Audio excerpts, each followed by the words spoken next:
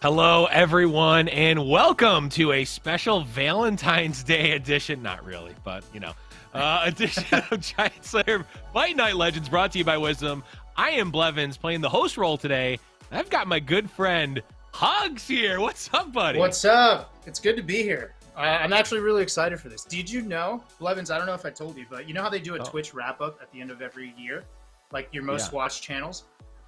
Giant Slayer LoR, which is the old channel that no one should be on anymore. That was actually my #1 channel for the entire year. Wow. So wow. I be in the chat lurking, or at least in the VODs watching every single week. So well, I always see you. Me and Casa, we always call you out when you're here. We love to see it. And we're glad. I'm pumped. I mean, it feels like we haven't talked in forever, but I'm glad to have you here. And I forgot we're actually doing a broadcast, so let's take a look at the format that the players are gonna be playing for. And we got it. We got there. It's the right format. It's the same one that we've been running the last couple weeks. We got the right graphic here. It's Riot Lock, bringing 3 decks, no duplicate regions, no champion overlap, blah blah blah blah blah. It's the same one we saw for seasonal, but we're playing with bands. The players are playing that sweet $200 prize pool and a little bit of clout. I mean, that, the clout is the most important tournament. It's the most important part. Yeah, it definitely is. But let's take a look at the bracket of players that are going to be playing for that $200 prize pool and the clout. We've got it here. Up at the top, we see Mcantor. Unfortunately, we had a last-minute drop out, so Mcantor does end up getting that win. But we've got Black Boss versus J Sensation, Aikedo versus Yup 3Go, V-Slama versus Snipe Cross, and Hugs. We're going to be taking a look at Aikedo versus Yup. And in the pre-show, you were talking about how you took a look at Aikedo's decks, and you're a little excited. Yeah. So initially, it was just because I saw Swain, and then I looked at the other decks, and then I realized how absurd they were, and I have to see them. They were nuts. Yeah. He's going spicy. Yeah, Aikedo, this is sort of the last tournament before the next set comes out. We'll have, some new champions. We saw Gnar today. Unfortunately, we don't get preview access to that, so we're not able to, jump in like the test realm or anything to play a tournament, though. Maybe Ryan, if you're listening, hit me up because I want to be able to do that. That would actually be sweet. But either way, the thing about that, Blevins, is it doesn't matter if that came out today because none of the players would have brought it. They would have just brought Ahri, Kennan like they always do. Every new patch. I think some of them would. Yeah? Okay. I don't know. Sometimes I've watched Fight Night after a new patch drops, and then they're using Twisted Fate Fizz all over again. It just, I was upset. So, maybe everyone's changed. I don't know. I think, maybe I can do a little curation of who gets invited if that ever happens. Yeah. Anyway, it doesn't matter because we're not there yet. We're going to be, next week we'll have all of the cool stuff. But this week we've got sort of the last hurrah for this format. And like you said, Aikedo brought some pretty spicy stuff. The Twisted Fate Swain that you mentioned, really cool. Classic. Okay, yeah. Here's the other deck too. This is Aikedo's first one. Elise Kindred, Noxus Shadow Isles. I gotta say, Hugs, this is not a deck I have ever really seen. Not this combination. Usually it's this Shadow Isles paired with P&Z, but Aikedo actually brought the Noxus stuff here. And interesting to note is that when Kindred first dropped, I think a bunch of people just thought this champion would be a lot more powerful than it ended up being. Yeah. But the recent buffs have given an excuse to include it back in some decks. So this is going to be really cool. I'm excited to see it succeed so I can see more of it in action. Yeah, I'm wondering how much of this is like Aikedo thinks this is actually good, or how much Aikedo's like, well, let's have a new shell going into the new set and maybe doing some testing. Here's that Swain deck, though. Twisted Fate Swain, a little bit of more of a known quantity, but not, I mean, we haven't seen this list in a while, Hugs. Right. I never used to see Whispered Words in it, or it used to be what's the salvage, the one where they toss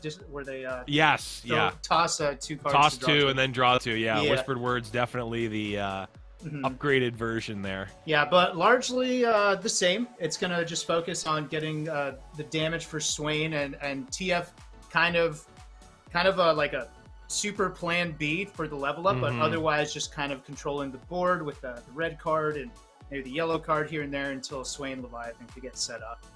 And you were mentioning Swain Leviathan. You don't even really care about the other region. You just want to run Swain and Leviathan. Why? Yeah, absolutely. It's my favorite deck ever in this game. So, you know, when Hush came out, it was tough for your boy. It was really tough after that. Oh, and I don't know if you've noticed, but Will Vionia back to 4 mana, also probably not super great for right. Made things tough. Yeah, makes things tough. But here we've got Caitlyn Ezreal. I mean, we've got a good old-fashioned Tri-Beam Improbulator deck. Oh, man. This might be full meme. I'm not sure.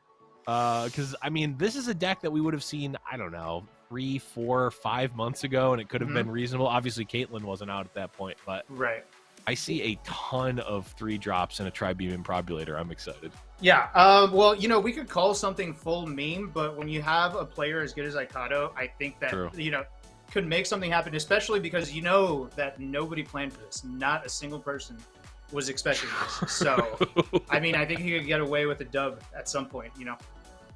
Yeah, it's definitely sort of the beauty of, you know, Fight Night and just LOR in general is like, yeah, you know, you can come in and you can play the best decks. You can play the best decks and play them better than your opponent, or you can just bring complete madness. And we're actually seeing madness versus the standard here. Yeah, this is Yup's first deck. Ahri, kennan. Yeah. And basically the very standard version, too.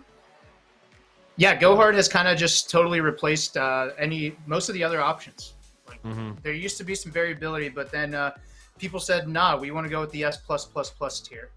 So we're just going to like double down on that. But it is a totally fun deck to watch. And so I have not personally played it, but it's a deck that has a ton of different options and a ton of different lines to play. So it's a good expression of skill, right? Yeah. So if we're going to be in a meta where one deck is extremely strong, I want it to be a deck that expresses a whole lot of skill. Yeah, and it absolutely does. And I think that's part of the reason why we've sort of leaned more towards the Go Hard version than some of the others. It's just there's just so many lines and alt win cons and, you know, threat assessment that gets rewarded. Here's another deck. Again, saw a lot of actually this deck or this style of deck played heavily in the actual finals of the seasonal this last weekend. There was a full Bandletree, 3 Bandletree deck lineup versus another lineup that also had Bandletree. So who knows, Hugs, we might be in the forest of Bandletrees in this upcoming meta. And then there's Pantheon. Oh yeah, Pantheon kind of been just popping off a bit. Usually it's with Taric though, from what I see. Yeah, no, you're absolutely right. It usually is paired with Taric. It's kind of interesting actually to see the Shyvana come back. I think it's very powerful. It, you know, a few weeks ago it was actually the go-to choice, but it has devolved, or not devolved, but it is sort of settled in on Taric. But here we go. Round number 1, Ikedo versus Yup on that Shyvana Pantheon. And it looks like, we're starting with the Caitlyn Ezreal on the side of Ikedo. Interesting. I've always wanted to see Caitlyn pop off because I think as a champion she's very interesting, but it's, I don't know, just planting the what do they call them, the things that they put in the cards? I think they're flash bombs. Flash bombs, yeah. It's always felt a little underpowered to me, so that's possibly why people have kind of stayed away from it. But yeah, it is a little sus in terms of power level, but she herself is good, and the flash bombs are kind of just at the very least they're just, you know, it's like a freebie, right? It's a free roll to get them.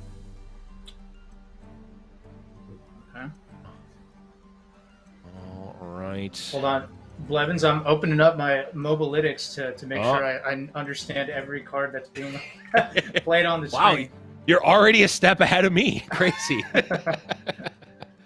But looks like a pretty standard opening for both players. Ikedo getting that ballistic bot set up.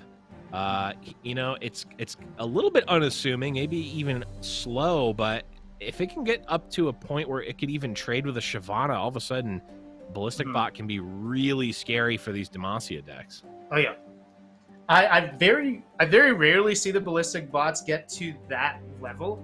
Yeah. Usually they get taken care of a lot earlier than that, but we'll see if Ikato can actually pull that off. As long as he keeps establishing other threats, then it's possible. Yeah, for sure. And the Ravenous Flock, certainly a good one for Ikato as well. I don't know if there's... I guess we could block with the Sump Dredger and probably get the kill on Shyvana.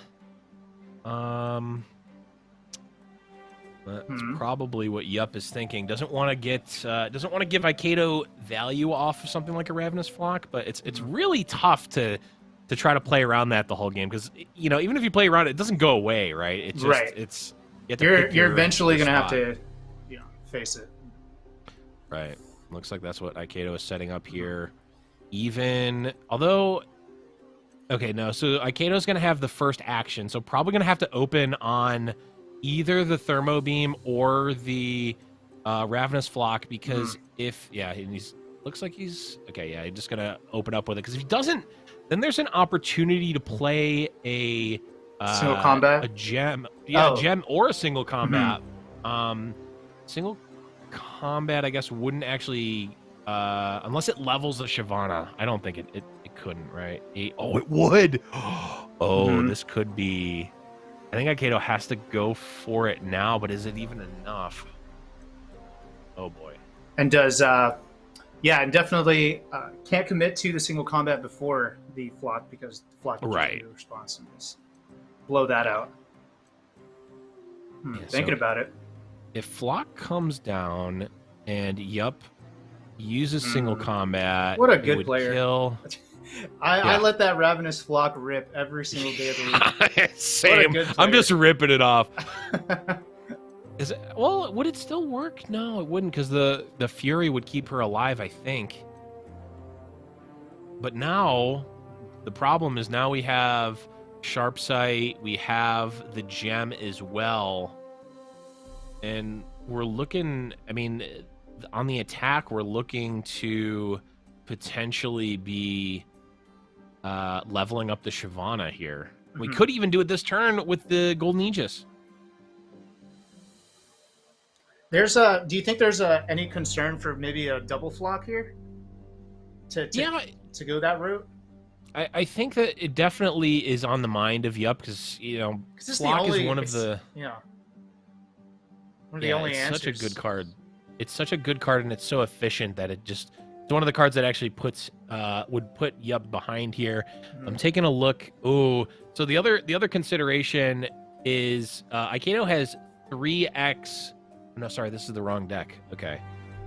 Which one? In this version, Ikato does have 3x Scorched Earth in this deck as well. Multiple decks running multiple Scorched Earth, so you can play around Flock, double Flock at some point, and we even see it drawn here by Ikato. So it's sort of the safety button. Break in case of emergency. You've got the Scorched Earth here. Yeah, and then on top of that, I think Yup realizing that this Shyvana is the only thing he's got going for him on the board. So try to be a little more careful with your only win condition here. Now, I'm trying to... I think that the Shyvana probably still... Ooh. I like this from Ikato, so that potentially... Okay, so a lot of different options here for Ikato. Potentially looking to bait out another spell with the Static Shock, but the I think something like Guiding Touches could potentially be really detrimental, because if Yup could fully heal the Shyvana, then these spells are both countered. Yes. So Ikato holding back the Static Shiv, so even if we see something like double Guiding Touch, still going to have an answer for it. So really like the sequencing here. Yeah, super Sick play. Oh, a hush would work too. Okay, that's funny. Well, you know. Oh, and I'm seeing Mo in chat actually saying, "Don't we just static?" And well, we see exactly why he didn't go for the static, but as the dust settles, Yup is going to end up taking a single combat. Shyvana gonna go down. Nothing on the battlefield for either player. Battleford, what even is that? The battlefield for either player. Even though Ikato used a lot of resources for that, I mean, it doesn't feel like that was bad whatsoever. I mean, oh no, that was great. Yeah, that was definitely great for Ikato here. And we do see another Shyvana, but that's not the end of the world for sure. See, Blevins, this looks like the best deck again. I'm looking at it now. Looks completely in control. This deck is back. I'm calling it. I think they should actually hold back the new patch. Just like a couple of weeks, let this deck rock for a little bit. Yeah. And then they let it go. Right. You know what I mean? Yeah, let it marinate for a little bit. Let it simmer. Bring the players back. Bring the Swain fans back into the game, and then you can drop the update. Yeah, I mean, they may still have their chance to shine. I don't know if Galio and Nar and all of their prehistoric friends are going to be able to stop the Swain train. All right, huge pickup for Yup here, being able to draw 2 dragons from the deck, as like you mentioned, basically was out of gas. If that Shyvana died, there was just a bunch of buff spells and nothing to cast them on. Right. But... it's like a shitty Mono Fiora or something, which is not a good thing. That's almost redundant, you know. Ooh. I don't know. I mean, I saw Swim brewing up some Mono Fiora decks with Bandle now, I think. And I think even Kavira had a list that they posted, but we'll have to see. I mean, every once in a while, I don't even know if it was Mono Fiora. I think it was Fiora Yumi. That sounds awful, but maybe. We'll see. Oh, God. Oh, no. God. Nightmares on ladder from back in the day. Yeah, day 1 ladder, be prepared for the Fiora Yumi abomination.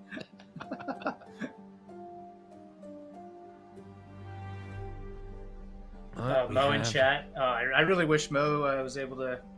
Well, we had a dropout, right? Can't he just, tag in or something? Isn't that how it works? I didn't want to spoil this until now, but Mo's actually the Thug finals after the finals. I knew it. Big Thug finals fans over here. If you guys don't know what a Thug finals is when the person that's not in the tournament whatsoever plays the champion, as if to imply the Thug, this time being Mo, would have won the whole event if he wins the Thug finals. Let's just always assume that Mo is the Thug in every case. Ikato has so many resources in hand, and all the while, this Tri-Beam Improbulator just growing and growing and growing. I hope that we get to see it cast, because I just want to see what spits out of it. But at this point, it's looking like Ikato might not even need it, and in fact, might not even want to roll the dice in case he gets something awful off of it. Yeah, I mean, right now it feels like there's no need for that commitment. Right. Just a bevy of options.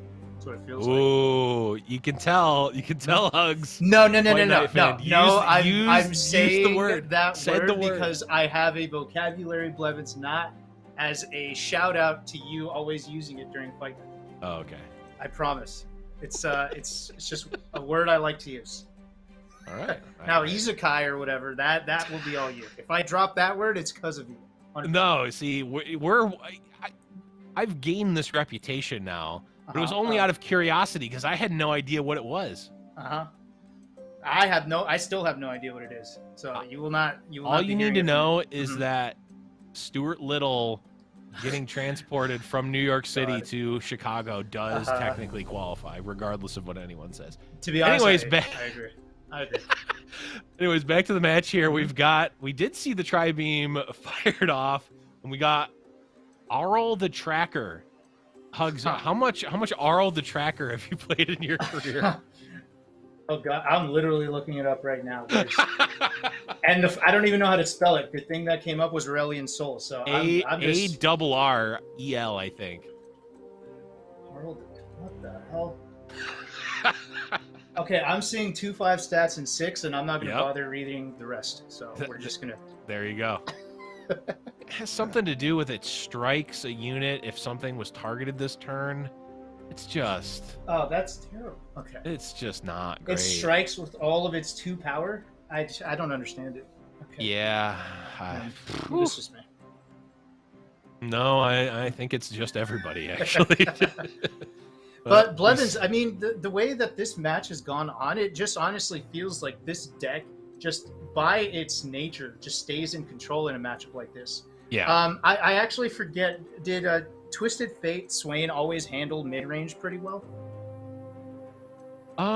So Twisted Fate Swain, yeah, it should, because it really, anything that's super, you know, especially especially Demacia, right? Because you've got all of the, you know, in the old days you had Noxie and Guillotine, now mostly just running Scorched Earth. And I actually remember, I think it was, I don't remember what event it was, but it was one that you were in. It might have been the fight night that you played in. You were rocking Scorched Earth. You were rocking Scorched Earth before anyone was. Yeah, I got to the losers quarters, by the way. I just want to point that out. I won a match on fight night.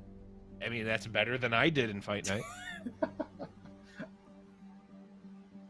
But yeah, it does make sense. I think mid-range just a little too slow, and not really seeing the answers for Leviathan should, you know, the deck get there. But in this case, Ikato hasn't even needed the Swain Leviathan combo. Oh yeah, this isn't even the Swain version. This is the Ezreal. This is Ezreal Caitlyn. Oh god, Ikato's running 3 Noxus decks. I totally forgot that this the new system just doesn't allow for that. Yeah, I got hella confused about that. You can run it's a little bit confusing. You can run 3 Noxus decks, but you can only run Swain in one of them. So it looks like actually the Swain actually did end up getting banned. So we're not going to see the Swain version in this match, but we got the Ezreal, and we did. I know, right? But we do get to see. We will potentially. I think that this one's just got to be over, right? I mean, we just see 2 Mystic shots to the face should be enough to end it. Regardless, I guess even if there was another single combat, just the 3 Mystic shots alone would be good enough here. That's going to be Ikato taking down game number 1, which means we are going to be able to see the Elise Kindred. The Elise Kindred, yeah. So that should be fun. Oh, I'm excited for that one. Yeah, well played. And yeah, it didn't feel like the Dragons had much of a shot here.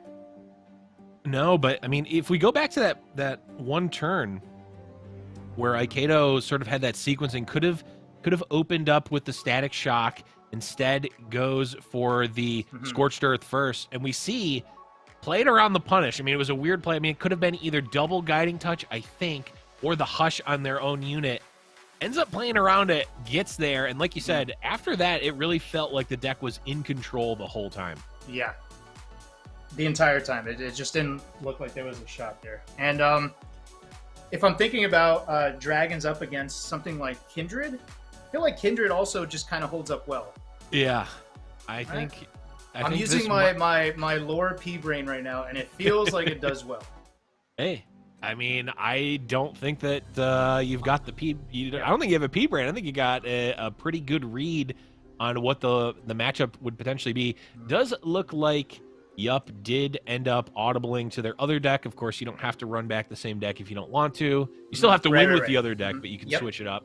Going with the Bandletree deck first, but this is Bandletree versus a deck that has main deck Scorched Earths, which now I just figured out Ikato's lineup. It's the anti-tree lineup.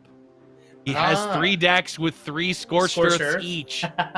So it's anti-tree. We saw so much tree in the seasonal. Ikato, actual galaxy brain. I can't believe it took me this long to figure it out. So tell me, Blevins, has Bandletree been popping off on ladder? Is that no? Is that the angle, or I think it's been played maybe a little bit on ladder, but ladder also, I mean, Who knows what ladder is? Omega low. Yeah. Imagine playing ladder. But no, I'm kidding. I'm kidding. Only kind of kidding. But it's not ladder. It really just popped off in seasonal. I mean, we saw in the finals of the seasonal, it was Bandletree versus Bandletree. One of the lineups was 3 Bandletree decks. So Jesus. Yeah, which is crazy. Terrible.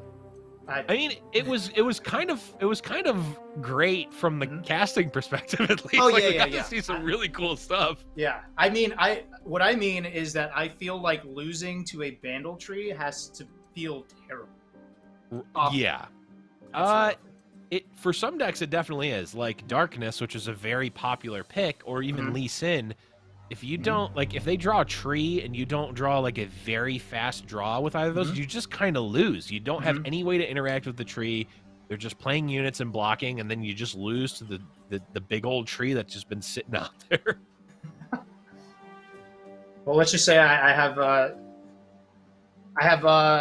nothing for Lee Sin. I don't feel bad for that deck whatsoever. Yeah, so, a lot of people don't really feel too bad for Lee Sin when it's not in a great spot, but so I Kindred, still have a soft spot. Getting murked like literally the moment it dropped. So still not getting to see what Kindred could do, but hopefully maybe the next one will stick. Yeah, that's kind of what you have to do against Kindred, or it's just going to... They're just going to start devouring your board, and then eventually they're going to start devouring your board and getting larger and becoming a win condition. Yeah. A little bit of a telegraph here for my Kato. You know, instead of killing the 2/1 House Spider, makes another one a 2/1 as well. So setting up a very wide 1 health board for Yup, and as we see... Withering Wail in the hand of Aikedo. Yup. No fear. Just develops yet another 1 health unit. Wow. Withering Wail going to deal with a lot of this, though. Is there a world where Yup is thinking that Aikedo might be bluffing and chooses to just develop all the 1 health anyway? Yeah, I think it could be a bluff. He could have had, like... double Vile Feast or something like that, because it could be the NA thing. Yeah, I hear NA lore just loves to if they have it, they have it. Right. It could be. If they have it, they have it. But Aikedo was basically saying, yes, I have it. And they go, nah, he doesn't have it. And Aikedo's just like reveals the card in his hand and says, no, it's right here. Nah, I mean, if you have it, you have it. It's out of my hands at this point. No, but I actually have it. Okay, we'll see. We'll see. Getting a little preview there, showing Aikedo up 1-0.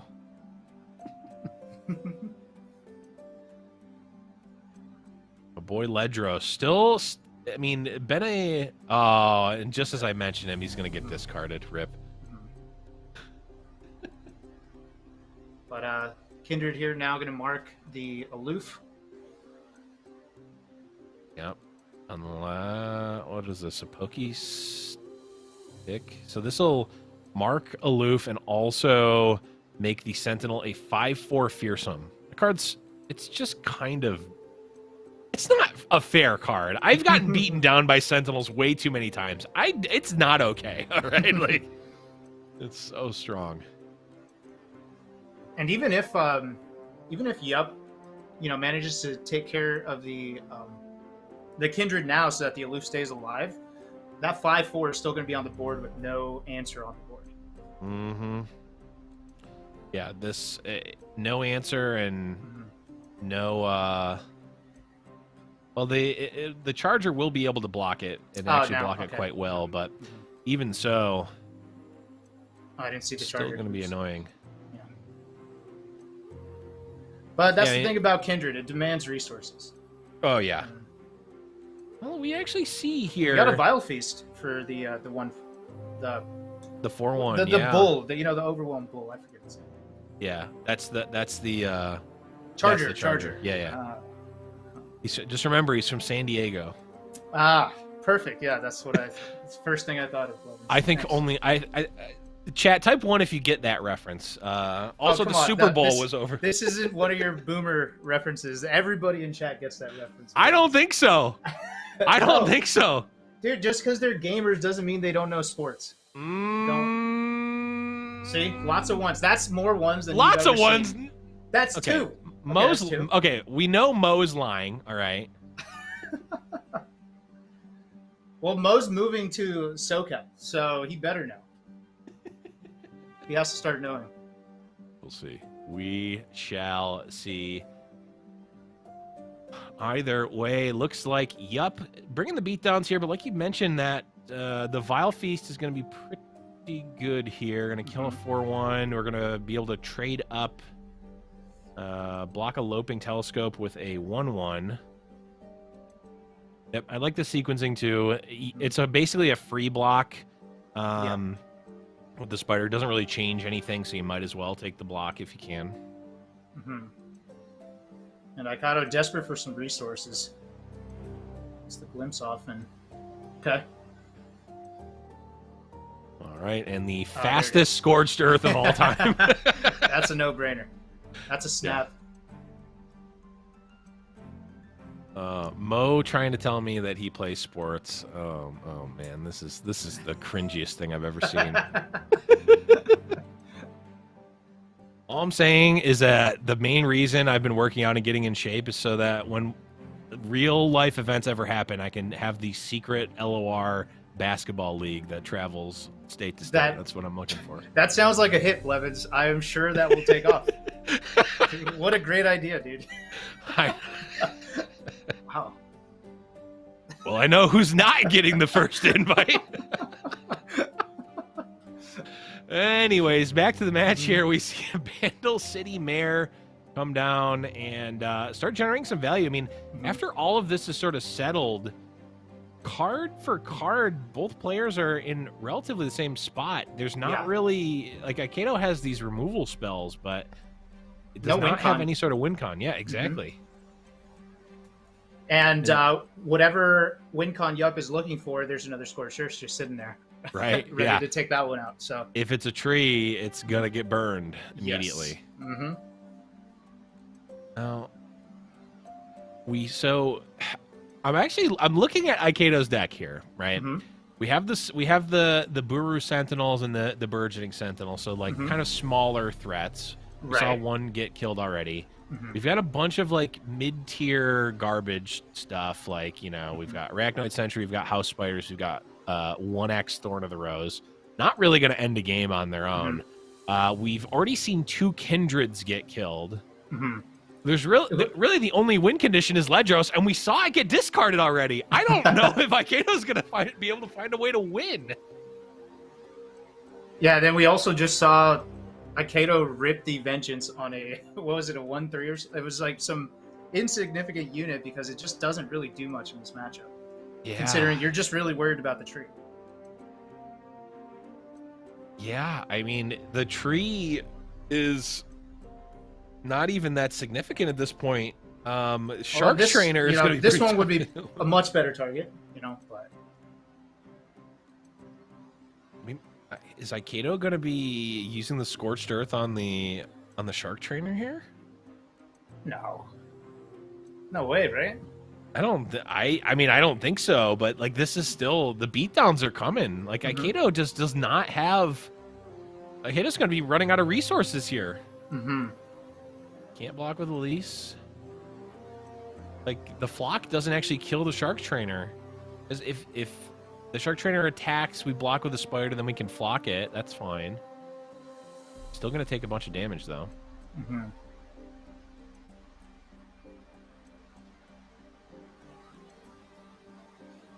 That's a lot of damage. Gonna survive those because he's relatively healthy still. But you think about the win con after this, and I'm having trouble seeing it. Yeah, I mean, it would normally be Ledros, but it's only a one of, and we saw it get aloofed. Yeah.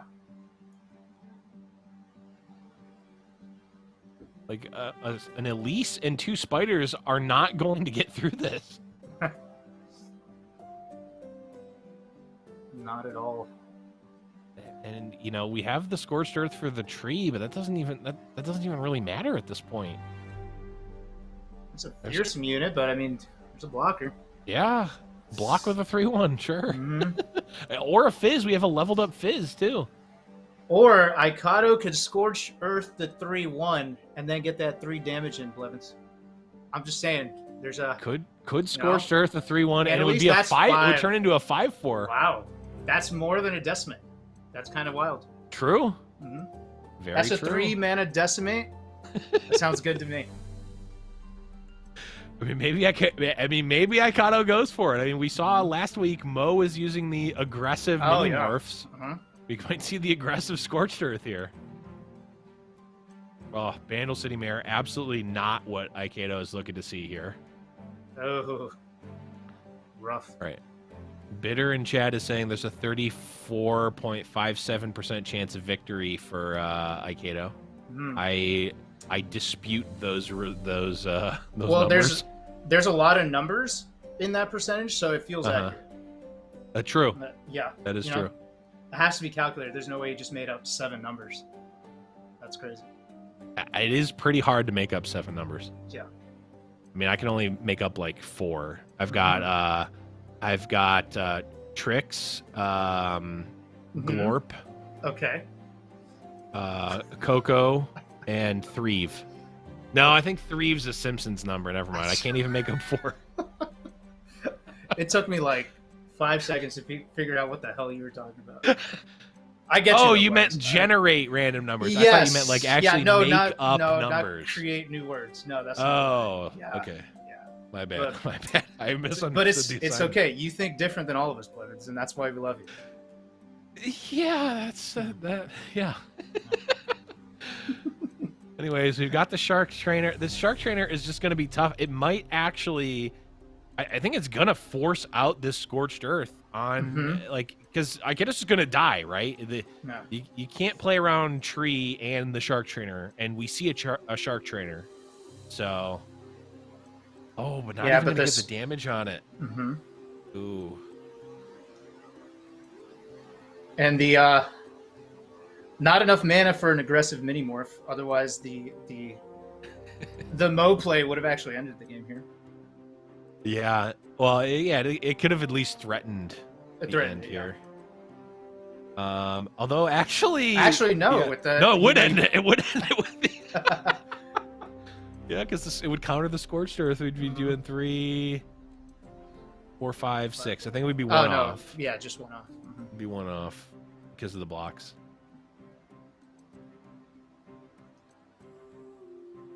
Okay, we still can't level up the Elise. We're constantly on the Elise plus 2 spiders plan for Ikato, and I mean, even if the Elise was leveled, it's still not it'd be good. a turn too late.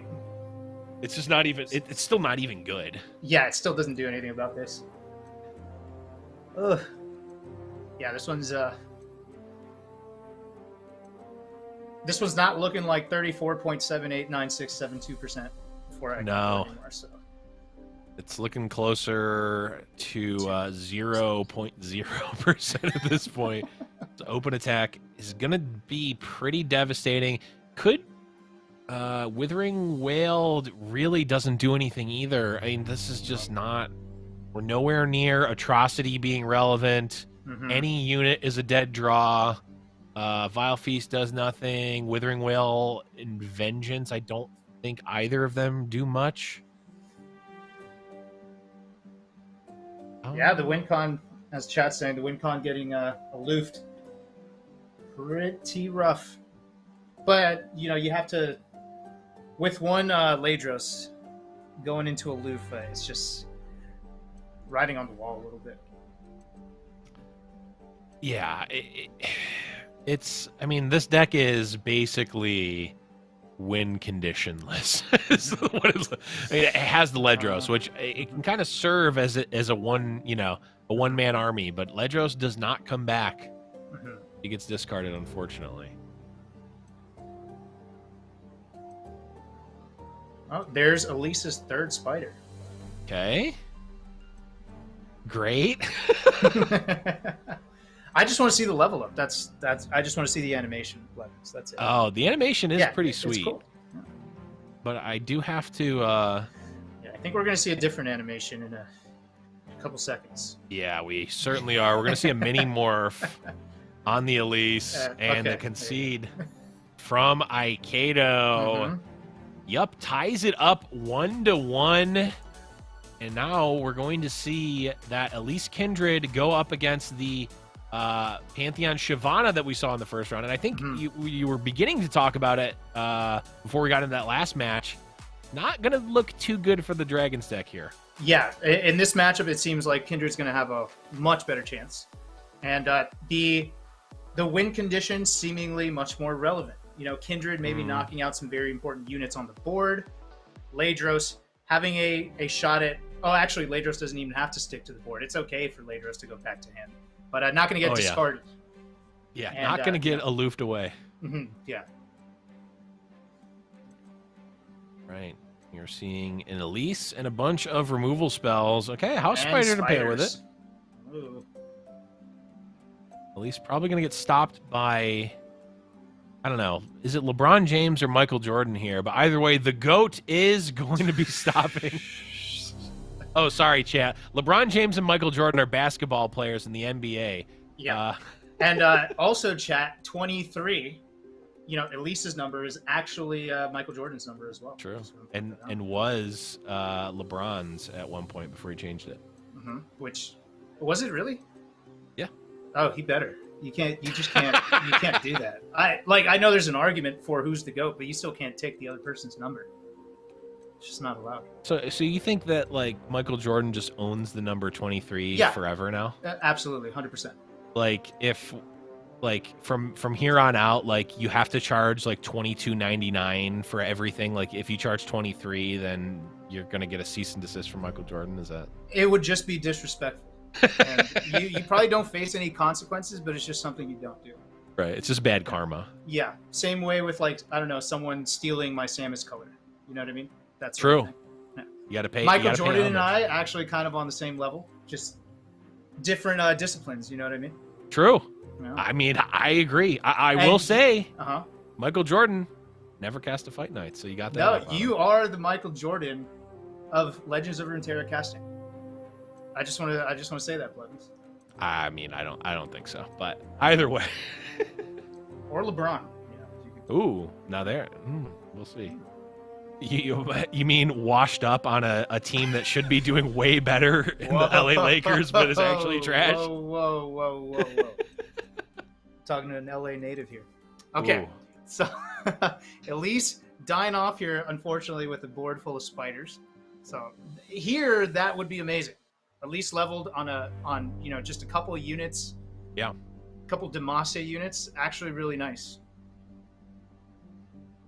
Yeah, at least being able to level up and start potentially either just picking at the board or doing something would be great. Unfortunately, you know, at least didn't get there. And also, man, the Wounded White Flame is so hard to kill via damage. It's just like you try and it's like, oh, they have 1, 2, 5 spells to prevent you from doing it. It's just but the I mean, the Scorched Earth answers a ton of that, and then True, and Kindred, you know, they kind of circumvent the normal ways that Demacia tries to keep their units alive. Unfortunately, although I was gonna say, if Yup willingly puts the White Flame in harm's way, then all of a sudden we can kill it with the Scorched Earth. Did draw a Vengeance here for Aikido, so that could it's really kind of a staring match at this point, right? Because we see multiple ways to interact on both players' sides, so it's going to be who blinks first here. And with the pressure in favor of Aikido with this board, I don't know, it's feeling like you know, Yup might be blinking a little earlier. Yeah, might be. These blocks we could. The problem is that the blocks like this are they're kind of fine for both players. Aikido might just hit okay to this.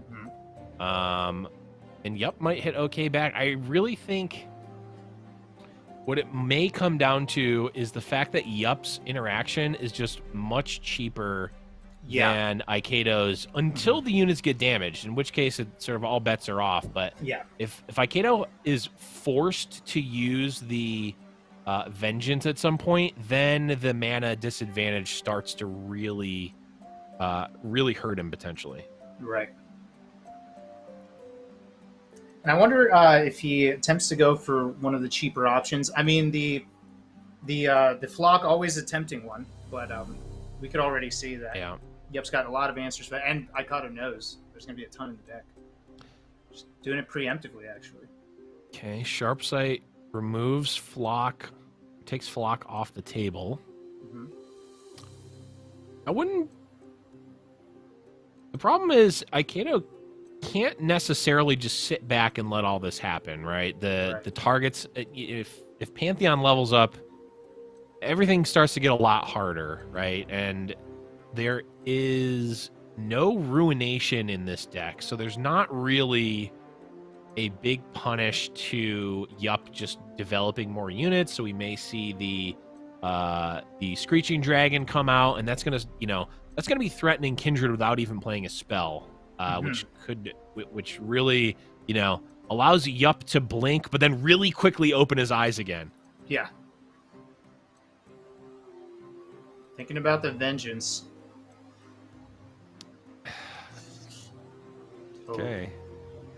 Gonna go for it, and I think this is at least going to end up with a dead Kindred. Yeah. Nothing to do about that one. No.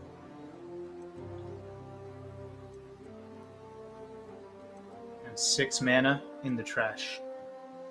Yeah, and it's unfortunate for Aikido, and he's certainly not in a great spot here, but you kind of have to go for that, I think. If that resolves, all of a sudden Aikido is in a very, very good spot, right? I mean, both units essentially die. Yeah. Aikido very far ahead on board, has a Kindred, et cetera, et cetera. As it stands, again, like we mentioned before, the single combat doesn't go away just because you know that it's in your opponent's hand, right? So kind of has to pick the spot to play into it. And that seemed like an all right spot to do it. Yeah. And at the very least, in Aikido's favor, it got a lot of chump blockers to stall this out a little bit until he can start to develop some sort of a win con. Yeah, the problem is those go away very quickly, especially with that Golden Aegis threatening to just, rally on a single turn. We're also getting targets up for Pantheon. He's got to be kind of close to leveling here. I don't know exactly what he's at yet.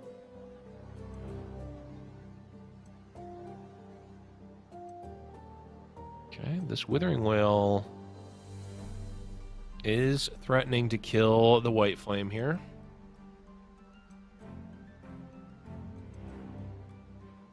And that will work. Sharp Sight does not actually heal up the unit.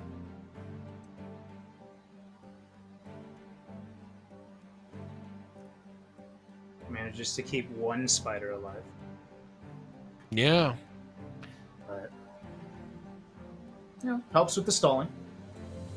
Yeah, I mean, if Aikido can get a couple extra turns, I mean, if Aikido draws a Ledros, that's gonna open up Atrocity to be a win con. It's also, going to be able to block very favorably. Going for the and keep coming back. Pressuring with the flux. No, think about it. This attack is...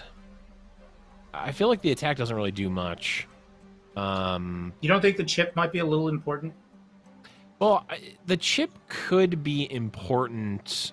It would basically be trading the House Spider for 2 damage, so they'd go to 10. I don't know if there's a big difference between 10 and 12, and I would almost rather just have the house spider back as another chump blocker potentially. Mm-hmm. This, at least now, is threatening to. This attack is now threatening to kill. Yeah. Okay. Which is worth. Ooh, leveled here. Up but... Pantheon. Mm-hmm. What are we gonna get for the abilities? I've never seen a bad set of abilities. Okay, I see elusive, augment. It always has spell shield, or sorry, it always has barrier. Looks like it did get. He did get spell shield, so this box is just going to pop the spell shield here. No lifesteal at least. So this the work that the spiders have put in is at least going to stick. True. It's something. Yeah, and no scout either, which is another one that so really hurts. Actually, not the best roll, I guess. The question is, it kind of looks like it, but I'm not 100% sure. That might be elusive, which is pretty scary, especially with the Golden Aegis. Oh, yeah. Rock is saying it has elusive, so, or at least it looks like it has elusive. So that is definitely a scary prospect. Okay. And Shyvana. Oh, no. Well, it was a really good back and forth for a while, but it's looking like Aikedo's resources are they're dwindling quickly, unfortunately for them.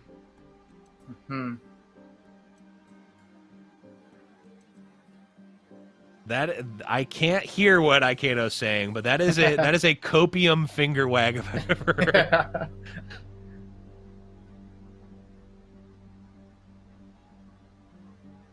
Yeah, definitely not worth. Oh, it's elusive anyway, so the spiders are doing nothing. Nope. Oh, we're just getting extra damage. Mm-hmm. This is going to be 8 plus. Is there an impact? I think there is. So this is going to be 9. Oh. Still not actually a not a kill, even with the Golden Aegis. So that's a positive. Mm-hmm. Unfortunately, Aikedo not even able to kill the Pantheon. I guess can kill the Pantheon in response now, but it'll work out. Actually, will kill. It will work. Mm-hmm.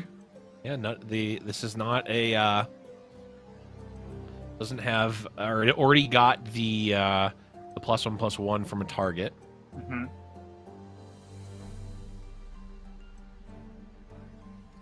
And more time.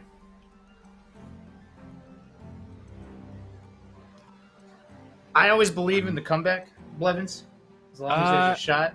I mean, so if we assume Yup draws trash, I don't know what, just draws like a mountain goat or something, and Aikedo draws Commander Ledros, this is not looking too bad for Aikedo. Yeah, I don't think. Actually possible. Because this attack with Shyvana is basically just a eat a spider. And actually, Aikedo doesn't even need a block. Aikedo could just take this. Yeah, 15 only health. 4. Yeah. Yeah, only 4. Do it when it's necessary, and 3 chump blockers sitting there. Okay, is it a Ledros? Glimpse? Okay, that could still be a Ledros. Yeah. Hush is potentially an answer to a Ledros, so that does limit the... it does definitely limit the greatness of that. Now, Aikedo... Yeah, just going to take another block here. Obviously wants to play the glimpse. The problem, of course, is that there are multiple, spells to play in response, and I don't know that Aikedo's ever going to be able to resolve this glimpse, but well, there's a world where the kindred becomes the target, and then the glimpse could go on the lesser spider, and then if there is an answer, you gotta. Well, actually, no, I don't think that would really work, right? So then you just get rid of 2 units and it's all good. Yeah, this is looking not great. Against more chumps. And we can trade Elise for 1 we can trade Elise for 1 damage. And in my mind, more valuable is just one extra blocker to buy some more time. It's tough, and we may even be. I guess if we can get Yup to 4, we have the out of atrocity on the Kindred. I just don't think it's going to happen. There's just too much. And on this attack, Yup is going to get a free strafing strike from the Shyvana attack. So yeah, this is looking a little doomed for Aikido.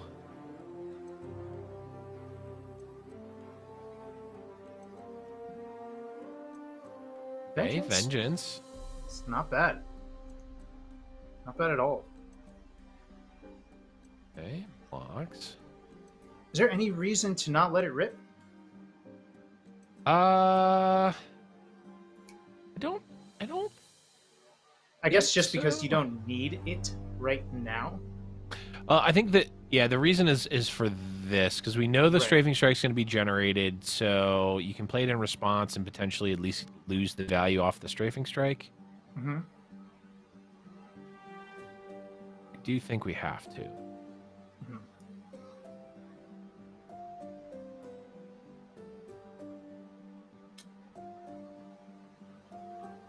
Nope. And this glimpse would be nice if there was a response, but there's 2 in the hand. Yeah, so there's many. Mm-hmm. But then we end up with an Elise versus a Little Elephant. So not the worst thing. I don't know, Blevins. I've heard you say unless on all kinds of other matches. I don't know why I'm not hearing it now. I'm fully believing. I think the problem is that there's still another Shyvana in hand too. The problem is that normally Casa is the more realistic one, and you got to be the unless person. But now that I'm the unless person, now you got to play the Casa role. It's true. That's what I'm hearing. I have to play the Casa role. Yeah. Ooh, I could go for some casserole here. I've never had casserole in my life, by the way. I don't think I have either. No? I really just said that for the the pun and the pun only. I don't know. Okay. I don't know. Just doesn't seem appealing.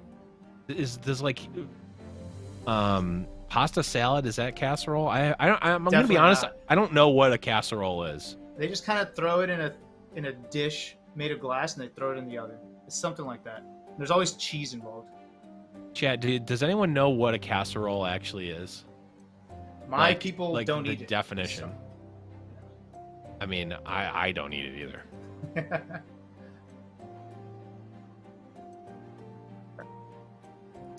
So hold on. It's just, okay. Production is telling me it's anything that you just make in a big pan or dish. So like a big pan, like a pan that's like a pizza size. So is pizza a casserole? Oh no! Don't start. No, don't start. Okay. Production saying that pizza might be considered a casserole. Okay. Deep dish specifically. Deep dish specifically. Count, I guess. Yeah. Okay. All right. Chicago pizza definitely is. We've gotten 2 now saying that it's a casserole. I hope Chicago's hearing this. They're gonna be so pissed. I want some Chicago deep dish pizza so badly right now. Okay. Okay. Now this is so over. Like insanely over. Unless. No, I got nothing. Yeah. All right, we're gonna see an attack here. This does have Scout. It's got Elusive. It's got Lifesteal. It's got Augment. It's got Impact. It's got the full suite. It's got a full bevy. It's got a bevy of abilities. That's a fat GG. Yep. It's a GG and a handshake. Yeah, It kind of went a different way than we were expecting, Hugs. I thought maybe there's enough value to, outgrind the Demacia deck, but turns out just, keep playing champions, keep playing goats. Yeah. Pretty good spot. So, still have never seen Kindred do anything. It's kind of upsetting me, I'm not going to lie. I don't know if we saw it get a single proc. It kind of did nothing. Yeah, and then once it got the mark, it just got killed off pretty instantly. Yeah. So, yeah, maybe we need another buff. Just one more. Something. I wonder what we could do. Give Kindred Spell Shield. Is that enough? There we go. Yeah. That might be broken, but maybe not. I mean, we'll see. Well, we'll have to see. Unfortunately for Arcado, going to be going down to the losers bracket, but fortunately for Yup, they're going to be moving on. But we are going to be moving into a quick break. Don't go anywhere. We've got more Fight Night Legends special Valentine's Day edition when we return.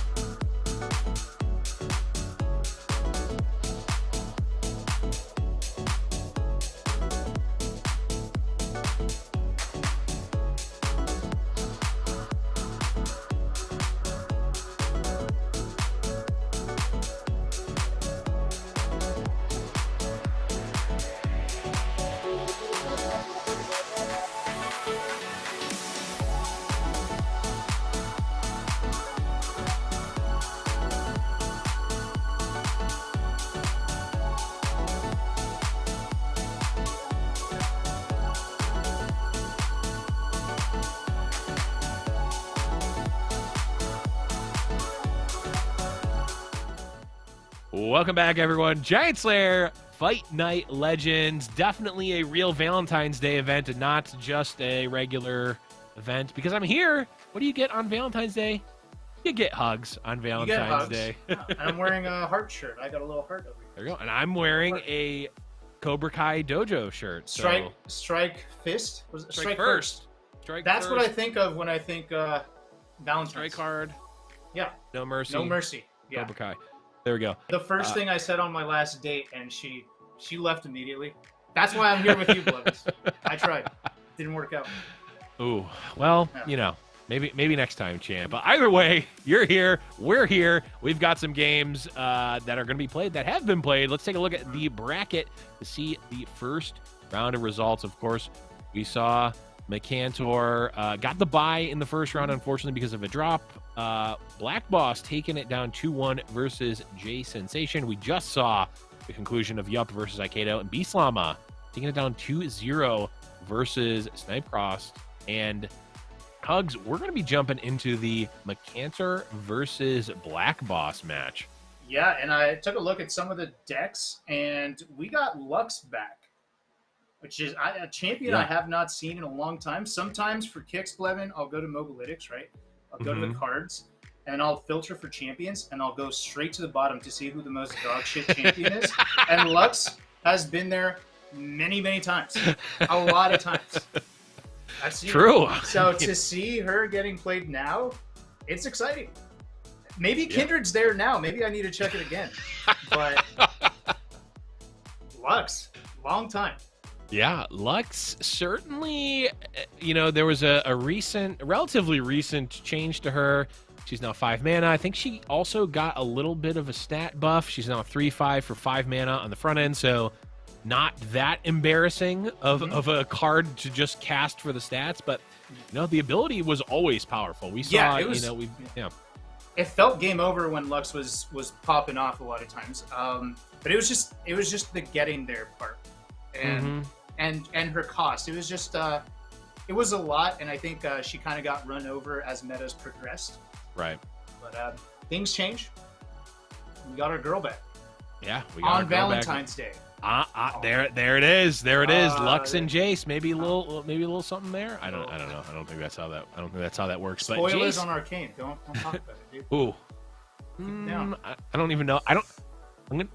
I'm gonna be honest. I don't even know if they're in the same timeline in terms of, like, you know, Aurelian Soul is like an ageless being of celestials. So like the happenings of Arcane maybe hundreds of years before or after Lux is born. I have no idea. But what I do have an idea of are the decks that Black Boss has brought. So let's take a look at those. Oh, not quite the Jace Lux deck here. Ahri Kennan, but this is with no splash. This is the I never ever under any circumstances want to miss my Kinku Wayfinder Allegiance trigger deck. Yeah, this one's which it's fair. The Go Hard version definitely kind of ruins it puts the Allegiance at risk. Right. So it's just a different approach. There's obviously a whole lot of benefit to getting your Kinko to land every single time. Yeah. So just valuing that over the Go Hard angle. Yeah. This is the version that Black Boss did end up playing in the seasonals. Unfortunately, was knocked out in the first round of the seasonal, but either way, here in Fight Night at 1-0. And there it is, the deck we mentioned earlier, the Pantheon Taric, not the Shyvana version. This is the much more standard classic version that we've seen, at least for the past couple of weeks. Wait, does this mean they banned the Lux deck? No, I don't know if we know what the. I don't know that we know the bans yet. We'll just go. Okay. I was just freaking out. I just want to make sure that they wouldn't dare, right? Okay, here it is. Nice. There it is. I mean, they might. Who knows? But we'll at least get to take a look at it here. Jace Lux getting a lot of good 6-cost spell. Shock Blast, Assembly Line, back to back. Yeah, I haven't seen that card in forever, but it is very, very strong. As well as it's the cool thing about a lot of these updates recently that you get to see a lot of cards from back in the day just make a comeback. Yeah, they're trying to bring back the boomers, the OGs. LoR boomers. Yeah, they're trying to get Winding God back. Oh, don't get my hopes up. Don't get my hopes up. But here we are. We've got the Black Boss on the bottom, a Cantor at the top, the Pantheon Taric for Black Boss, and it looks like McCantor's on the Akshan Sivir on the top. Akshan Sivir, another classic. Ooh. That's a tell, right, Blevins? Yeah. For this one to get dropped without a unit to give barrier to?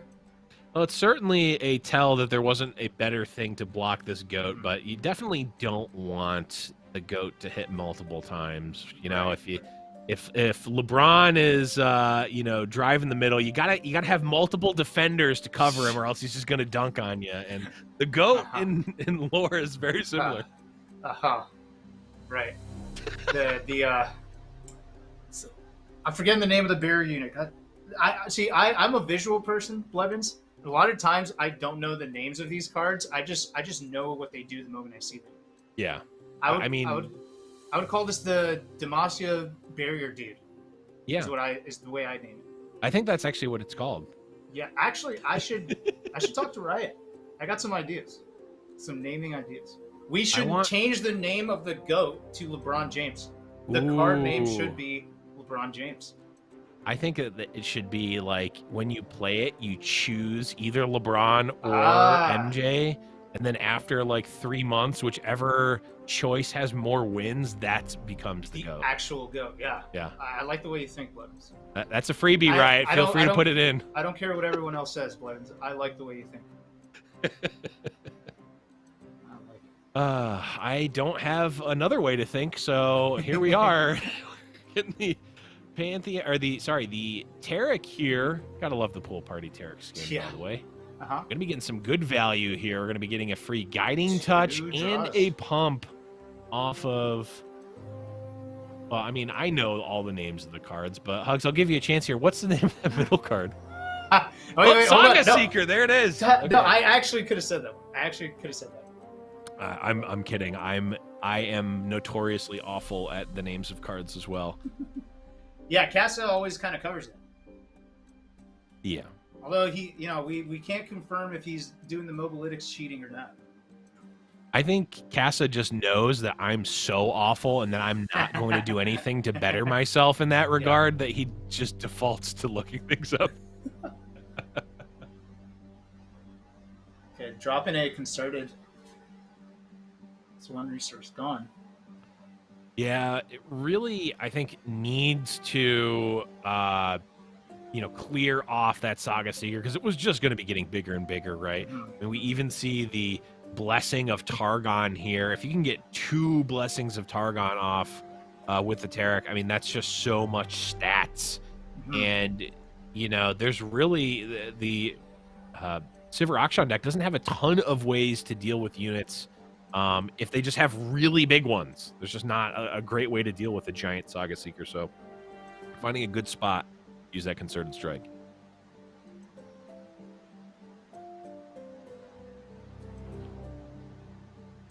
Here, there's a couple options for Black Boss deciding, does he want to save this Taric and at what cost, right? Says no, just gonna let the Taric get eaten. Lay out a fresh one that doesn't have vulnerable.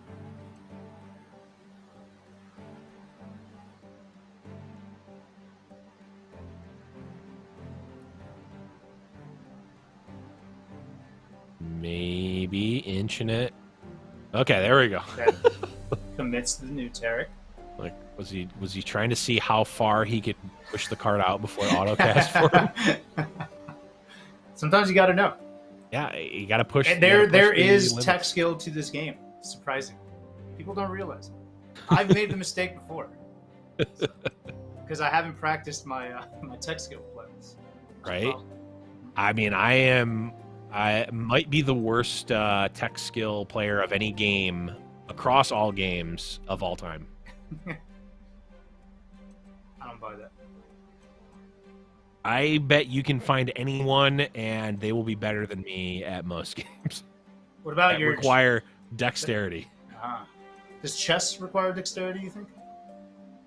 Not to be good at it. It does require a base amount of dexterity to move the pieces, but I guess you could just use annotation, right, and have someone move the pieces it for you. You can. Yeah. If it really came down to it. So I really don't need any dexterity. Also, I'm trash at chess, so that doesn't.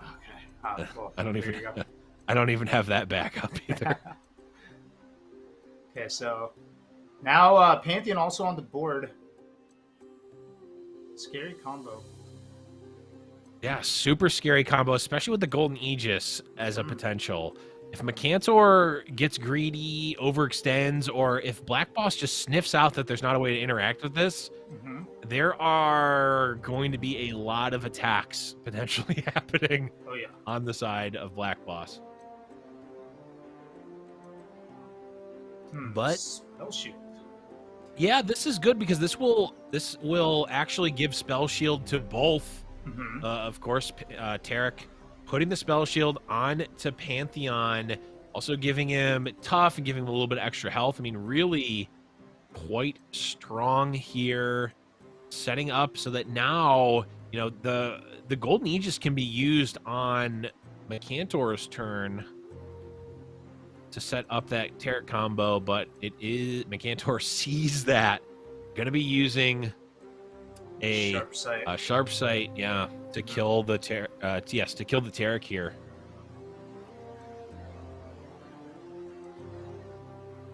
Well, that's a cool card deck. Yeah, that's one of the newer ones. It's yeah, there's actually a lot of really cool skins with that too. That's actually a Trundle on the back, and it's this World Breaker skin. Yeah, those have been awesome. They're pretty amazing. I don't know the reference to the lore or why they're doing it, but it looks cool. I think it's just a skin line. I don't actually know if there's anything to do with the lore, but if there is, I definitely want to find out about that.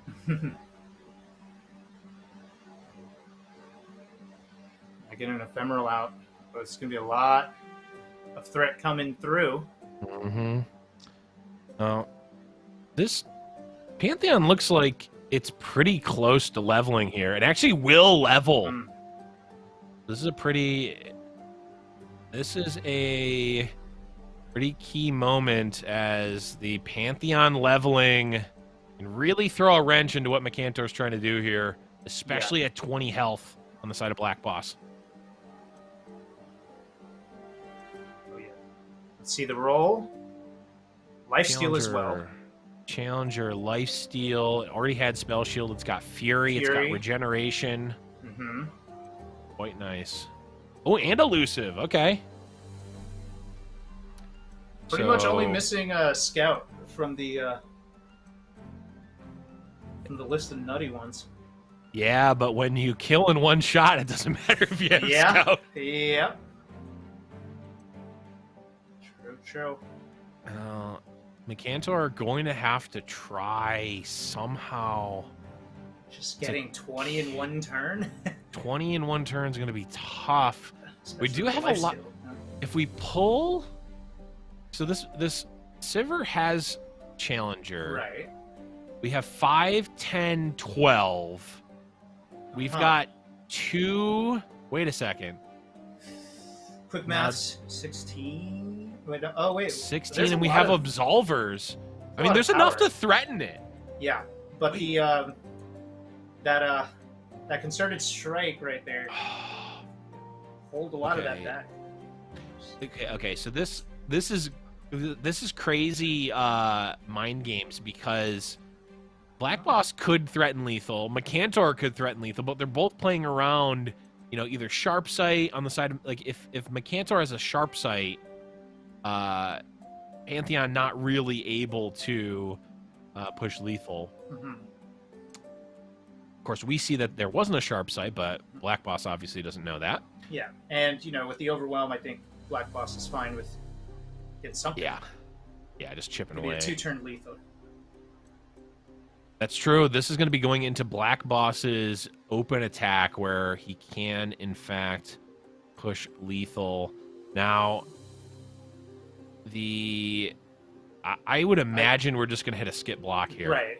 Yeah, I see no reason to worry about it at that health total. I've been playing some Magic Online, which has a very different system than LOR. And there's many times where in my mind I'm like, oh, they attack. I'm just gonna hit skip. I'm just gonna not block so that they can't play any reactions. Right. Well, that's just not how it works in Magic the Gathering. There's always a window. Yeah, and then you just take an L. So I've never just played take it, the big L. Yeah, but I figured that's just not the greatest. It's just not how. LoR's the only one that has this, right? It's true. This particular type of system. Yep.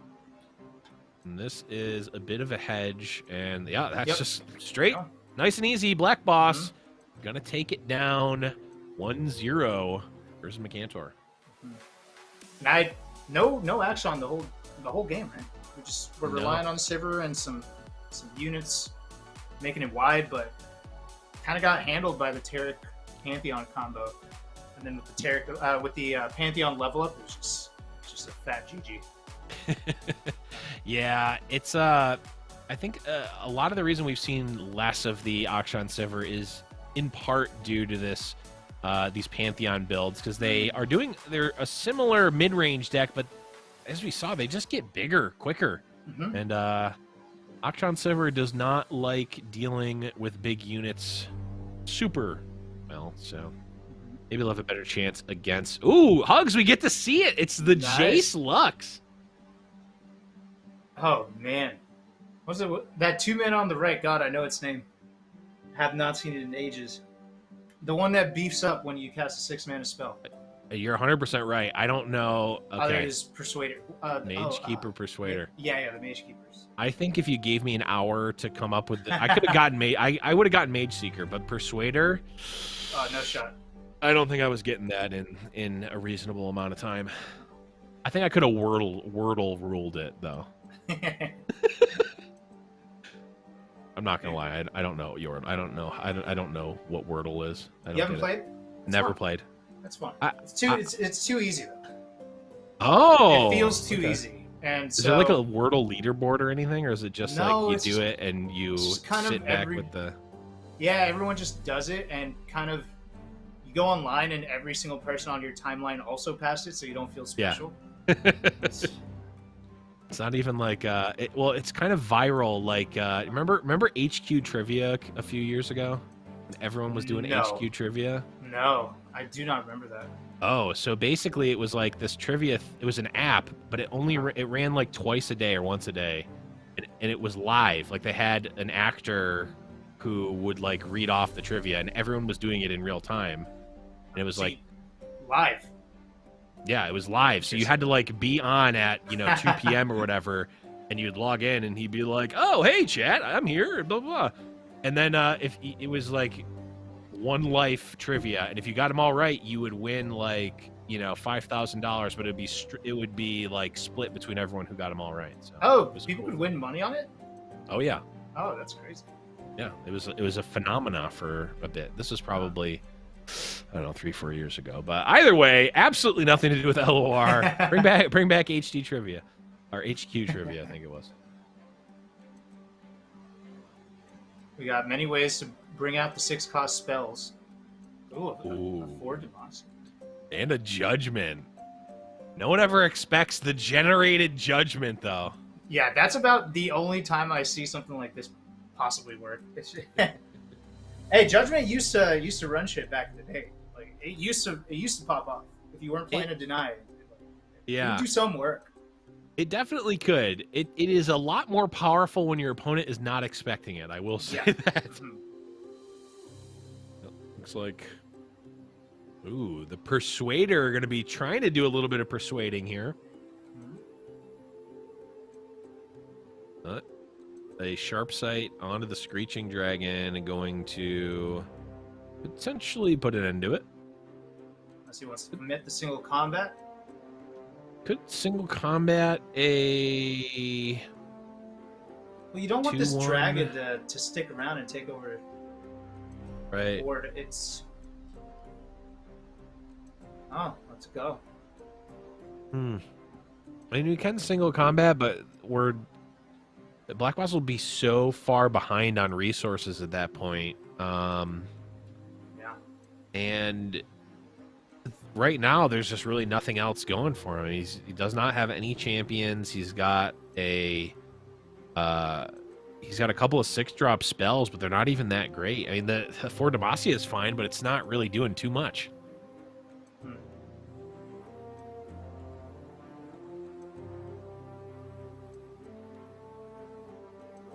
Another Sivir on the side of Mekantor. We do see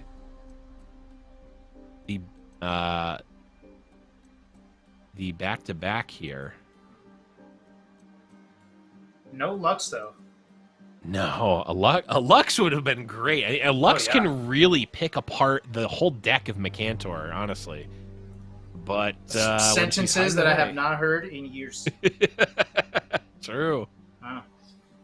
But, you know, sometimes, you know, Black Boss is, you know, trying to hit up Lux for Valentine's date, and she's ghosting him. Yeah. So now he's got to go with the sexy 3/3 instead. Yeah, the Forge Worker, yeah. Hey, I mean, I don't know. Might be an upgrade. Uh-huh. Think about it. This...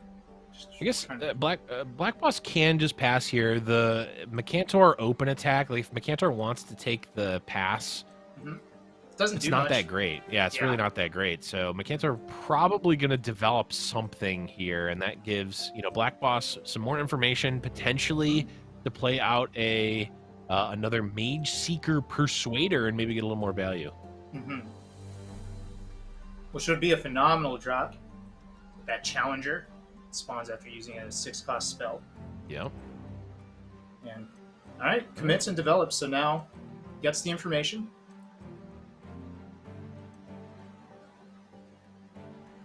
We'll catch a body here. If Mekantor really wanted to, could use 2 spells to keep the Sivir alive. I imagine it's going to cut their losses. Let that happen and play out a fresh Sivir next turn. Actually, if another trade happens, Black Boss can also play this unlicensed I don't know, unlicensed innovation or abominate. I think I think it's unlicensed something. Are you sure it's not abomination? It's abomination innovation. I think that's what it is. Abomination innovation. I don't know, chat. What one is it? It's that one. Maybe we'll see. Or should be, at least. For some reason, I'm thinking it's unlicensed, but maybe it's not. Hovered it. I cannot read that fast. There we go. Okay. Unlicensed innovation. It was. There it is. It was as though he knew we were arguing over what it was. Yeah, that was a little trippy. It's really trippy considering he A, can't hear us, and B, is 5 minutes in the future, so...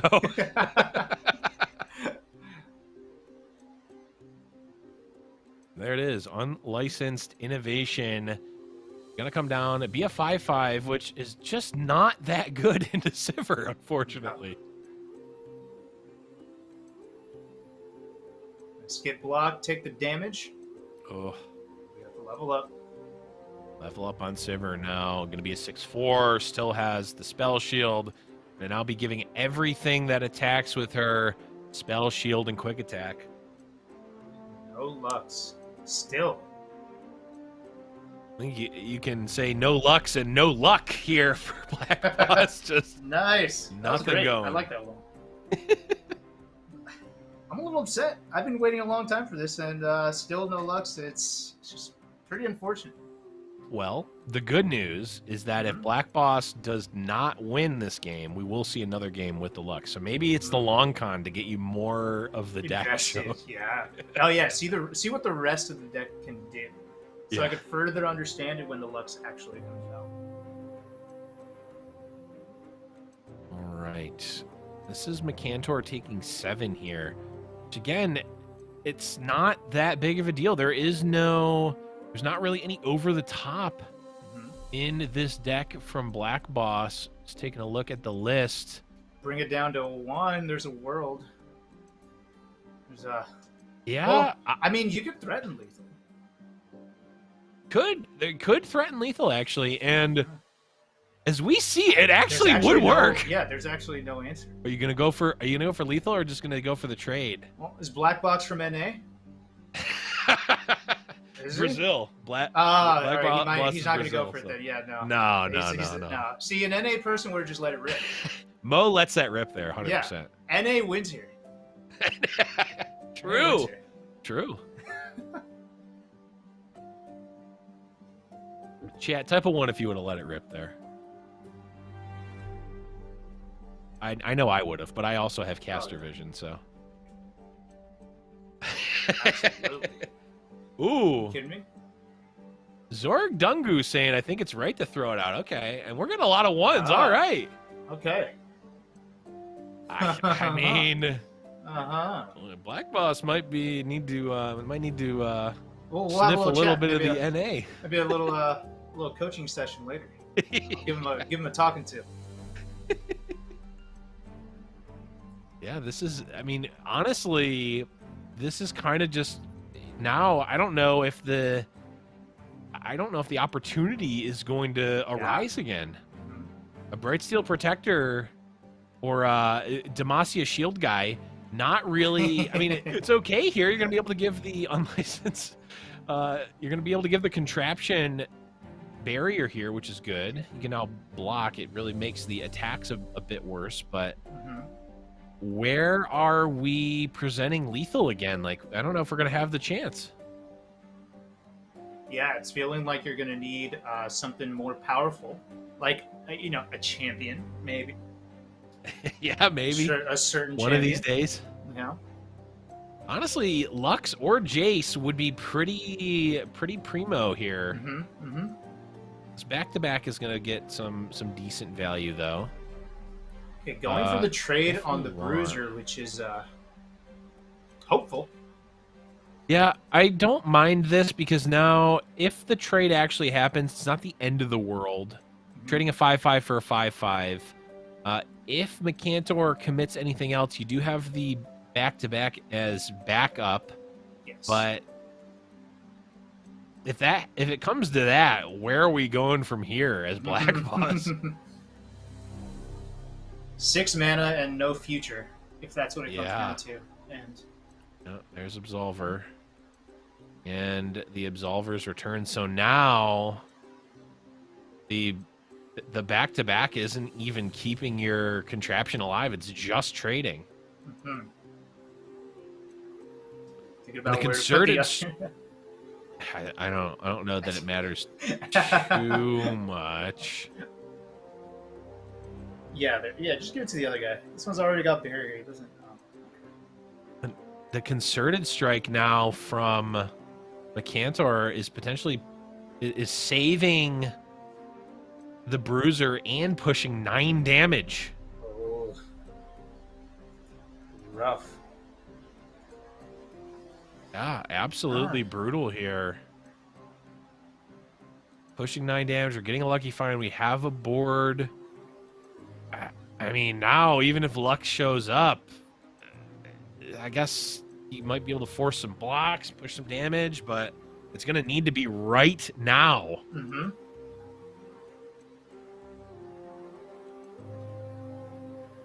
And if not, I mean... See the draw. We'll be going to game 2. That is Forge not Chiefs. Lux. That ain't it. Oh. That ain't it, Forge Chief. Got it. I just got it. It took me a second. You just got silent. You were waiting for someone to catch it. It's a good one though. I respect it. Your barrier for respecting it. It's a little low. I gotta say. No. This needs to end. Do one for Demacia. Go ahead, Blevins.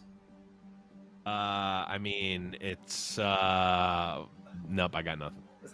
There you go. You're stumpable. I'm definitely. Honestly, most of my time is spent stumped. All right. Still stay. No, you can't stay alive. No, it's just GG. Yeah, it definitely done here. Black Boss sees it. And it's the surrender button. There was a window. There was a window where you let it all rip. You saw it. I didn't even see it. I wasn't even looking. I need to put my NA cap on. That's not me saying I'm a better player than Black Boss. That's because I am a just straight up scrub that I let it rip. But it's in this instance that would have worked out. But Black Boss is trying to play to some deeper lines than my P-Bring can handle. But unfortunate. No, but the fortunate part is that we're going to be seeing the Jace Lux deck again. Yeah. And we're seeing the mirror. Oh. We're seeing the mirror. Okay, this is actually the best. Okay. This is the best of all worlds. We're seeing two Jace Lux decks go up against each other. If there was no Lux on a mirror match, I would have lost my mind. I leave. I leave right now. It's just you, Blevins. I don't know how good of a Hugs impression I can do. I don't know if I can do. We are, whoa, Micantor is drawing champions for both players here.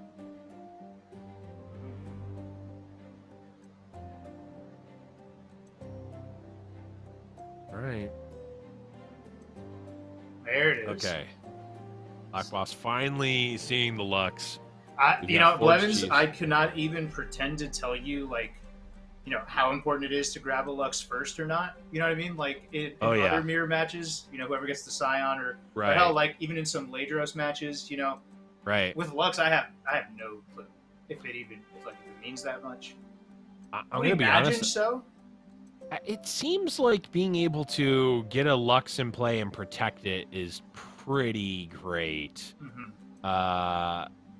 But I'm in the same boat as you. I don't even know how many people have very much Jace Lux mirror prep under their belts. I don't know.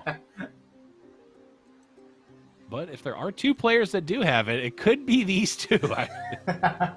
Both very strong players. Both Black Boss, of course, is one of the big three in the Americas who has 6 seasonal top cuts to their name. Wow. Micantor, I think, Micantor has at least 1, if not 2. Maybe even another one that I'm not remembering, but certainly at the very least the 1. So no slouch in their own right. All right. Lux is dropped, so we're getting our answer. Very important. Lux versus Lux plus Jace, though, could be a pretty big differentiator. Yes. Mm-hmm. There's even a backup Lux for both players at this point. That barrier protection and another Jace drawn. Another Jace, which actually turns into a quite a good card in Shock Blast, being able to deal 3 to 2 different targets, which is quite strong. I mean, you could kill 2 Forge Chiefs. You can do 3 to a Forge Chief, 3 to the face. You can chip away at a Lux and kill a Forge Chief. It's quite a good spell. It will also push. It will level Lux and push the level for Jace. So, like a really commanding spot for Micantor here. Yeah. Not to mention the damage advantage. Oh yeah. Which, if both Luxes level, play a huge role. Mm-hmm. Yeah, it could be Micantor being able to, swap gears and just push damage instead of playing for board. And if that's the case, it could look pretty bad here for Black Boss.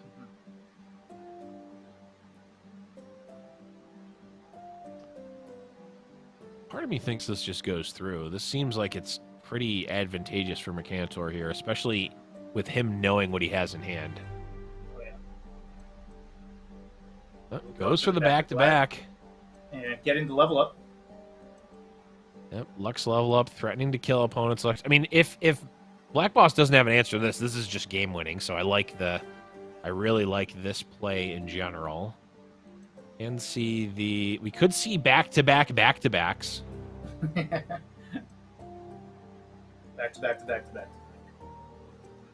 Looks like we are.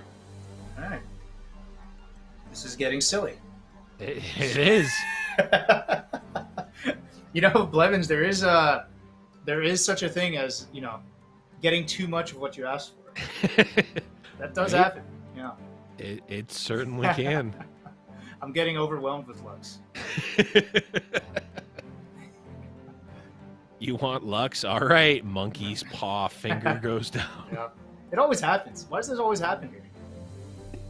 From TF Fizz to Lux. It's true. It's now. Yeah, you know what? I'd be okay if Lux won every fight night and tournament from here on out. No. Just don't say that about Gnar, because I have a feeling that might actually. That just might. Yeah, you don't even need to say it. It might just happen. Gnar's looking good. Yeah, Gnar is. Oh God! And can you imagine like Blevins doing Gnar impressions every single time it comes out? I mean, I'm already prepping for it. That's gonna be a lot to deal with. Yep. All right. Single combat on the side of Black Boss, threatening to kill off all champions on the board right now, leaving with a pair of 3/3s versus no board. But the second Lux, the Lux spell, going to come out and save the Jace. No. I wouldn't have even killed both champions. It was only going to be killing the Jace. So now nothing. No champions are dying from Mecantor. Well, the Lux can die. Yeah, the final spark will kill the Lux here. We still have a full health Jace. Oh, still one of the coolest animations. 3 sexy men on the board, boys. True. More than I've seen in a long time. Yeah. This is all just working out for the holiday. It really is. We're getting a nice treat here. It's nothing but forge workers here for Valentine's Day. Mm-hmm. All we need now is the kinky wayfinder, and if we're just complete, I'm surprised we haven't seen it yet. That's true. Everyone's banning it though.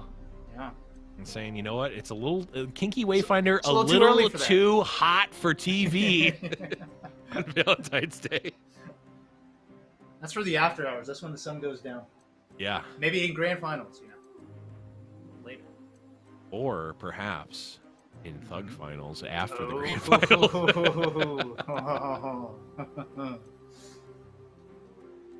Get ready, Mo. So fortunately, still has another Lux in hand.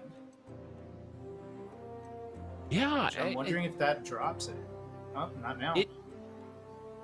It's precarious because Black Boss, of course, is down to 5. Mm-hmm. So really has to play it quite close here. Mm-hmm. But, there is still the Jace on the side of Mecantor, but the Lux, I have to imagine, is probably just better in general than the Jace. Yes. But I mean, if the Jace levels, the shock blast just kills Black Boss. I don't know. This is a sweet matchup for sure, but I don't know how this goes. This is certainly not good though. No, this is getting Concerted Strike. Concerted Strike getting blown out by single combat. That ain't it. That is definitely not it. Open swing, looking pretty good. Yeah, open swing is pushing at least 2, which means Shock Blast would be lethal on its own. It would also, Black Boss could take more and maybe take a more favorable trade, but none of it, blocking maximum damage. It's pushing 2. Black Boss doesn't have anything to do with it. Mecantor just has to decide, is it worth it to do that? Going for the 4 Demacia first. This will level Jace. Mm-hmm. And obviously keep board integrity as well. Yes, and then you have the possible single... Actually, no, you could actually develop another unit too. And yeah. I have never seen this. Okay. Sweet animation. Yeah. And so going to develop the financier. And back to back. You can take back to back, or you can take Remembrance, or you can just take a random card. Mm-hmm. Oh, if you don't pick any of the 3, you just get a random 6 cost? No, the third card is called like Hextech Anomaly, and it literally generates a random 6+ card when it is put into your hand and at the beginning of every round. Ooh, got it. Okay. It's a weird Don't see that one too often. Yeah. No. Pretty much only see it off of the financier. Okay, so no damage coming through. Yep. But clearing the board. Yeah, clearing the board does set up the Radiant Guardian. But now, unless there's a strike spell or removal spell drawn, when Mikantor gets an action, the Shock Blast will kill Black Boss. It will just do... It'll do 3 to something on the board and 3 to face, and it will copy itself because of the level Jace. So... And there's another Shock Blast, so this might just be over. Black Boss needs a concerted strike or single combat or something. A single combat, okay. But world. Is it going to be enough is the question.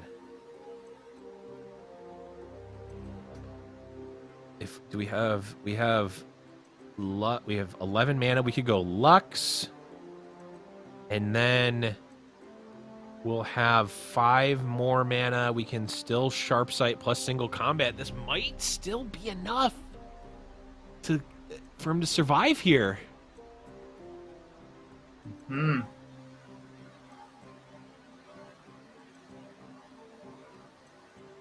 Oh, we have a Lux drawn from Mikantor as well.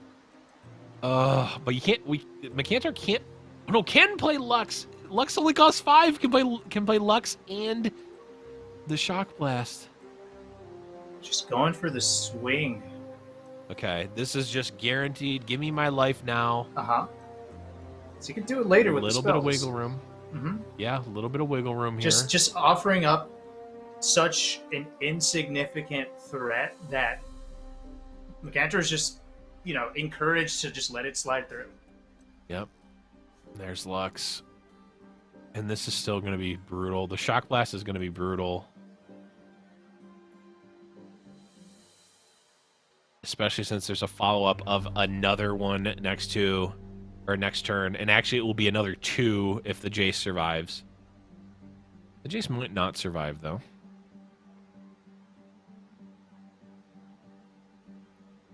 Does back-to-back save? The back-to-back would save the Guardian. Yeah, would save the Guardian. Yeah, because of the tough.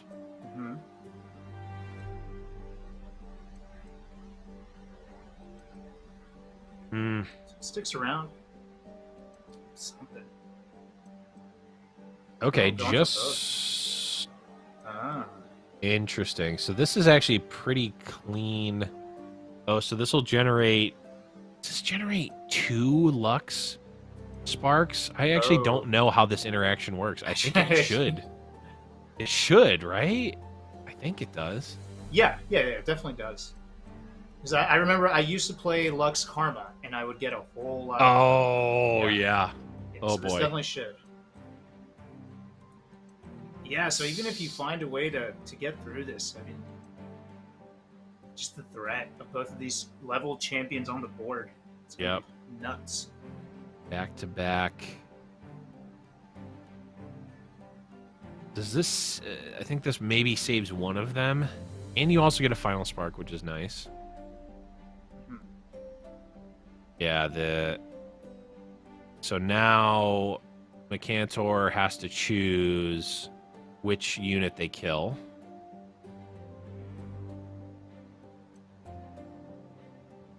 I have to imagine you kill the Radiant Guardian, I think. Yeah.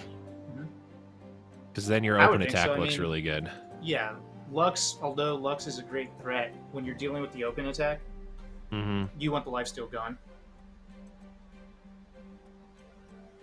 Also, just opening up on the double shock blast again is not actually lethal yet, but still threatening.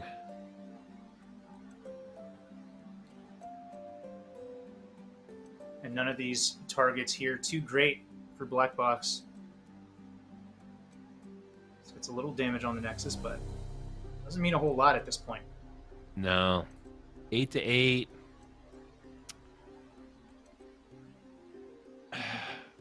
is. What do we get? Yeah. Our Persuader does not change anything. You get to block, and then does Jace's spell work if there are no units on the board? Yeah, it work. You can play it with only one target. And what would it do? 6 per against the Nexus? It only do one target, so you can make it with one target. Yeah, it'll only do 3 times 2, which would be 6. It doesn't do 12. Boy, if it did 12, that would be sick. I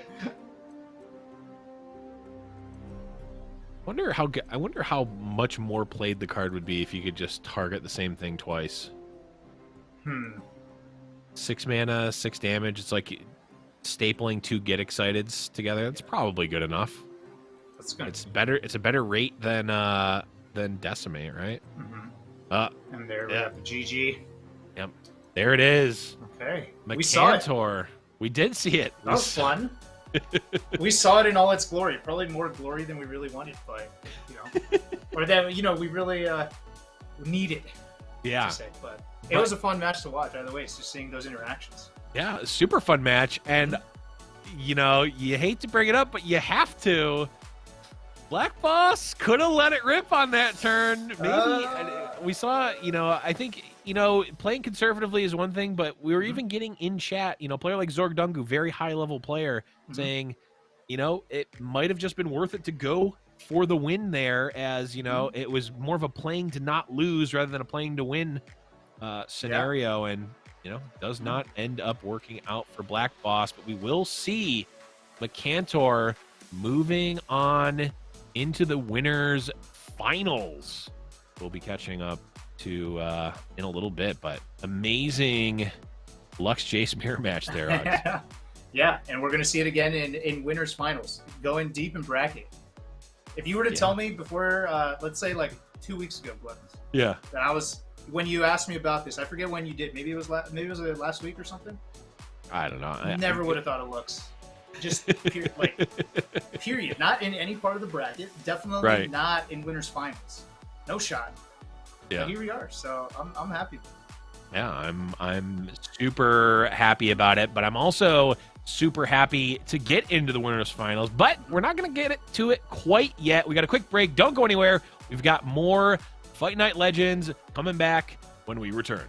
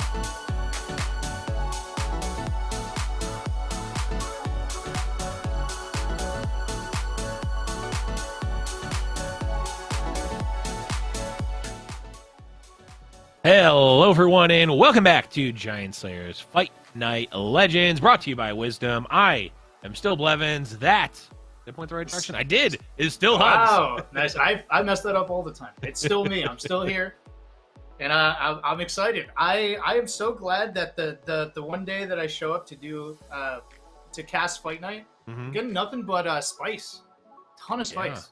A lot of spice in this last week of this format, which is really cool. Blevins, I literally have no knowledge of any of the decks that I've seen today whatsoever.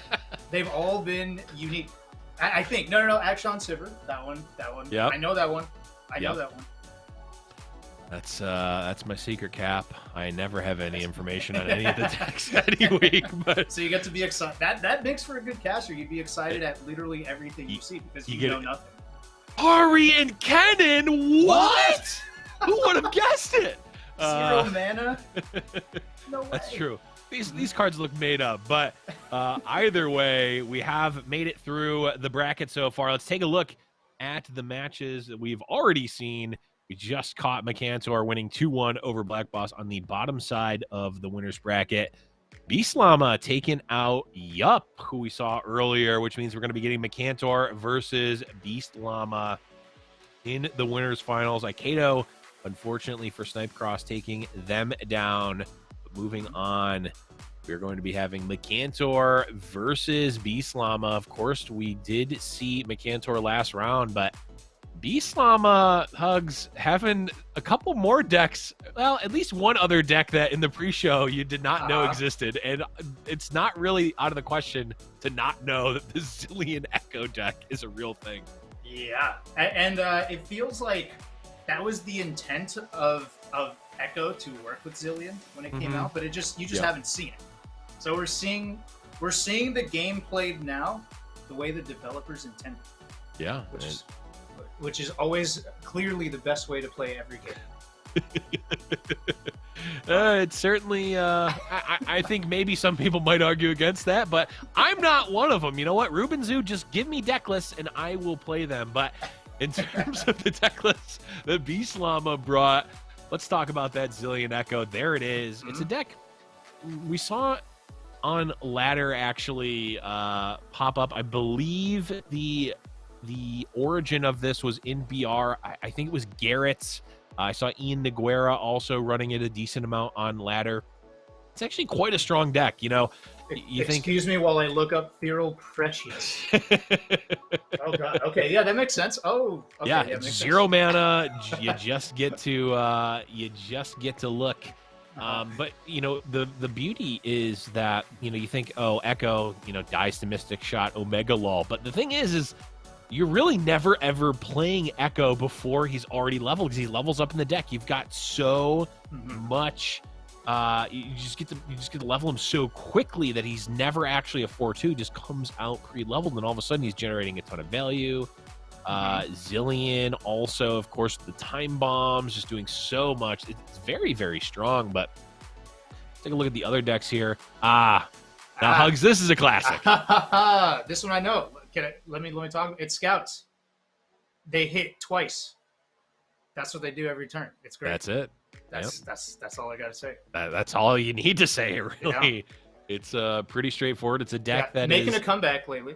Yeah, it really is. You know, I think some would argue it never went anywhere, but you know, it went away. Let's be honest, it went away for a while, and now it's sort of seen as a favorable matchup into ahri kennan, so we've seen it definitely come back around. But let's take a look at that third deck here from Beast Llama, and this is one this deck itself is relatively new, within the past few weeks, but it's sort of like they mashed two decks together. Yes, the essence of it is still the same. It's get some units out there, elusives, beat them up, and that's your win con. Yeah, well, it's got that win con, of course, with the Nami, and then it's also got the, oh, by the way, I can level up Twisted Fate in like one turn sometimes as well. Does not care about the nerf, just can still do it. Still do it. But here we go, Beast Llama with those scouts versus Hugs. We're starting off with it. That looks like the Jace Lux on the side of Macantor. Oh, and this, aside from the misfortunes, looking kind of like a slow scout start. This is not what you want to see, actually. What we call a clunker if you're Beast Llama. This is looking like a Lux deck instead. This is looking slower than the Lux. Yeah, just wait. Oh, yep, I'm banking on 1 and 2 so that I've got 6 mana, but you're not going to be able to play a spell. We're getting some stupid, sexy Forge workers on the side of Macantor. They're just as big as Misfortunes, though. And Misfortune not even going to be able to swing here. No, I wonder if... Okay, we're just going to see the Island Navigator, sure. Oh. But it's going to die anyway? Yeah, it's true. It's probably... Usually? Most units were going to die on the attack anyway, so you know what? You might as well have a 4/3 attacking as well. I can't think of any 4 health 1-drops that would have survived. There is one, and it is Krusty Codger, and it is a high roll, obviously. Okay, yeah. So certainly not favored to have much better than what we got. And we actually even got something that was going to either push a ton of damage or at least threaten to trade with the Forge Worker. So, all things considered, Beast Llama got 8 damage onto the Nexus and also 2 ticks onto the Misfortune going into a Quinn turn. Yeah. That Navigator, pretty good. Pretty good in Scouts. Pretty necessary in Scouts, feels like. Misfortune into Navigator, a tail as old as, Scouts, really. Yeah. I remember when Scouts, the keyword first dropped, I just thought the most broken thing ever. It just you were correct. Twice. Yeah, well, that was before I understood that there's more than just playing for the board, or just having units hitting face. Who told you that, and why were they lying to you? You don't need to listen to them. At the end of the day, you can play decks that just play for the board. That's fine. It works. We saw plenty of... I prefer going face. Not gonna lie. Oh, yeah. I mean, I'm a little unga bunga when it comes to my decks. Yeah. Honestly, well, with the exception of Darkness, which for some reason I've had an affinity for the last few seasons, but... Yeah, I want an aggro. I want myself a nice aggro deck. I want something. I don't even necessarily need champions in the deck. I'm fine. Just give me more decimates, please. Thank you. Decimates my champion. I miss no champion burn. And you technically could still play it, but no one does. Well, no one really plays it. No, we saw a deck that was kind of close to the traditional championless burns, but they still are running Teemo, I think, most of the time. Oh, okay. That still counts in my mind. If the champion costs 1 mana, it doesn't count as a champion. But Beast Llama playing a... Hard to disagree with that, but... playing a what is not technically a champion, but feels like a champion in Cythria the Bold. A couple followers in the game that might as well have the gold-plated order. They're just that good as followers. I think Ladros probably should count. Like, if you came out with a 9-mana champion that literally just doesn't die and takes away half the Nexus, you'd be like, yeah, that's a champion. True. Yeah. We're having a little bit of technical issues, so apologize there. We're going to be getting back into the game as soon as we can, but That game, you know, we started off and we saw, I mean, I even called it a clunker. It was a clunker on the side of Beast Llama with the scouts. I think it was a couple 3-drops, multiple Quins, and then 2 Cythria. So one misfortune, the only thing going well for that. And then, you know, right on 4, you get the Navigator, and then that changes everything. Yep. Yeah, all of a sudden tempo swung, you know, right back, potentially into the scouts, and really has been able to keep the pressure on ever since. Of course, the Cythria, the Bold, really able to push over the top and capitalize on that initial chip damage.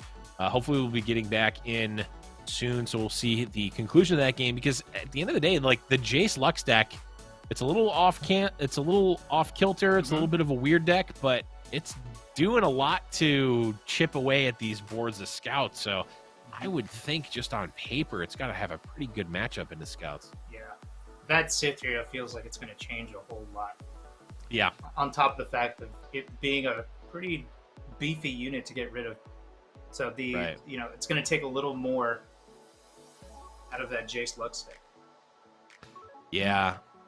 I do think, though, if Mecantor can grab a Lux and get her online, then unless the Scouts deck has a rally or can kill in, like, you know, 1 or maybe 2 turns, like, the Lux is just going to take over, take over the whole game, which, again, like you said, now that I'm saying it out loud, you said it does feel weird to say that. These words Lux came out of your mouth. taking over the game.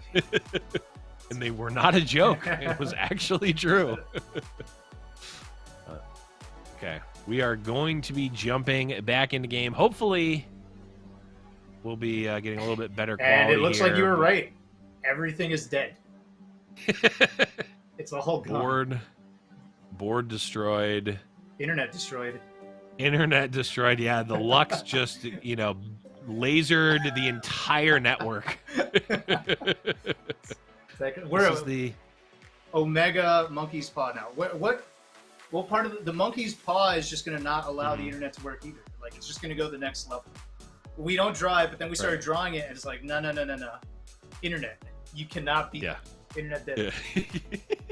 But hopefully we do get it back, because I would love to see how that match concludes. It's an interesting one. Yeah. Okay, we're going back in. We're going back in again. Everyone, chat, keep your fingers crossed. Okay. But not the fingers of the Monkey's Paw. Okay. No. Okay. We close our eyes, and there's a second Cythria. Well, and then it's gone. But what's really interesting here, okay, Scouts, Beast Llama does not have the board integrity necessarily right now, but still has a ton of cards in hand, which is a rarity, to say the least, for Scouts. And the ability to fill up that board pretty quickly. Yeah, we have multiple Quins. We've got we got the Navigator. Yep. The 2-mana Navigator with no Scouts. Yep. We've got we've got Betty Croker, of course. Yes.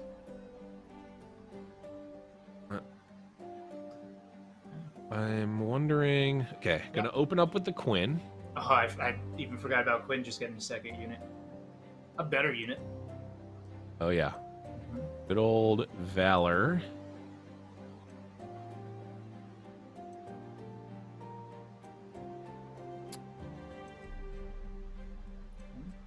Now, the issue is Cythria has to attack to give the buff, right? So the first Scout attack is going to be unbuffed.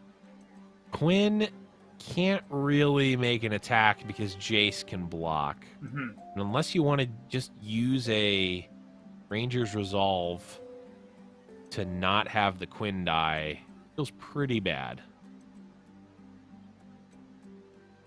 Valor getting sniped. Sniped by the Mystic Shot. And we still have the spell there. Let's bring it back once Beast Llama feels comfortable. Because you definitely don't want to swing in just the Quinn alone. I don't feel like. No. Okay, we are going to play the Blinding Assault, which is a second Quinn, so this will shuffle a Quinn back in. I'm imagining we'll see Scout attack, pull the 3-2, and then maybe a Cythria attack, which feels at least a bit safer. There can still be some trade ups, but the Cythria and the Quinn will be safe against the board at least. Unless Mekantor plays the spell that's generated by Jace, giving everything a bunch of buffs and other abilities. Besides the pass, though. Full swing. Yeah, this isn't much different. The Valor's only going to be able to kill one unit. The real difference here is one fewer tick. Yeah, for Quinn. For Quinn.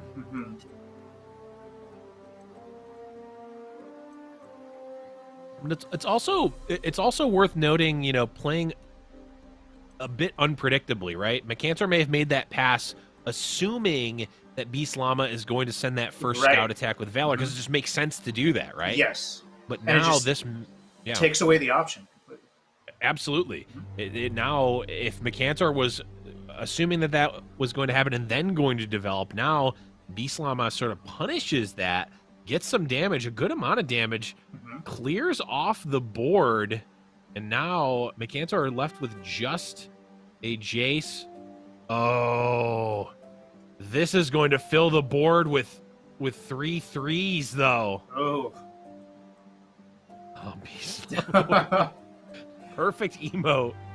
Oh, yeah. So many 3 3s that, in fact, it's too many. That's absurd. Yep. And now, oh my goodness. Going to be massive. They're all going to get +4/+0, and they're going to get random keywords and quick attack. Oh my god. I love it. This is this is madness. One of them is lifesteal. This is what I wanted. This is what I wanted. Absolutely. This is what, you know, Jace is working on in Arcane. Maybe we'll see this in the show. Jesus. Okay, Betty Croker trying to draw something. Misfortune laughing from the safety of the hand of Beast Llama as her brethren and sisters are slaughtered by the Demacian army. Oh, okay. And Beast Llama just takes the easy way out. I mean, what are you gonna do getting through that? That is brutal. I've never seen that spell get played. Yeah. It's a crazy one. It's only generated when Jace levels up, so it's like a freebie from Jace. But you know, sometimes it's not necessarily the most powerful, because it's like it gives your units +2/+0, and it grants them quick attack. If they already have quick attack, then they get a random keyword. They get a random keyword. So since with Jace it casts twice, you're pretty much always getting +4/+0 and with quick attack plus the a spell random that filled up the board with 3 3s. It just made sense, and probably something we'll never see again. That board state, that specific, you know, sequence of events is it's what I love about this game, when I end up seeing something that strange and wild. Yeah, you're 100% right. I mean, I think it's called For the Fallen, probably generated from Pharaoh's Financier, if I had to guess. I don't know what the odds of getting that specific 8-drop are, but you take that compounded with the actual odds that the opponent or that the player that picks it wants the For the Fallen, or the odds level Jace, that a player would play Jace. Right? Like I mean, we're looking at fractions of a percent. I think we may have just witnessed. We all saw something special, Chad. I think we all need to appreciate it. We need to spend a moment to let it sink in.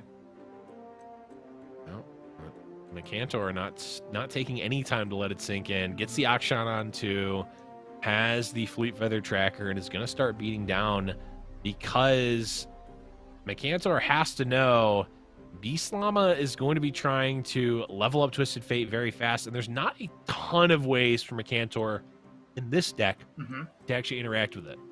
Yes, you've got the Fleet Feather Tracker, which is going to get taken out by a red card. You obviously have your single combats and whatnot, but nothing. Not guaranteed all the time. Need to have them in a timely manner.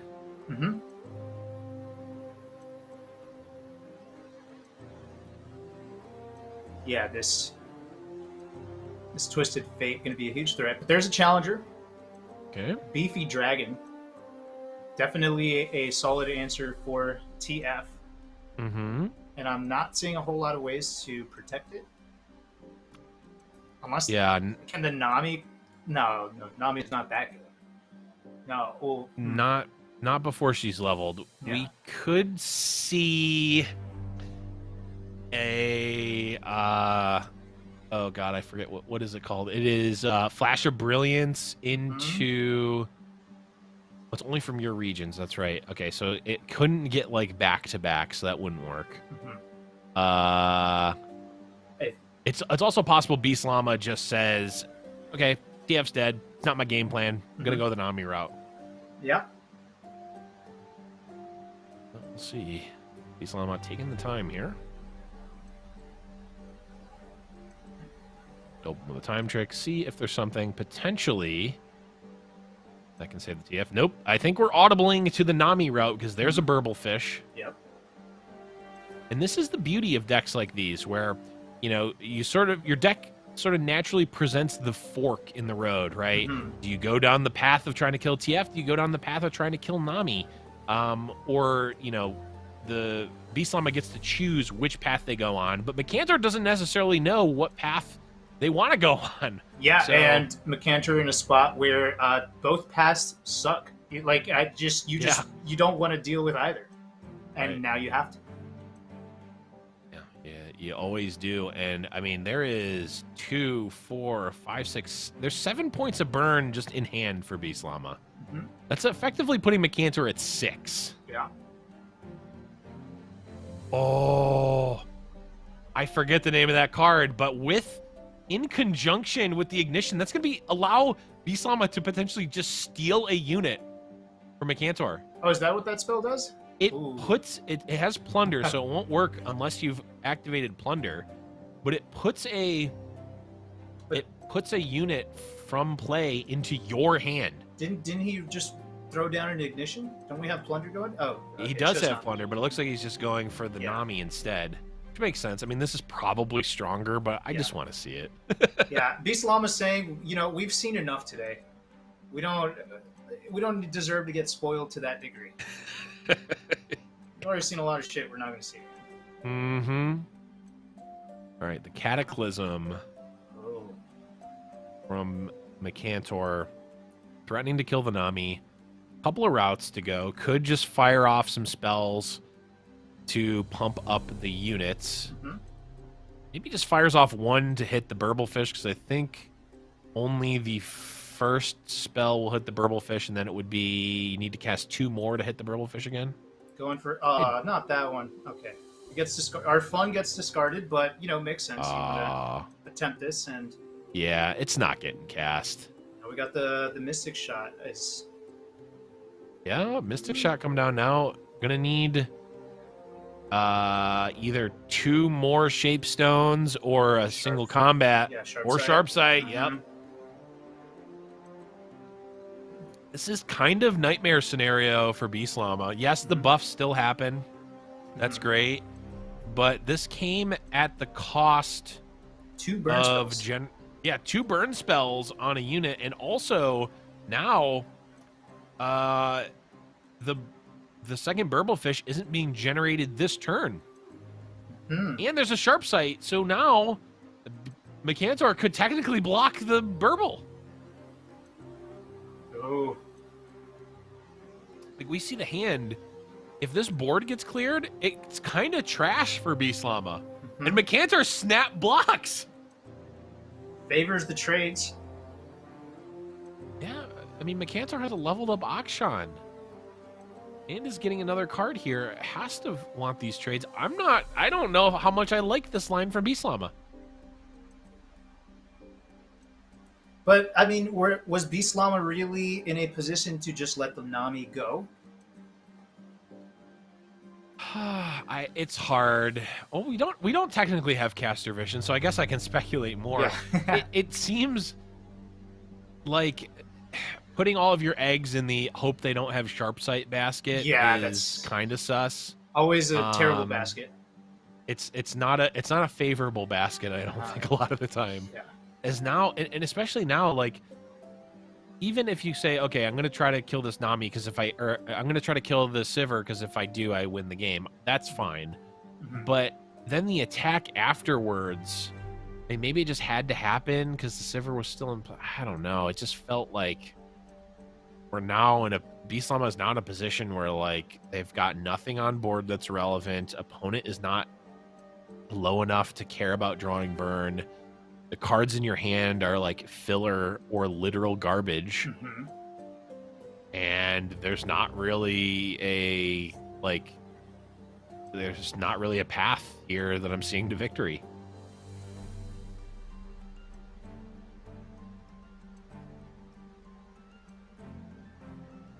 Yeah. There's a jettison. That's cool. Yep, you can take a look at what the bottom 4 cards of your deck are. You know, if you're curious. Yeah, you might as well just take a little quick peek. Yeah, because the game's about fun, right? And you could have fun in various ways. Some of those ways don't include winning. They could just be, you know, discovering what could have been. Yeah, to quote the legendary Jay Medarda, discover the unknown. Oh, yeah. This is what he meant, Discover the unknown. Yeah, this is exactly what he means. He means play jettison when you're getting your ass beat. That's what he meant. Yeah, just play it out. Okay, we've got a couple Poro cannons. Now, if there was an Iceborne legacy in this deck, all of a sudden we could have these. Oh, that's at the bottom of the deck, Blevins. So, right. It'd be really weird if it was, considering it's a Freljord card, but. Cast the Jettison reveals that he was playing with an illegal deck. He gets DQ'd. It's a cooler way to lose. I've had that, not in lore, obviously, because you can't do that, but in Magic many years ago, there was a person at the store that, like, on turn 1, essentially, opponent casts a card that says, reveal your hand, I get to choose 1 card and discard it. Well, they revealed their hand on turn 1, and they had too many cards in their hand because they were cheating and drew extra cards. So the spell caused that person to get exposed. Yeah, they got exposed. They revealed their hand. The opponent goes, "You have too many cards," and he goes, "Okay, go to game 2." And he goes, "Oh, by the way, I have to go to the bathroom." Left, was never seen again. Just gone. That's awesome. Game don't lie. The game don't lie. Classic MTG degens is people who've played Magic over the years know exactly the type of person I'm talking about. Just trying to grind it out for free F&M promos, just in one prize pack. I wish I knew what that meant. Like just you get a pack of cards for winning. Ah, okay. That's hype. It can be. What does when people take it too seriously. What does FNM stand for? Oh, FNM stands for Friday Night Magic. It's like a thing that they used to do back in the before times. Oh, okay. In Smash, we had a Friday Night Turnip, which is where you would get drunk at a bar and play really shitty Smash on stream. That sounds great. How do I do that? That's my favorite tournament.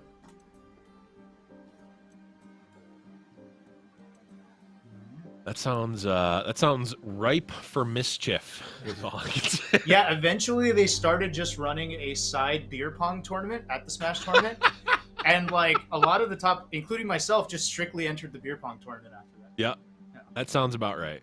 That sounds about right. We need to have that when LoR comes back to LAN. We need to do that. I will personally run the community beer pong tournaments. All right, you heard it here first. We've got LoR Community Beer Pong League and LoR Secret Basketball League. Oh, this is going great. Lots of potential.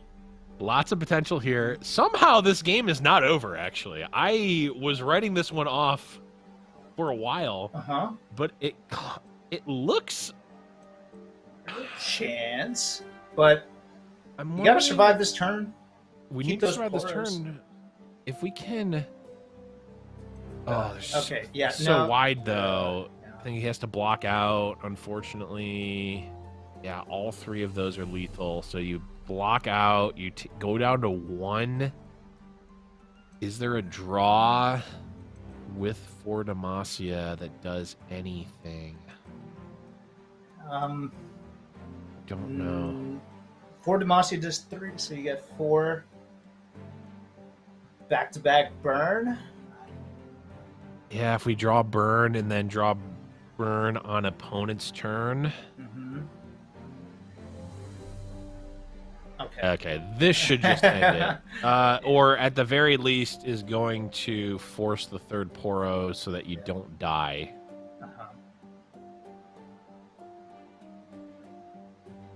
Yep. Go to 1. You have a For Demacia. I think we're now out of it completely. There's no burn opportunity anymore. Oh, Station Archivist, though. What's that going to do? Oh. It can get you a fleeting get excited. Yep. Bislama sends out the emote and surrenders, which means we're getting a game number 3. Wait, are we? Didn't Scouts lose? Oh, I got terrible memory. Oh, did I? Was that 2-0? That's a 2-0. That was a 2-0. Okay. I got you, Blevins. I have terrible memory. See, this is okay. See, this is why we have the results screen.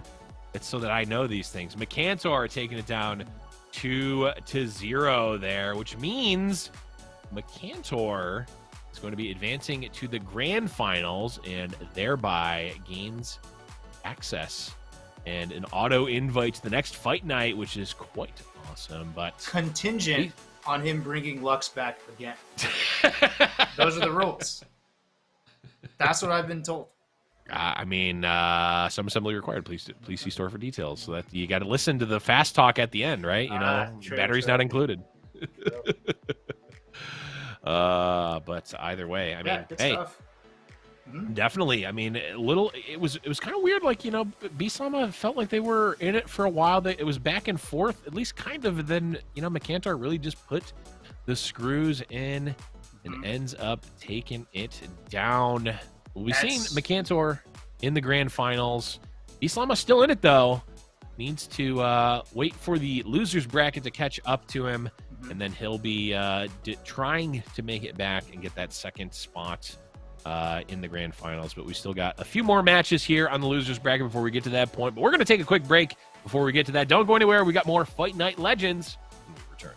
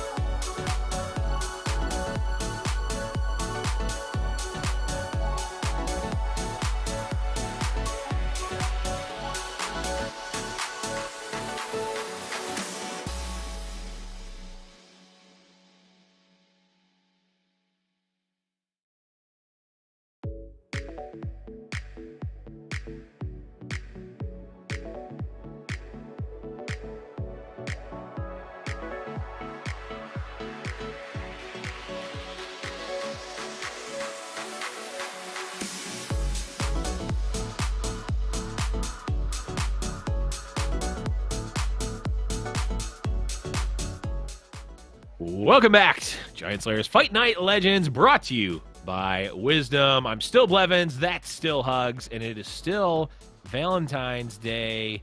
Unless you're like in New Zealand, I guess it probably hasn't been Valentine's Day for many hours now, but in most places in the world it still is. And we're still here with Fight Night. We are going to be completing out the rest of the losers bracket here, Hugs, and then we'll be moving into the grand finals once we have found our way there.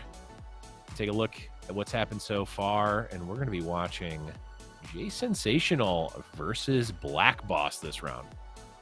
My hero, my Kato, came a little too spicy today. A little too spicy, but you know, I still respect the effort. I love it. It's kind of like the story of Icarus, who flew too close to the sun, but it's like he brewed too hot in the soup, and his wings melted in the soup, as they say. As they say in Cardigan. As the fable goes, right? You know. Yeah. That'll catch on, I'm sure. Yeah. I mean, I think chat type of 1 if that makes even a little bit of sense, but. Before we check the results on that, we do have Sensational here. We haven't seen in the event, at least we haven't broadcast him yet. But of course, as many of you know, just hosted, did all the tallying and everything for the Esries. So just in general, huge shout outs to Sensational. I thought that was an amazing event. That happened, and if you didn't see the Esries, which is basically the LOR award show, make sure to check it out on his channel, which you can see right there. And I don't have an abacus, so I can't possibly write out his Twitch channel because there's just too much math in that Twitch channel. Did you win any awards, Blevins? No, of course I did. I get snubbed at all award. I get snubbed at all award shows. Man, not even the GOAT award. No, the LeBron James. Oh, the looks most like a GOAT award. I think that I actually probably would have gotten that if that was an event. That's actually oh no, I was just gonna say it's really awesome to do things like that because it gives people storylines and things to love the game for more than just the gameplay, which I think is just as important as the gameplay. Yeah, I think so. I think so for sure. My production's trying to get me to crack here. It's not going to happen. Okay, maybe it did happen because I said that it wouldn't happen, and therefore it did happen. But we're seeing but just to put a bow on that, I think it's an amazing event. Definitely check it out, and I'm hoping to see more stuff like that in the future. And at the very least, another Esries for next year, but. We've got some decks here from Sensational, of course. We're going to start off another Shyvana Pantheon player. Maybe we were wrong this whole time. Maybe it was just Shyvana all along. Yeah, maybe she's got the sauce, and it's. I mean, I'm seeing it more than Tarek. You know, it does well. It's just a different flavor, a little more, a little less. I don't know. Can I say less combo-y? Like less one-turn win. But still solid. It definitely is, and I'm wondering how much this is like. I'm curious what the matchup tables are, or like the matchup table differences are between the two decks. I personally don't know. I'd love to wonder what the thought process is between Shyvana and Tarek, but either way, we're seeing it here from Sensational. Next deck that he's got here is one that you were pretty excited about, Hugs. Yes, Lurk. And it's not because I'm a huge Lurk fan in particular.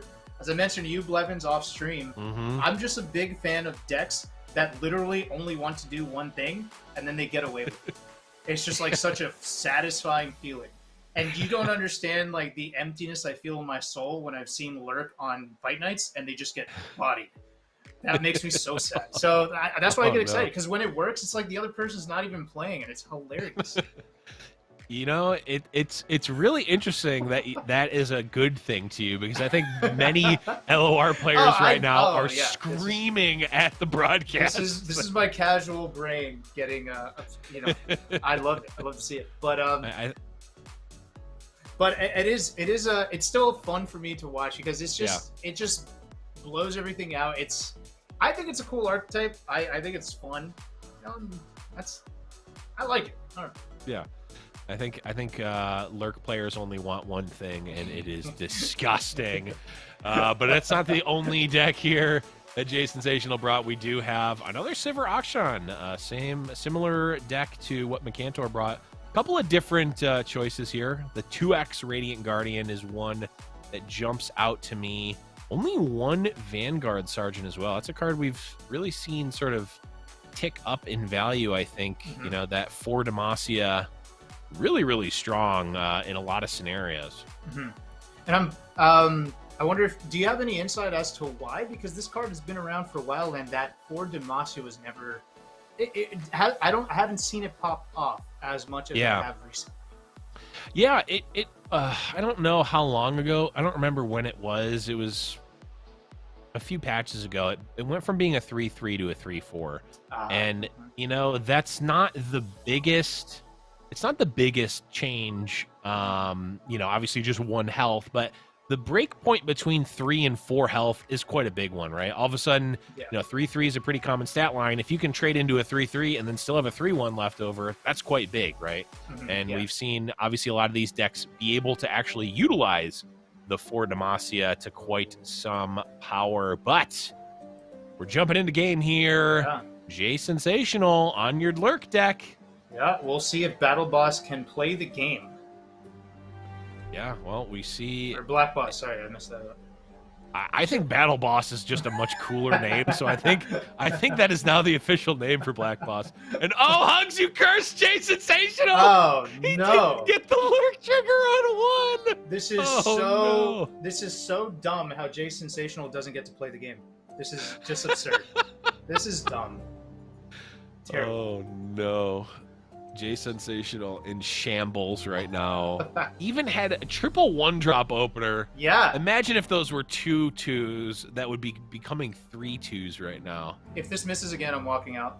He can guarantee that it hits if he wants. Oh, and actually he can transform a pike now too. So I imagine at the very least the blood bait would be played, if not putting the pike on top here. I would not do anything to try to guarantee it because I would be so mad at the first miss that I would just be like, this deck needs to work the way it's meant to work. I'm just swinging it.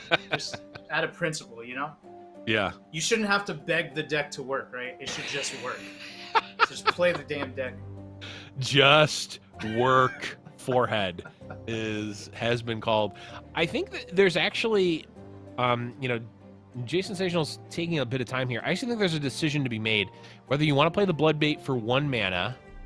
He plays nothing. Okay, you nailed it, Hugs. Yeah. Oh, and it's a Rek'Sai on top. Okay, so we're back on track. We're back on target. Lurk giveth, lurk taketh. Yeah. Lurk winneth.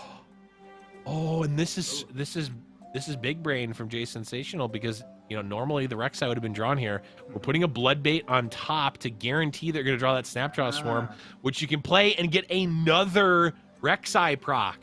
Nice. This is huge. All the while, Black Boss is going to be having the Wounded White Flame. Going to be nomming some fish. Hope you like sushi.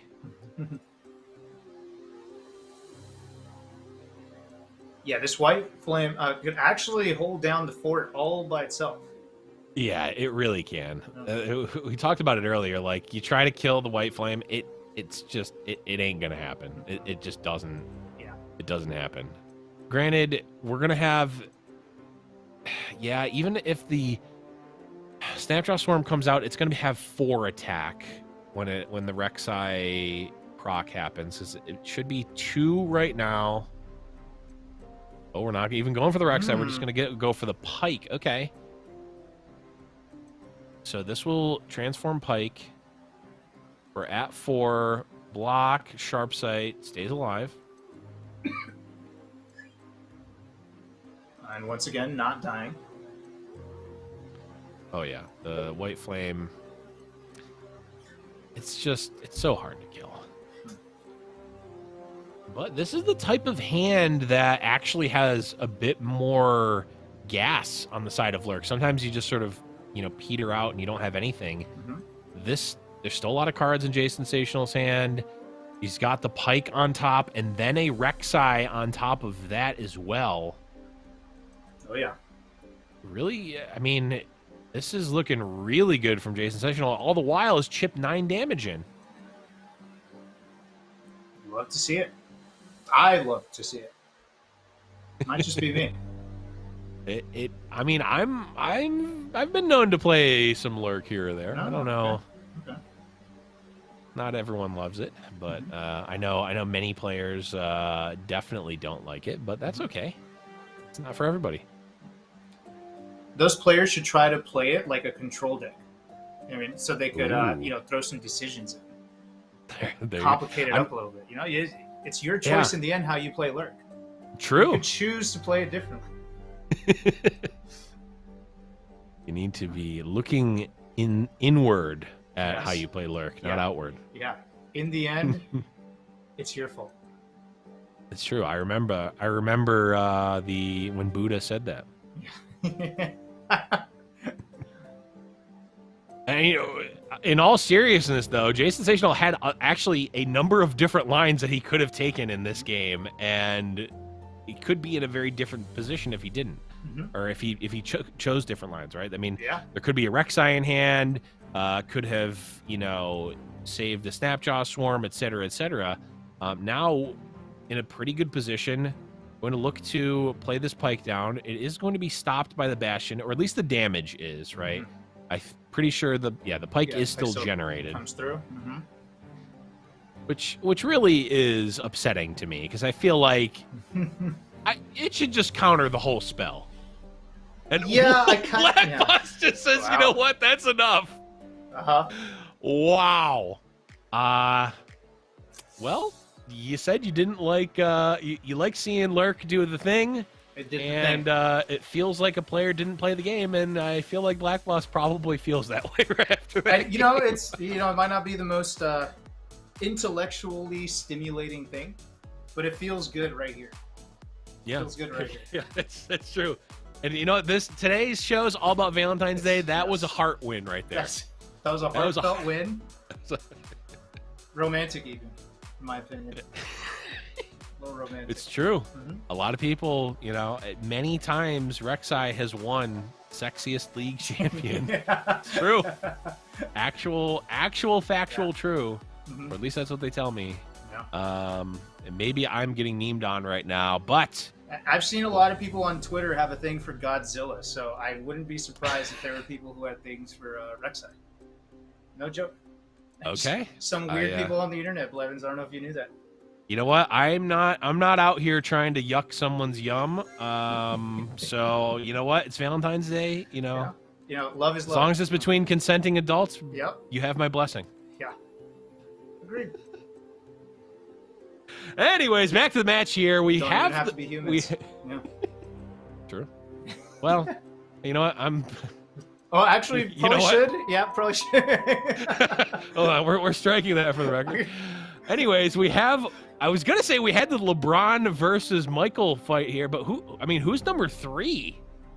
Who's sneaking in as the third? I mean, is this maybe Scottie Pippen backing up Michael on this, or is it? No, we're gonna do Kobe. Oh yeah, you're right. I'm putting Kobe. No, I'm from LA. You know, you're not wrong. No. You know, I'm surprised that he doesn't get. I mean, I think some people lump him in, but he's not not de facto you know, lumped in. The conversation's been in that conversation. Yeah, which is kind of crazy to me. I've heard some theories, but I'm not going to get into the inside. I'll make the meme about basketball. I'm not getting into the inside basketball. We're going to cut it off at conspiracy theories about. Yeah, this is more dangerous than the Rek'Sai love triangle conversation. True. Yeah, let's go back to talking about sexy Rek'Sai. Yeah. So, Tarek actually pairing up really nicely with the goat. Yeah, I mean it's kind of like free swing, free gem. Goat stays alive. Some damage in. I thought you were going to say free swing, free gem, free loader, which would pairing with the GOAT, which would make me think of Anderson Varejao, that freeloader slacker that somehow has a ring off the back of LeBron. Okay, never mind. I'm not going. Sorry, I'm not going off of the fact that Mo Williams and Anderson Varejao. Come on. Okay, sorry. Anyways, now I'm getting into references that people really don't get. Well, these they should. You're literally just talking sports at this point, right? That's true. You'd think, but I'm talking about like the Cleveland Cavaliers from 4 years ago. Okay, so.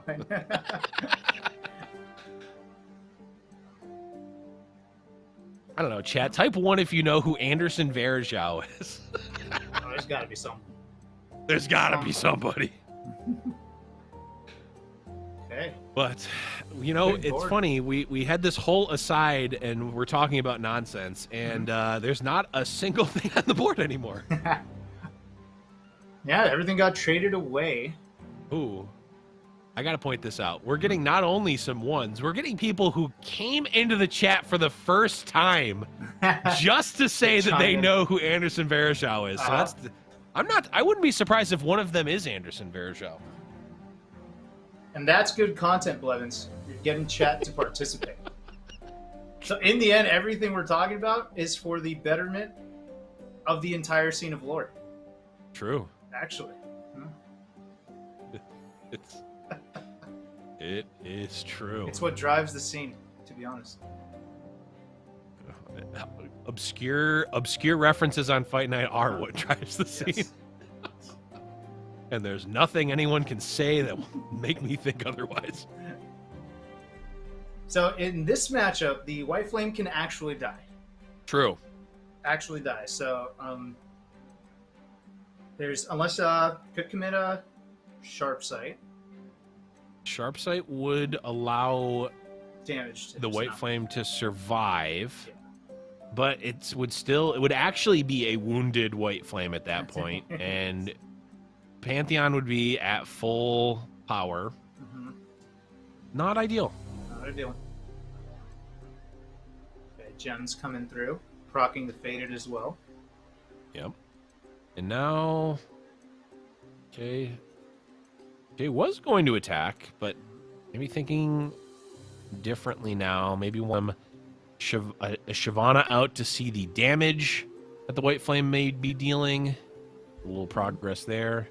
And these, I always hate these types of Demacia matchups because it's like I can develop, but then my opponent can just have so many like single combats and concerted strikes. Yeah. I just don't even want to play. It's like I don't even want to play the game, right? It's like I just don't want to deal with it.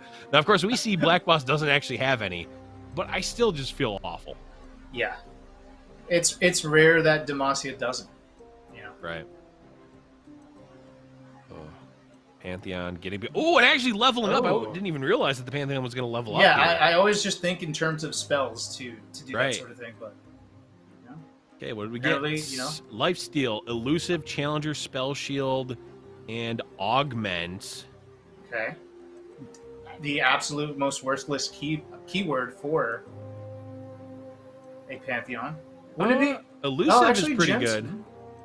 No, I mean Augment, because didn't it just do what Augment does already? Oh no, I guess it improves the wait. It makes gems better. I'm confusing it. Augment doesn't give you a keyword. That's just what Victor does. Right. Well, Augment is a keyword. Right. No, but I mean, like, it doesn't. Using a created card does not give you a new keyword. Whereas Victor has like the ability or the yes like the card that does it. Yeah, I confused the two. What happened?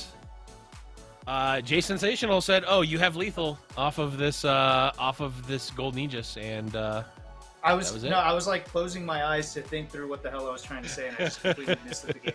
Okay, that's on me. No, it's all good. The that was I think a desperation play from Jay there. Black Boss had already chipped. I mean, Jay Sensational was down to 6 there. But Hugs, are we getting it again? Are we getting the Lux Jace again? Okay. Let's see if it holds up. It's dragons. Did we, in this matchup, it feels like it'd be pretty good. It does feel as though Lux can really take over here. Mm-hmm. But if there's no Lux, I mean, we see Black Boss, you know, just doing the mod check. The hover. Mm-hmm. Yeah, mod check. Heroes, champions, mm-hmm. Where are you? Mm-hmm.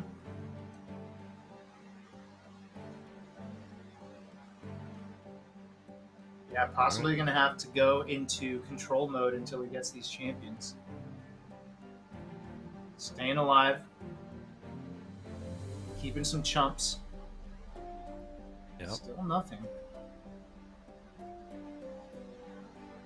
And the Forge Chief here is generating a little bit of extra spell mana, which actually, not actually that relevant. We're still going to be able to kill the White Flame either way, but you're at least getting the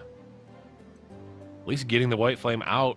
Gotta take the opportunity when you get when you do actually get that opportunity, because there's just so many things opponent can have to keep the White Flame alive. I'm honestly a little bit surprised that Sensational threw the White Flame out there with no protection up, especially with a. No, I'm seeing chat talk about how Pantheon actually does have a good matchup against Lux Jace.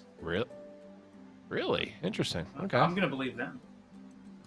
Yeah, I mean, I could see it. And Pantheon is certainly is tough to deal with, and you might just be able to overwhelm the removal of the Lux. But I mean, we see Lux come out here. It's gonna be pretty good, I would imagine.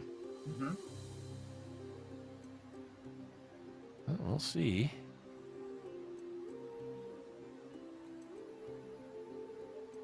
Screeching Dragon comes down. Oh, I have to imagine that the Lux is going to come down here, but yeah, I won't. I guess it just has to come down here. I mean, there's you'd almost rather have the barrier next turn, but then if you do, then you don't have the back-to-back, and it's just not that great.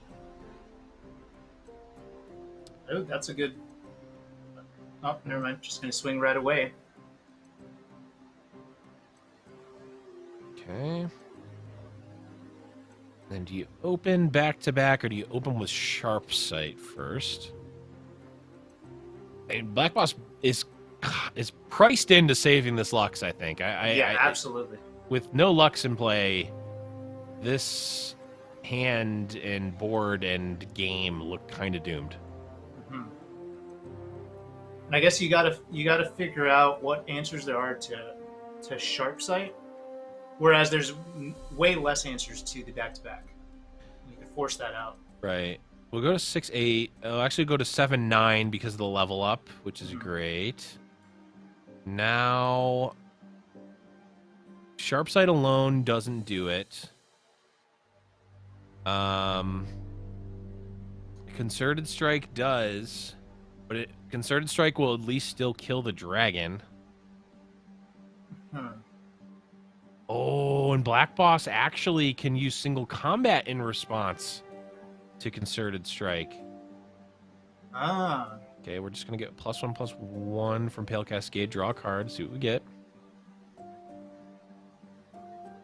Oh, got a Sharp Sight off the top! Okay, but the Sharp Sight... Yeah, but then there's no single combat now. No single combat, but there's... can't do anything about it, Yeah, so this is going to end up working out for Black Boss. Jay Sensational could cast one more Pale Cascade to keep the dragon alive, but then it's just going to die to the Spark. Probably not worth it. Wow, the margins are super close here, but I think Black Boss is just barely going to end up a little bit ahead here.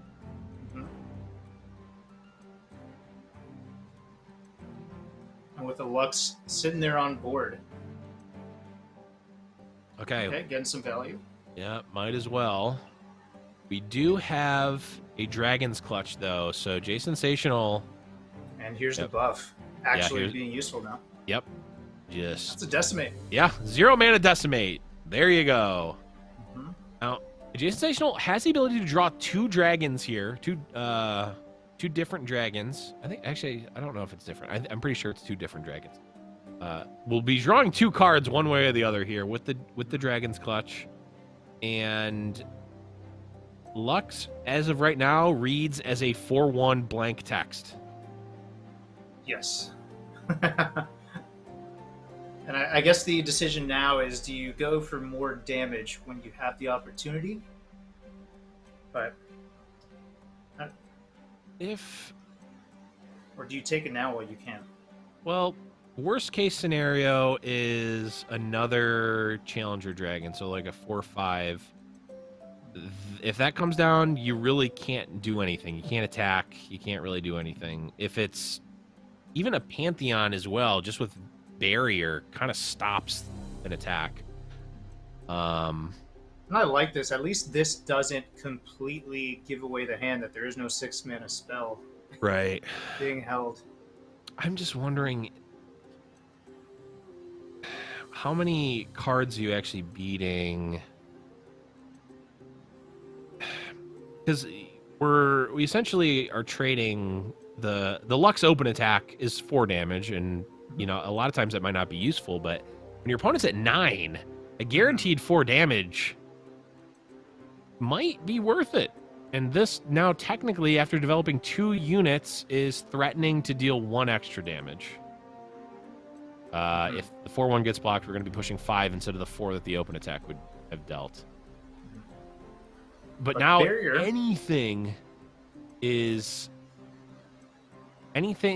Any unit played is going to be now less damage than just the open attack would have been.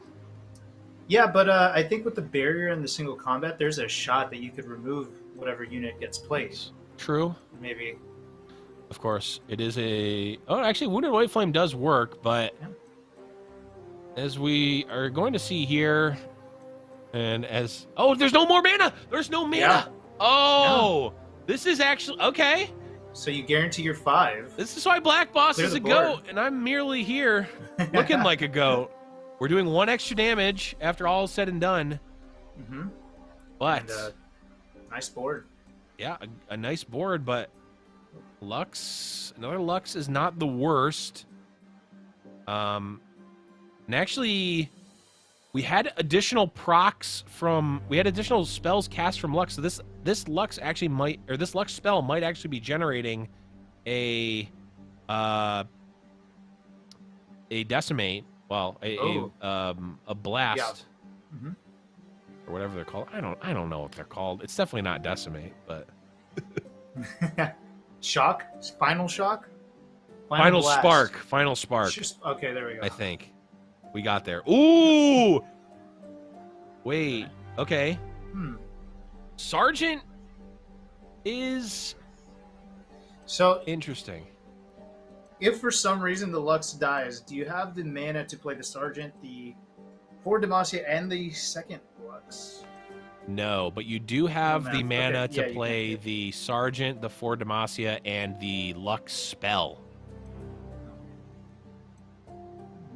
So open attack would be technically presenting lethal, but you're losing... Oh, actually, wait, hold on. You're not losing to single combat.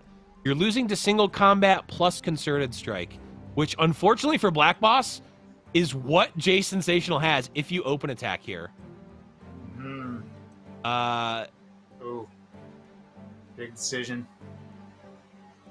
Sergeant to me feels correct because you have 4 Demacia comes out.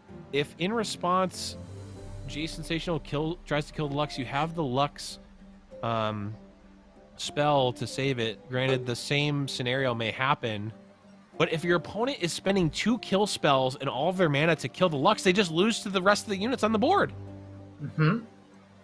Yeah, you still get through with the damage.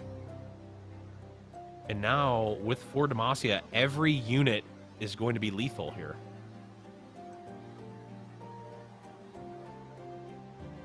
And I still can't see...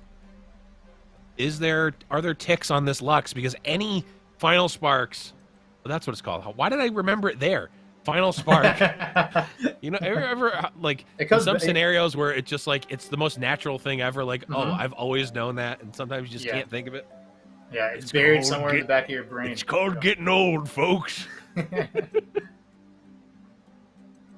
yes, I think this is. I think this has got to be Black Boss, unless Jay can. Yeah, there's not even other units to play. Something's gonna get through.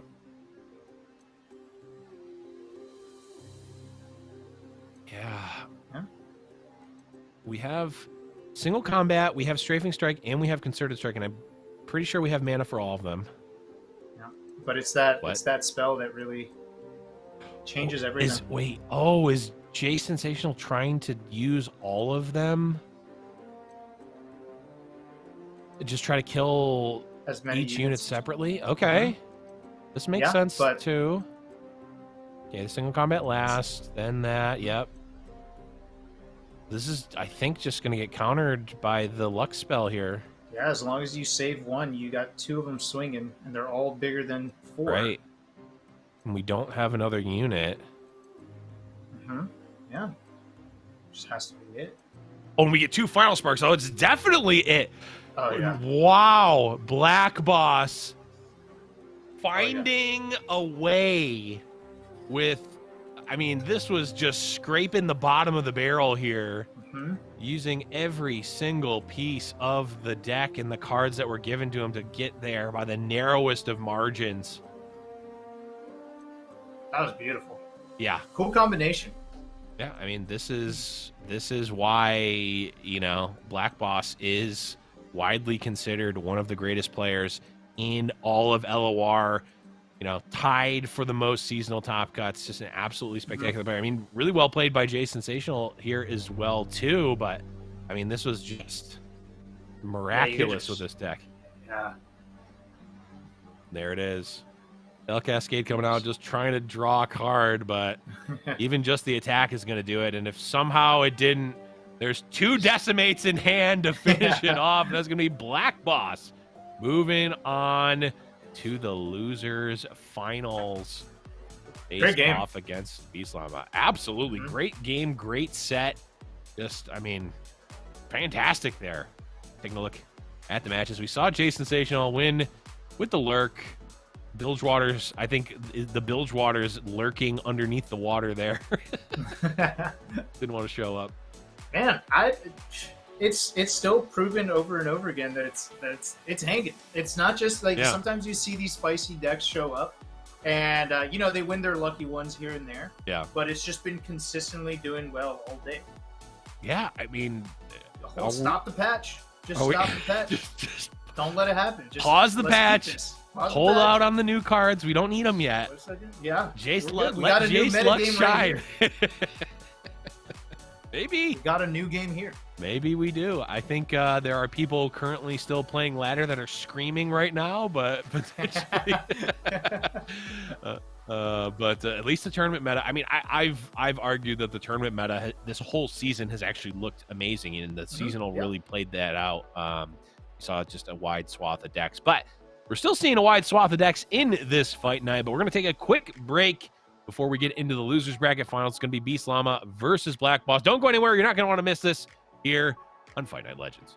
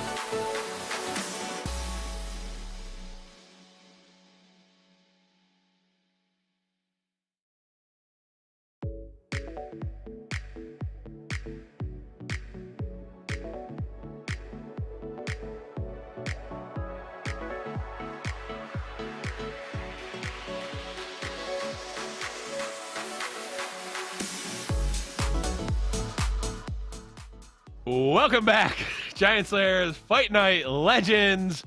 I am Blevins. That is Hugs, and we are here. I love the killer instinct, the just looking into the camera, knowing we've got an amazing losers finals coming here. I messed up. I covered for you. That was good. That was good. Yeah, no, I messed up and I took a bite of food right as you said. We got like 5 seconds, and I counted. I chew an average of like 60 times per bite. That's a lot. I just can't help it. Yeah, so that is a lot of bites. That's a lot of chews per bite. Are you eating like raw meat, or like are you eating like baseball mitts or something? I used to eat Top Ramen as a kid. Like the bag, you know, the bag kind. Yeah. And I thought it was really funny to try to eat half the soup without chewing. And then one day I almost choked, and then I think after that I just started chewing got traumatized. My food religiously. Yeah. Okay. I mean, apparently chewing's good. Fair enough. The masticators unite, but we are going to take a look at the bracket here as we're at the summit of the mountain here. We're in the losers finals. Beast Llama, who we saw get knocked down into the losers bracket from Mecantor, versus Black Boss here. The winner of this is going to be punching their ticket into the grand finals and an invite back to the next fight night. So arguably this is the most important match of the tournament, because, you know, obviously the $50 money match in the finals is great, but punching that ticket into the next fight night, it's got some equity there. That's back-to-back potential for clout. Yeah.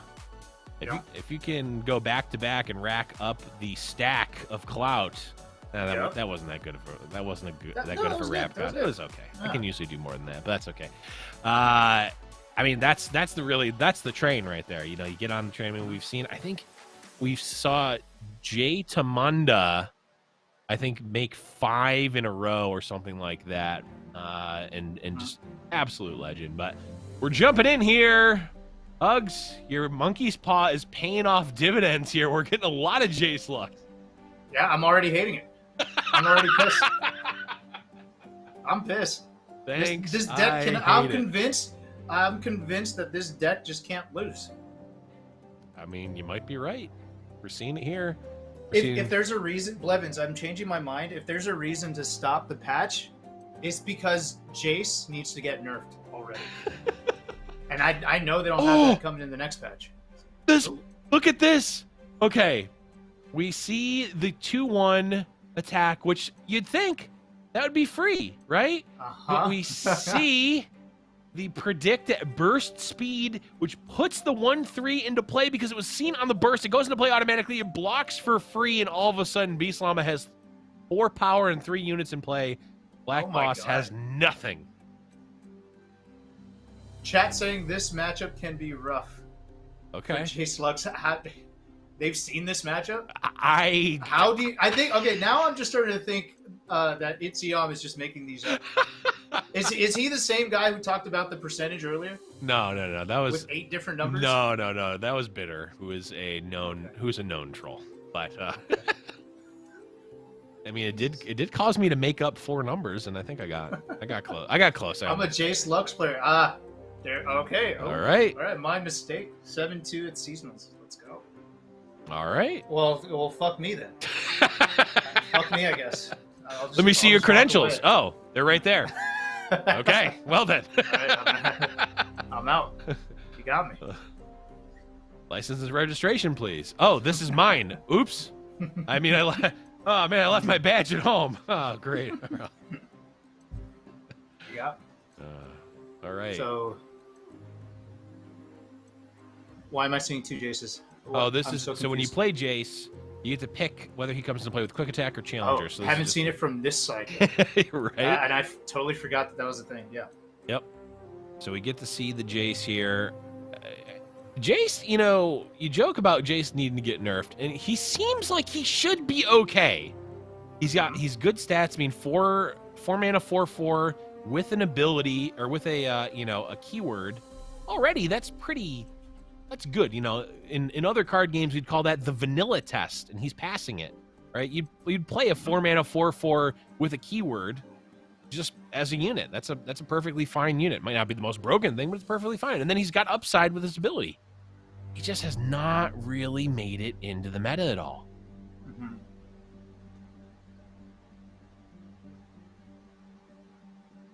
All right, and there it is. We see you try. I talked about it before when we previewed the deck. You try to kill the 2 health Echo. It's a joke. There is no 2 health Echo. Echo has 3 health. Even though it says 2, it's always 3. He always levels up. Yeah. All right. Echo level up. The Voices of the Risen. I mean, Beast Llama is potentially going to be able to come through here and attack for a lot. Look at that damage. Oh, man.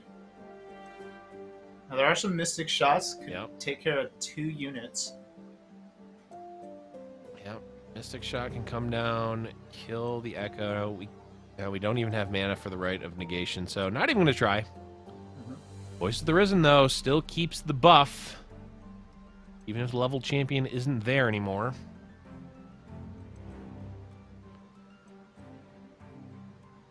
And this is just great. I mean, being able to trade up your unit into Black Boss's here is great because really there's not a ton of units in Black Boss's deck. So if you can trade some of your lower value units, get value out of them, that's really great. It makes, obviously, the 4 Demacia way worse.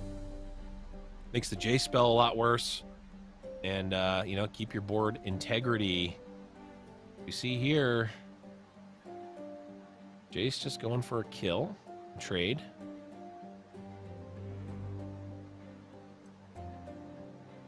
What's the predict? What's the pick? Oh, look at this blowout. The Scrying Sands again. Scrying Sands putting in work this game. God. Just so much value. Jeez. Still getting the Lux out, though. And we're going to try again to kill a 2 health unit with a 2 Thermo Beam. This one looks like it will resolve. And you know, Black Boss, I've changed the name like. What was it? What did you call him? I said Black Box. No, I had Battle Boss. Battle Boss. That's Battle Boss. That's so good. Battle Bots is so next. Do you know that reference? Yes. Blevins. Okay. Battle Bots. I'm glad you do. Cool concept. Actually, kind of a shitty show. It wasn't that great. But I was more of a Zoids robots fan. Would be, that did not. Was that a thing? Zoids? No, BattleBots is like real life robots fighting. Zoids is like Transformers-esque, but like a wait, wasn't that thing. Power Rangers? Didn't they have Zoids? They had Zords, Megazords. Okay. You got to know the difference between your Zords and your Zoids, and then don't even get me started on the Noid. He will ruin your pizza. He will absolutely ruin your pizza. You got to avoid him. You really do. You really do. Now we're all right, chat. Type of 1 if you know what the Noid is, because I think now Hugs and I are getting into true boomer territory here. I guarantee you, Casa has no idea what the Noid is. No shot. No shot. Oh, we got a 1. Okay. Someone clip this and tag Casa on Twitter and see if he knows what the Noid is. All right, we've got the Shockwave coming through here. Going to kill some units, but the thing is we have an Echo, and we have the spell whose name I will never remember or know. But what it does is it revives everything that died this turn, and it rallies. Wait, what? Yeah, it's right, a card because it's a generated. Yes, it's generated from Echo when he levels up and it's put in your deck. I was like, why the hell isn't this in every single fucking deck?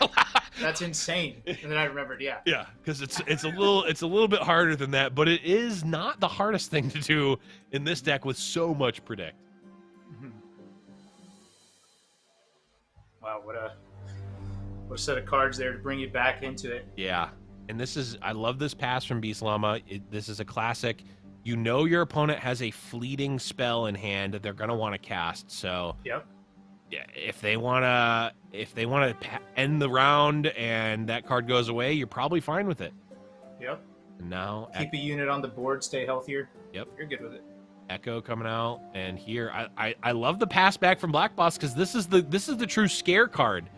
Yeah. Where if this comes out, then all of a sudden you don't want your opponent to get even more value out of it. And now Black Boss in a bit of a precarious situation.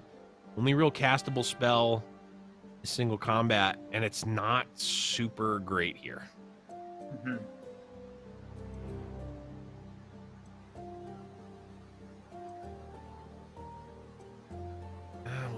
But I mean, at 11 health, no cards left though.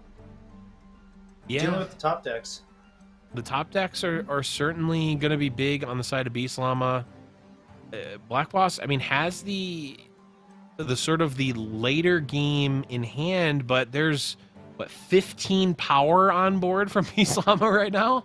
Yeah. Oh, by the way, that card rallies as well, so now there's also an attack coming through. Oh God, totally forgot about it. What the hell? Yeah, the card's not fair. No. It's the kind of card that would absolutely ruin the game if it just came out like playable. Yeah. In any deck. Just the game's over. Yeah. Now, Black Boss there's a couple of different options here. Could block here and kill a 3/3. We could. Huh. Okay, this is just going to kill Echo. That would just kill Echo and prevent 5. This is block the Echo and kill the 5/4. So really, this is, with this block, you're only taking 1 damage here. Because the Voice of the Risen is, the effect is only active while it's in place. So that goes away. Echo gets a free card, kills your Lux, and then 1 damage comes through. What a card. Yeah. Get a 0 mana time trick. Generated from Echo.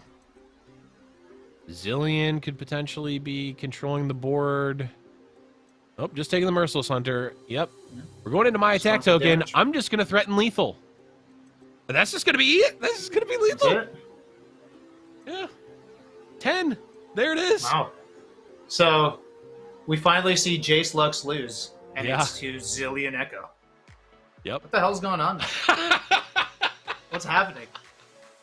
I've been watching Fight Night like every week for the last year. I've never seen anything like it. We haven't seen Ahri Kennan. We haven't seen a single Ahri Kennan. We've seen the most represented champion we've seen in play this tournament has been Lux. And if not that, Jace. Second is Jace. What the hell? Yeah. I mean, could you really ask for more? No, this is great. I would ask for like the ability to know something about these decks, but you know. Yeah, you come in, you take some time off, you go, okay, well, I know Ahri Kennan, so I've got like 90% of the games locked up, right? I've been studying, Blevins. I've been studying the most popular decks to have so much to say. As soon as we go live and I get hit with fucking Echo, that's absurd. I'm trying to put on a show, dude. Sometimes them's the breaks. But now, I mean, we think about it this way. We've seen more Mage Seeker Persuader than we've seen Ahri or Kennan. Oh my god. What kind of a world do we live in here? Oh, that's great. Wow, this is, we may actually be seeing the just go for straight RNGesus pick here. That's a good one. Yep. Well, it's gonna change every turn, so all right. Yeah, it changes every turn. What the? Oh, there we go. The old uncastable skies descend. You love to see it. I cannot wait until that random card is just the most relevant thing ever. That's what I'm hoping for here. Because it's literally just, it doesn't matter the region, it's a random 6+ cost spell. And to my knowledge, there are no like barriers on it. Like it's just straight random. Love to see it. All right, Mage Seeker Persuader for the, I don't know, 5th or 6th time today, and also the 5th or 6th time in the last 2 years that we've seen it. Okay, not a bad 6. But I guess you don't really want it now. There's not a whole lot of threat coming through on the board, at least. No, not a ton. You know, ideally would like to save it, obviously, for, you know, either a buffed up unit or a champion or something. And actually, you know, I think that's, you know, a big reason why we see the open pass from Black Boss here. Just wants to see, is Beast Llama gonna give me a target for this Sunburst? The answer is Leona Lux a thing at some point, or it was a thing for a little bit. I don't think it was ever very good. Maybe tier 2, tier 2.5, but it definitely was a deck that people played.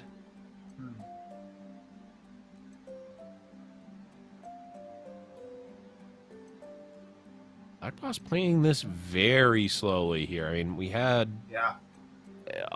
multiple open attacks here that could have just been taken for free damage.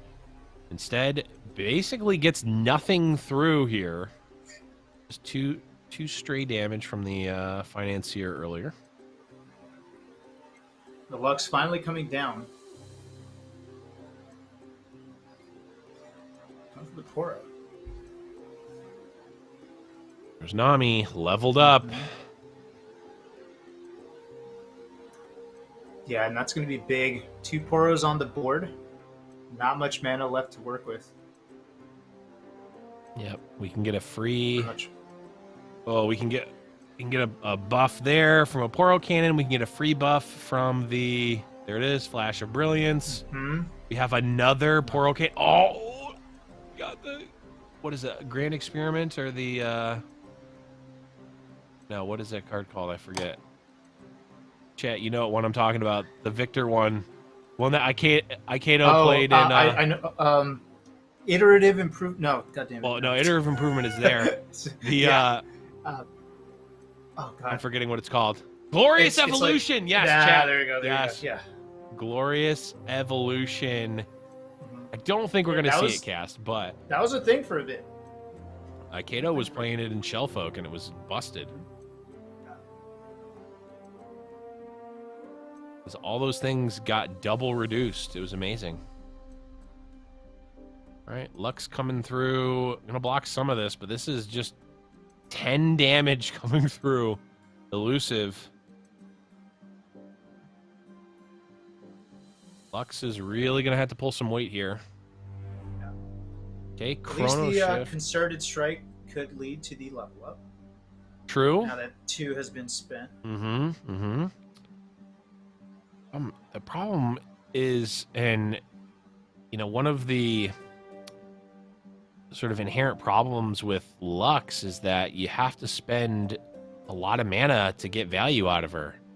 And if you spend a lot of mana, even if it goes through and kills a unit, I mean, Beast Llama's effects and units are so cheap that you just fall behind regardless of whether your stuff works. Oh yeah. You could do the utmost to get rid of 2 of these elusive units, and then you're staring at 2 more, right? Straight up visible. Yeah. Actually just visible in hand, not to mention actually there's, I think, 3 visible. There's 3 Poros in hand. Yeah, absolutely insane. I just can't imagine what you could do other than you could try to activate the Radiant Guardian. That is a possibility. And then with the Concerted Strike, try to get some of that health back later. Yep. I believe... But, I mean, is there any reason for a block here? It doesn't feel like it. Yeah, I don't think so either. I mean, saving the 5 mana, going for a swing, it's telegraphed as hell, and I just don't see why they would... It is a bit telegraphed. I guess back-to-back could be serious, but... It feels like a pretty nice skip block on the side of Beast Llama, but there is only 1 Radiant Guardian in Black Boss's deck, so it's not the most unreasonable thing to maybe not play around entirely, or just like assume that it's in the hand.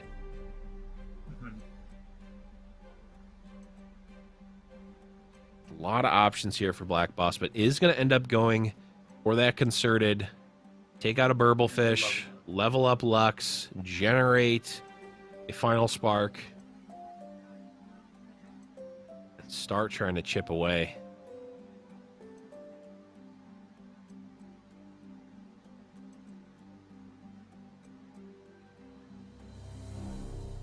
Does the mana count for the spells roll over? I forgot. For Lux. It does not. So, like, if you cast a 12 mana spell, you wouldn't get 2. You would just get the 1, and then it would go back to 0. Right, okay.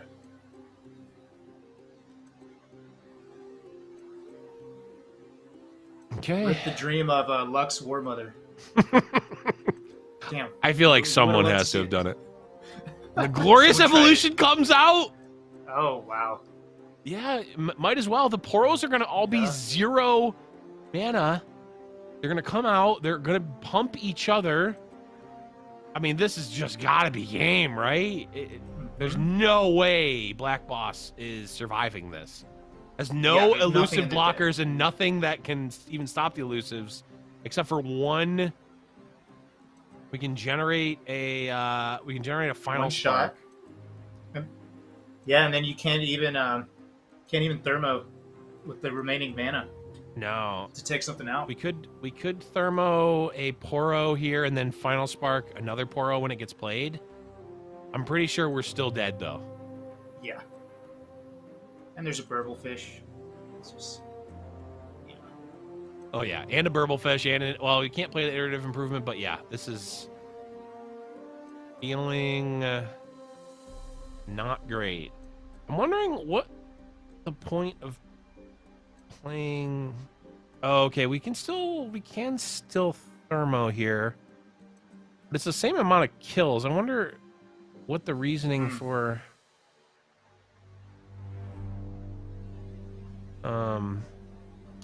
if we thermo, it feels like it's better, but maybe not. I mean, this is still definitely game. We see 3, 7, 8, 9. I mean, I guess technically Black Boss is just hoping that there's not another 0, even though it's guaranteed that there is, because there's a Burblefish spell, multiple of them, and that's going to be it. Beast Llama takes a lightning fast 2-0, and hilariously enough, the other deck that wasn't banned from Black Boss was the ahri kennan, but we didn't even see it. Oh my god. It didn't even get to play. Yeah, literally did not see it. Well, Hugs, you know, you got a monkey's paw. You wanted to see the Jace Lux. Then you were like, you know what? I take C backsies. Let me get another monkey's paw. And well, now Jace Lux can't win anything. So well, it is. I'm still having a good time seeing this deck do its thing. It didn't win this time, but those decisions were they're rare. They're rare to see. Yeah. Having to consider anything with Lux. I'm happy about it. Oh yeah, I think the deck is sweet. I think it's an interesting meta call. It's almost like a TK Raka-esque deck where it's doing a very specific thing. You're bringing it, you know, for a specific, for specific matchups. But at the end of the day, Beast Llama able to take it down 2-0, and that means Beast Llama is coming back up, going for the rematch versus Mccantor in the grand finals. But before we get to that, we're going to take a quick break. Don't go anywhere. We still got the grand finals left here. Fight Night Legends.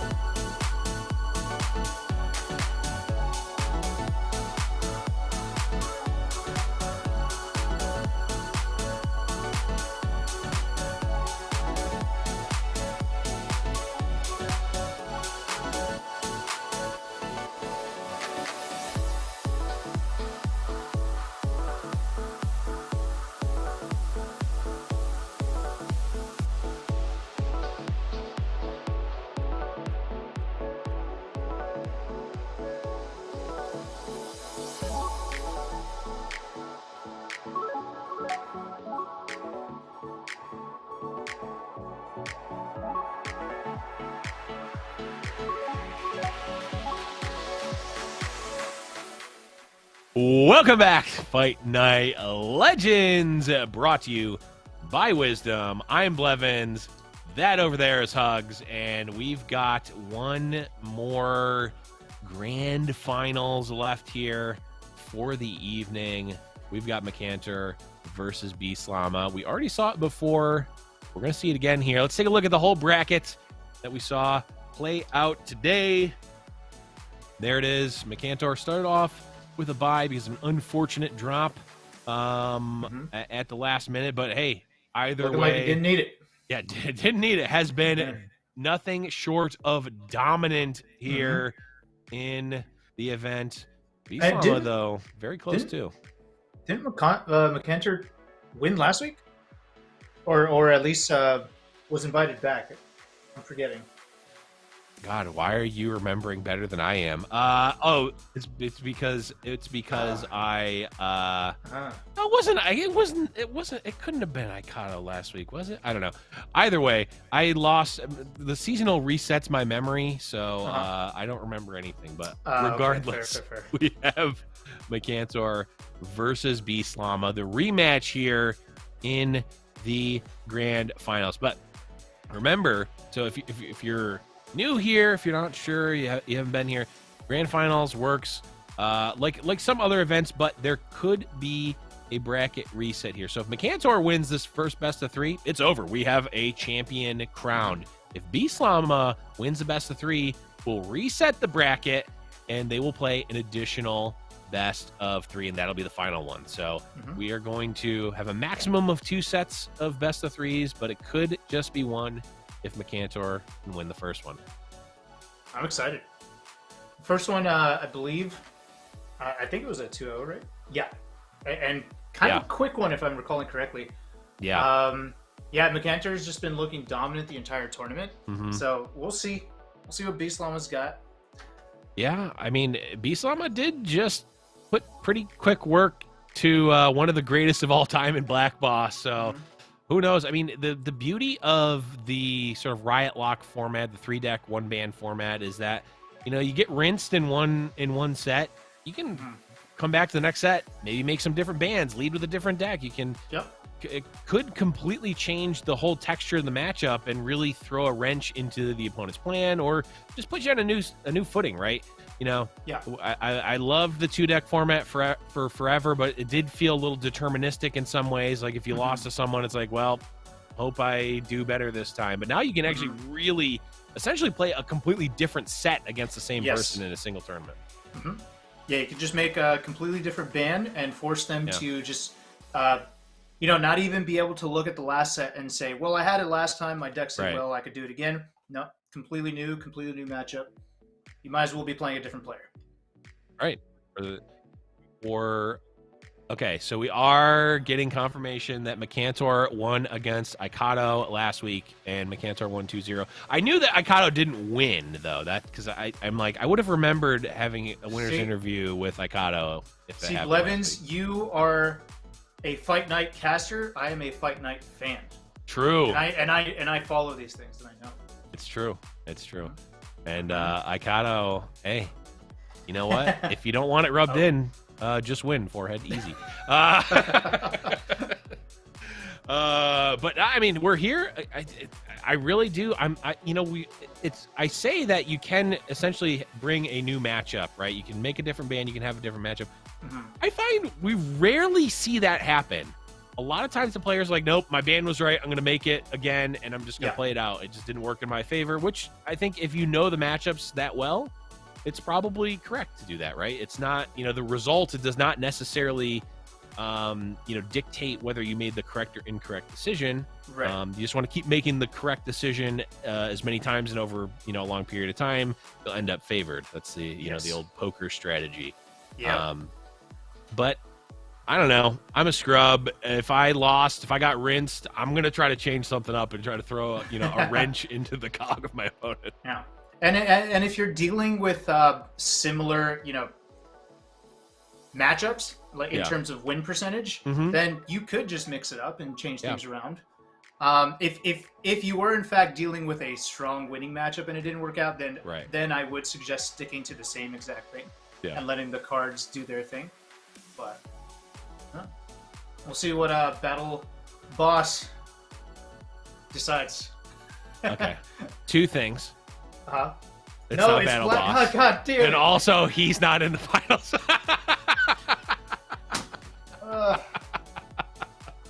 Now we're really rubbing it in.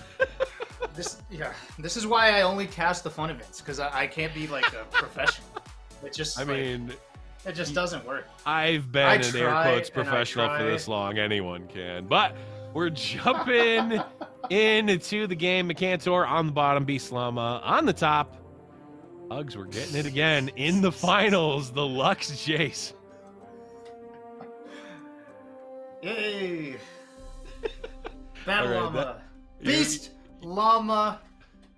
Oh, Battle Llama.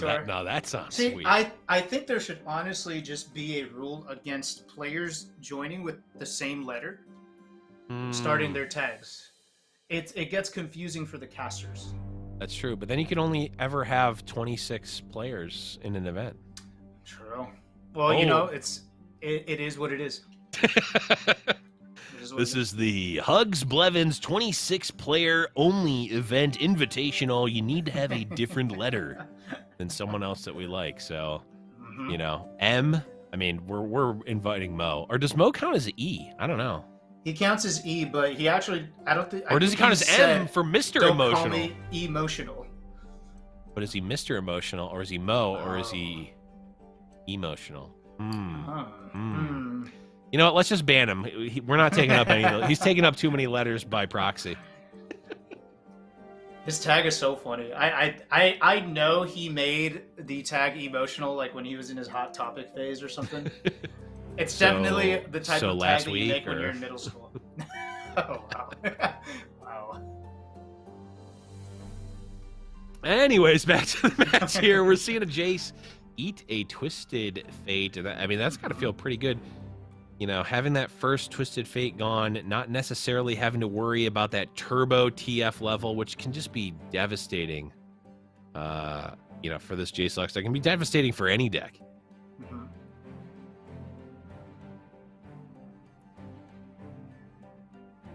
We saw this matchup play out before, and Beastlama had a very explosive draw, very wide board with elusives and Nami. But now Mikantor has the Radiant Guardian set up and ready to go. Yeah. And the Thermo potentially taking care of the Twisted Fate as well. Yeah, there's not a ton of options for Beastlama to actually answer that. No. 2 Twisted Fate are gone, and you know, when we talked about the fork of that deck, you know, presenting the Nami elusive win condition versus presenting the Twisted Fate win condition, the tines of that fork are slowly getting removed as these Twisted Fates go away. Not necessarily as scary if you are Mikantor here. Mikantor really wanted to cast this Thermo. Just cannot wait. Oh. Yep. This Thermo Beam definitely in the forefront of Mikantor's mind, and definitely not Croc, who is spectating this game in 5 minutes in the future and can't actually change this as we speak. But certainly is Mikantor really liking this Thermo Beam. Or just appreciating the art, you know? It's true. You know, the artists don't get enough recognition in Legends. No, I've always liked it when you got players on their stream, they just open the card art and just like full just art, admire it. I always find that hilarious. So good. All right, the Nami train is starting. The elusives are going, and you know, this Jace Lux deck does not do a very good job at dealing with a lot of units. Yeah. Which is unfortunate for them, obviously. And especially not units that could actually beef up to like Demacia size units. And you can't block. Yeah. Yep. Okay. Shockwave coming out. This will do something, yeah. Threatening to kill both Poros. Now you would need 5 spells to save 1, 6 to save both. I guess I guess you let. I mean, I'm assuming they let that go because they're just going to be able to develop more. But if they really have nothing to answer for that, then I don't know this fucking deck anymore. Oh. 3rd Twisted Fate, though. But it also... There's a Final Spark that is a known quantity here. Yes. Okay. Going for the Nami? Okay. Maybe it's just bait. Saying, ooh, look at the... You can get rid of all the Twisted Fates in my deck. All right, we're going to maybe look to pump up the Twisted Fate. Okay. Or maybe shifting priorities. Yeah, just trying to get something out of this Nami before it goes down. 6/4 Twisted Fate's pretty good. Yep. I mean, if you make the TF big enough, then these tools from Macantor are just not going to keep the TF away. It'd be funny if the 3rd TF is the one that does it. Right? I mean, it definitely could. If... You know, there are a lot of spells that will draw cards. And if the TF levels... especially a 6/4 Twisted Fate, which would be a 7/5, it'd be pretty hard for Macantor to deal with it.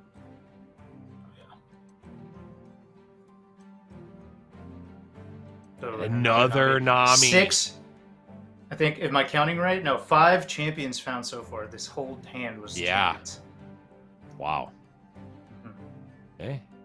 Sometimes it's like that, and sometimes we have the game we saw earlier where there just wasn't a single Lux or Jace the whole time. Looking rough. Oh, and a Rummage. Oh, how close are we to leveling Twisted Fate? It's got to be pretty close, right? There was another Rummage. It's got to be 1 or 2 after. There's a Rummage. There's a draw. There's another Rummage. There's 2 Rummages, yeah, right? So that's 5. Okay. 6, 7, and discarded a. Oh, there it is! Wow. Okay. That's how it goes. What a weird hand he must have had this entire time. Yeah. It works out. Well, I talked about the tines being ripped off of the fork. Well, turns out Beast Llama had a pocket full of forks. Yeah. Just oops, all forks, because we are in business here. Leveled up Twisted Fate, leveled up Nami.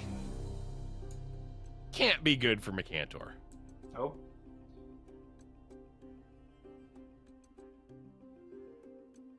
And you still have that elusive that's going to be getting buffs. Yeah, the Burblefish and Twisted Fate are going to be passing. Every other spell will go to the other one, which is great. I mean, the Twisted Fate, there's not a ton of value in attacking because a barrier kind of stops it, but once it gets big enough, I guess it doesn't really matter. You might as well still just attack with it. Do you ever let the Thermo rip on the TF? It is tough because I can't see how much mana Beast Llama has right now, but it looks like it would be 2, 4. Okay, so that's 10. So that's 8 minus 4. So that's 4 mana. It's probably relatively safe.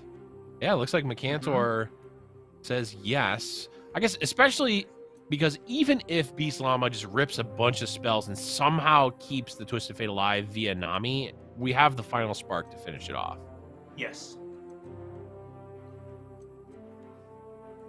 Okay. So at this point, you might cast something to get some value and get the last 2 cards out of TF, but yeah, at least it's going to die and it's the last one. So. It is, in fact, the last Twisted Fate, which is crazy. I mean, how often do you ever see 3 Twisted Fates all played?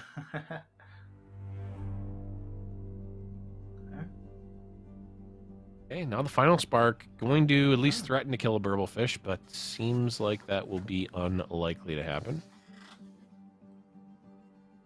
Could kill the Nami. Yeah. Can also kill the Nami, yes.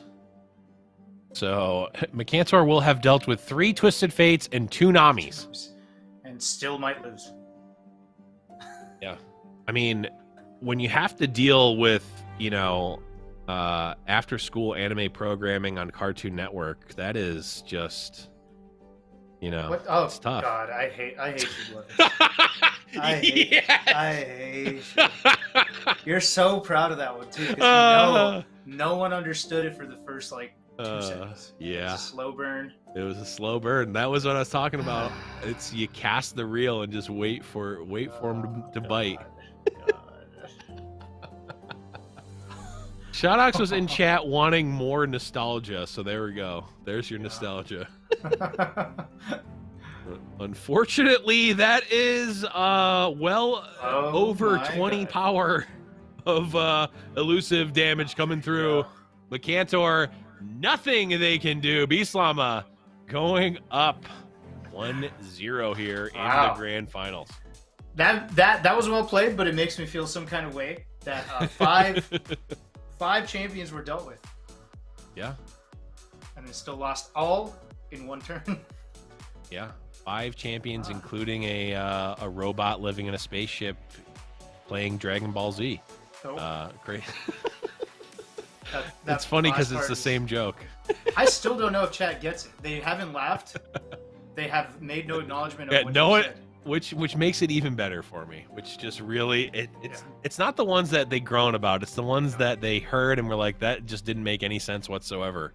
But I know that it made sense. Yeah. What you like is to see other people suffer. Saying 2, just putting in, just chat knows. I don't even need to say it. Just puts a 2 in. That's what I want. An unasked 2 is all I could ever ask for. Mikantor going for the Jace Lux again. Beastlama on the scouts. Not sure. I mean, obviously we saw Mikantor win this before, right? I'm remembering. Yes, Mikantor is the one that actually 2-0'd. So already the script has been flipped a bit here. Oh yeah. And this is MF on 3 on attack token. That is, I mean, that's really all you can ever ask for as a Scouts player. At this point, though, the Jace spell should clear it, though, right? I can't think of a response, but I also have the deck list right here, so I can just look. Jace spell is risky because we could have Sharp Sight and we could have Ranger's Resolve, which would keep it alive. We could just Thermo Beam, which I believe would be a guaranteed kill.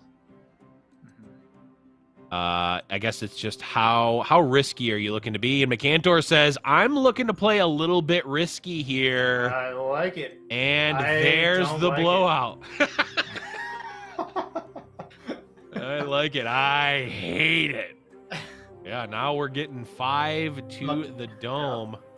Mikantor realizing he's got a whole other set to go. So why not? Let it rip. Yeah, let's classic. This one's just done. Let's just go straight to set number 2. Yeah, I mean, a play like that is certainly maybe not game losing, but it puts you in the wrong spot. Yes. And with all that, still no champions on Mikantor's side, so. Yeah. So Beastlama not even aware of how good they have it at this point. Yeah, the Lux is, you know, certainly. Oh, nice. Good 4-drop. Yeah, pretty good. Pretty good. Pretty good. All right, we've got our. Okay, we do have the Persuader, which is going to be able to kill. Oh, do you kill the? Okay, I was going to say, do you kill the Navigator for value, or do you just go for the MF kill? Interesting. But, oh, this is amazing. Oh, wait, this is great. Wait, we didn't go thermo. for it. Wait. Why not? We had Thermo mana. Yeah.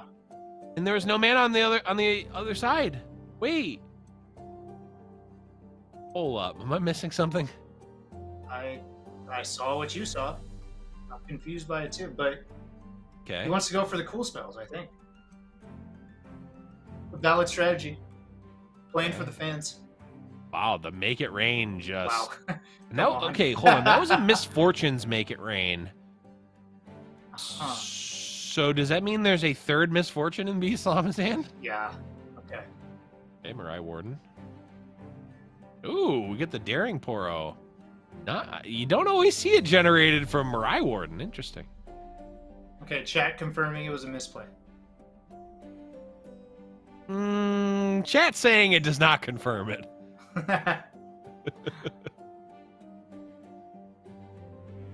You didn't know. Okay, wait. But, wait. Hold up. Wait. Hold up. How do you not know? There's no Make It Rains in the deck. There's no Make It Rains in the deck. So it has to be the champion spell. Oh no. Anyways, we are here. This is I don't know. I don't know what's going on here. Eros Financia. Gonna kill a Poro.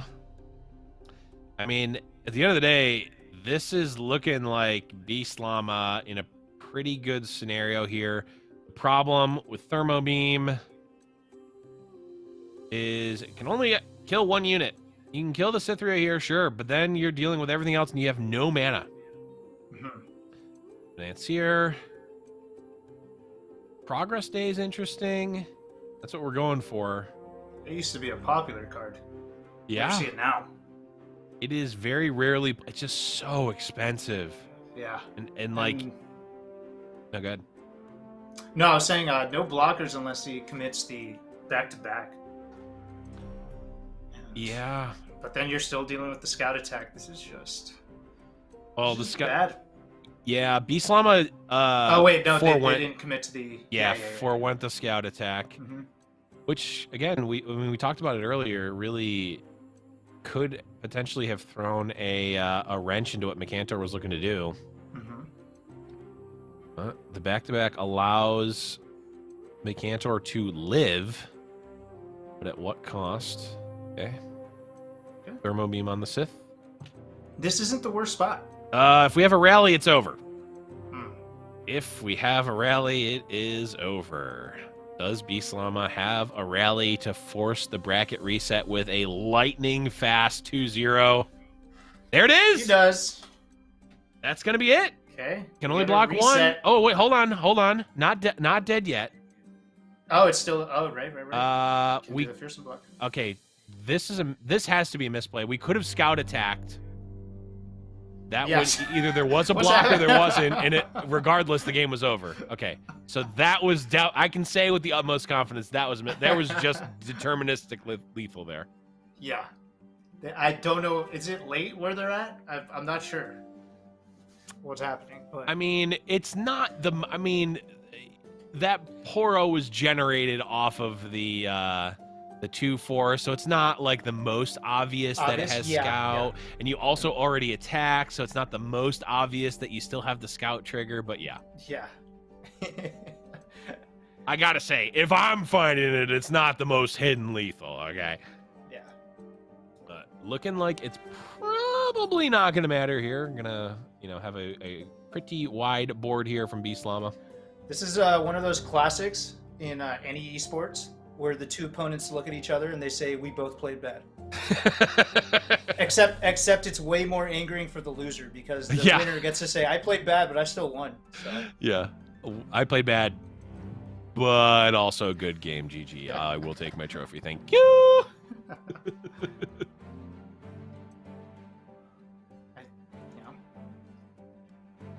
You gotta give the preemptive GG. That's the real way to do it. That always goes over well. All right. Unless Progress Day really pulls something crazy and it needs to pull multiple things. Concerted Strike, blank. Lux, blank. Single Combat, blank. That's going to be Beast Llama. Reset the bracket. Yeah, reset the bracket. Now all bets are off.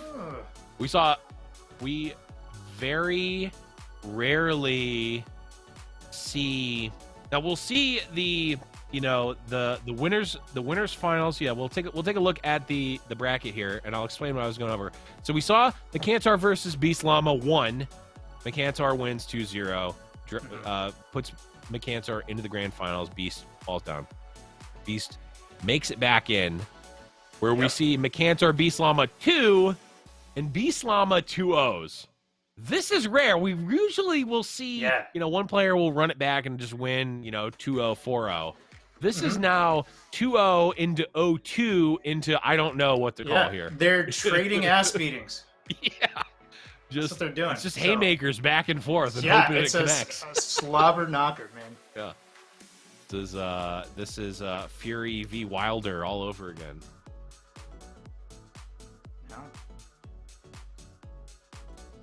So after the last two sets, we don't have much of an indicator of what's going to happen in this final. It's completely up in the air. Well, it is, but we have seen Jace Lux lose 4 times in a row on camera, so that might be one indication. Yeah, it had its run. It was looking really strong, but there's only usually 3 fingers on the monkey's paw, and when those fingers run out, then you have to start eating the rest of the hand, and it does not taste as good as those delicious fingers. That's what you do with a monkey's paw, right? You eat the. Am I using the monkey's paw wrong? This is why it keeps cursing you worse than you could possibly imagine. You keep trying to eat it. Well, you definitely don't eat it. Okay, the next monkey's paw I come across, I will try my best not to eat it. It looks like good job, Blevins. McCantar may have taken a nice crispy bite of monkey's paw here, as we're still seeing no champions. I mean, they have chicken fingers, right? Like, that's a thing. You could have monkey fingers. Yeah, that's probably taste the same, right? Sure. Okay. Anyways, here we go. McCantar does have some forge workers. Mm-hmm. A little bit better of a start than before. Beast Llama doesn't have 5 champions in play yet. That's a good sign.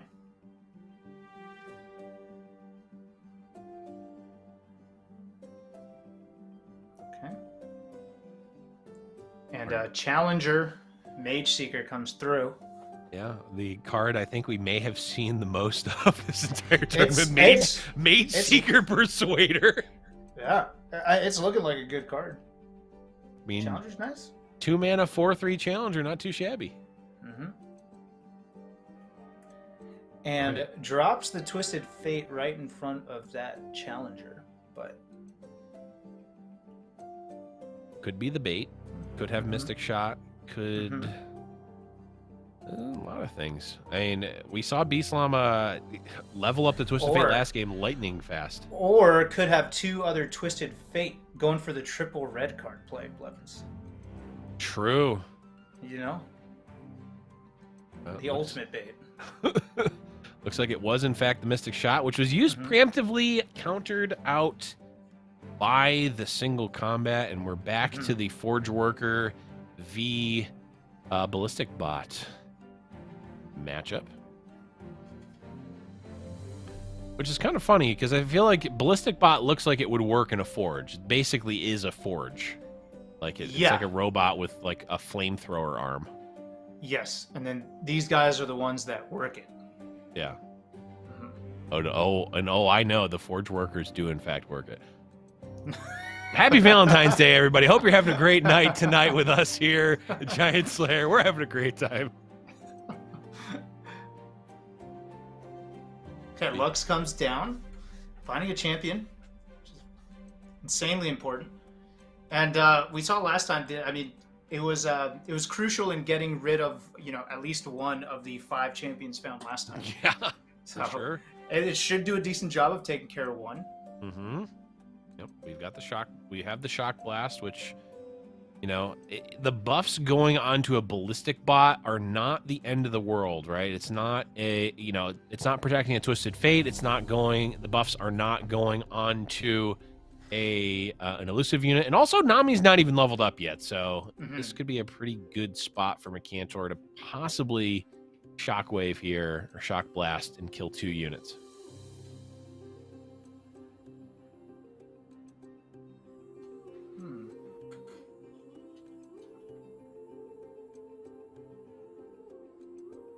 Wow.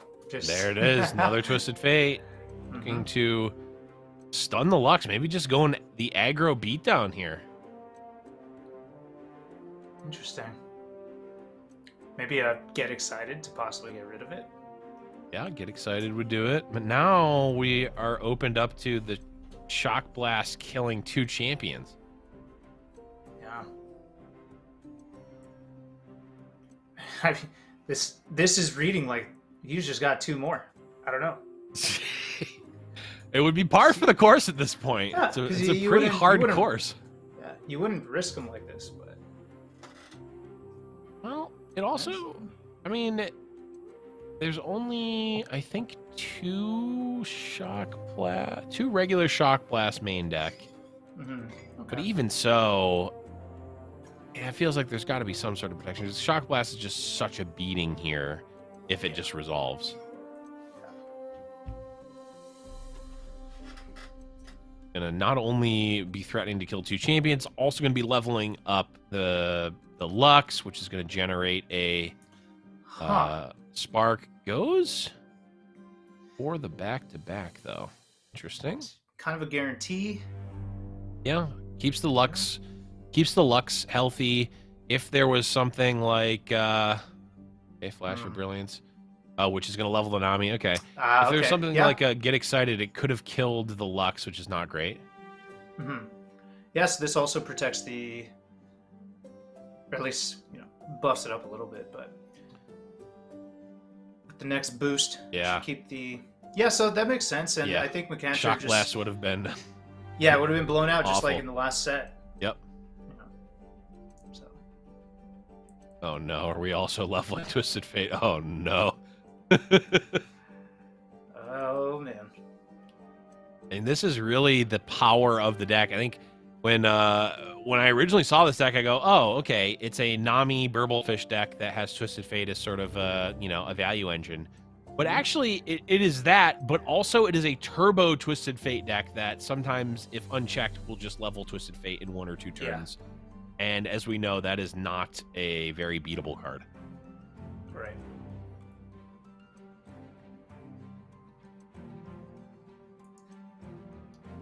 And now buffed all the way to 4. So out of range of the Shockwave, but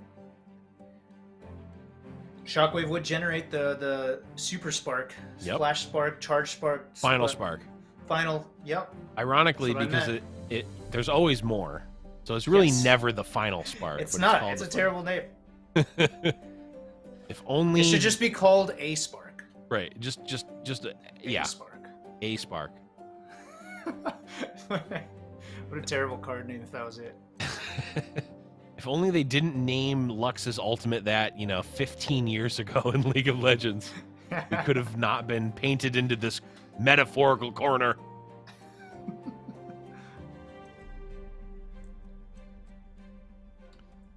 Just a fake.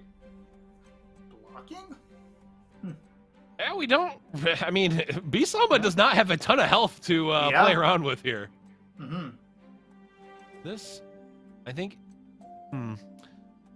there's not really a great way to keep both of these units out of range of Shock Blast here. If you swap the blocks, they're both still going to be in range of Shock Blast. If Twisted Fate blocks here, I don't think that the block order matters very much. Yeah, just in survival mode.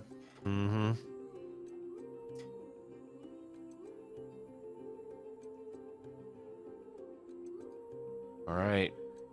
Is this Shock Blast going to be enough? It is going to kill a Twisted Fate and a Ballistic Bot. And also, hey, let's blast a Poro as well.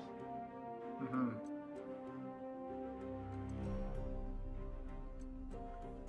Looking good right now for Macantor.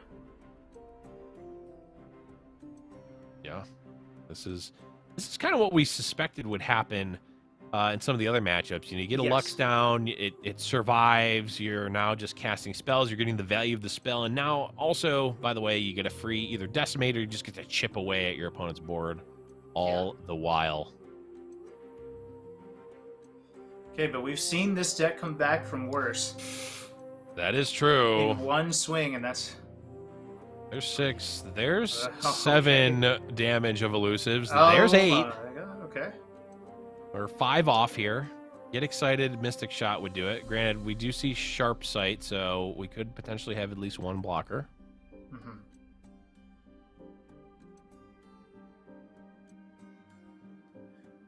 All right, that is 3, 4, 5, 6, 7, 8, 9, 10 damage. Now we're at Get Excited is lethal range. You can block 2. Yep, you can Sharp Sight, block, block. I feel like Macantor just has to, right? Your lose condition is them having burn here.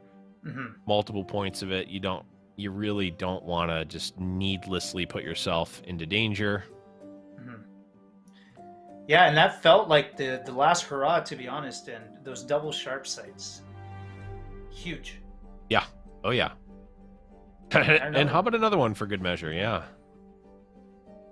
But if you're not able to present lethal, though... Yes, correct. I feel like Beast Llama is a little more likely to do so on their attack. Right, but, you know, with the Challenger unit, the Mage Seeker, the star of the tournament, you can take out one. You got a Sharp Sight to proactively take out another if you want. And then you got the Final Blast, Charge Blast, Spark, you know, that one. Oh, yes, we're getting a Spark off of... Okay, so this is just two Final Sparks. I was forgetting that Lux already had progress. So we're getting 2 Sparks, which is going to be 8 total damage, minus 2 is 6. That is going to be Beast Llama. Going down here, just cast in a Reinforcements for good measure. Maybe hoping that Macantor will target the 4/4s instead. Mm-hmm. It is Final Spark and Final Spark. Yes, now this one should be called Final Spark. And it actually is the final Spark, because we will not be seeing this deck for the rest of the tournament. It's super very true. So overall, I mean, we saw that deck do a lot of winning. Yeah, it might be the final Spark we see of the entirety of Legends of Runeterra, actually. Straight up. I'm sure if BBG is out there somewhere and he comes back to Legends of Runeterra in any way, there will be Lux played. I know that. I believe it. But you might be right. I mean, I feel like people are looking at these Nars and these Gallios. Maybe Gallios the new Lux here. Who knows?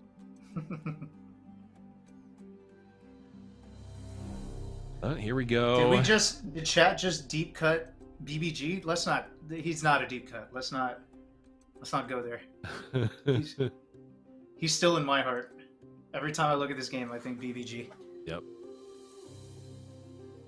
I mean, I remember back in the day when we were calling him the Badger Bear God, because that was those are the old days.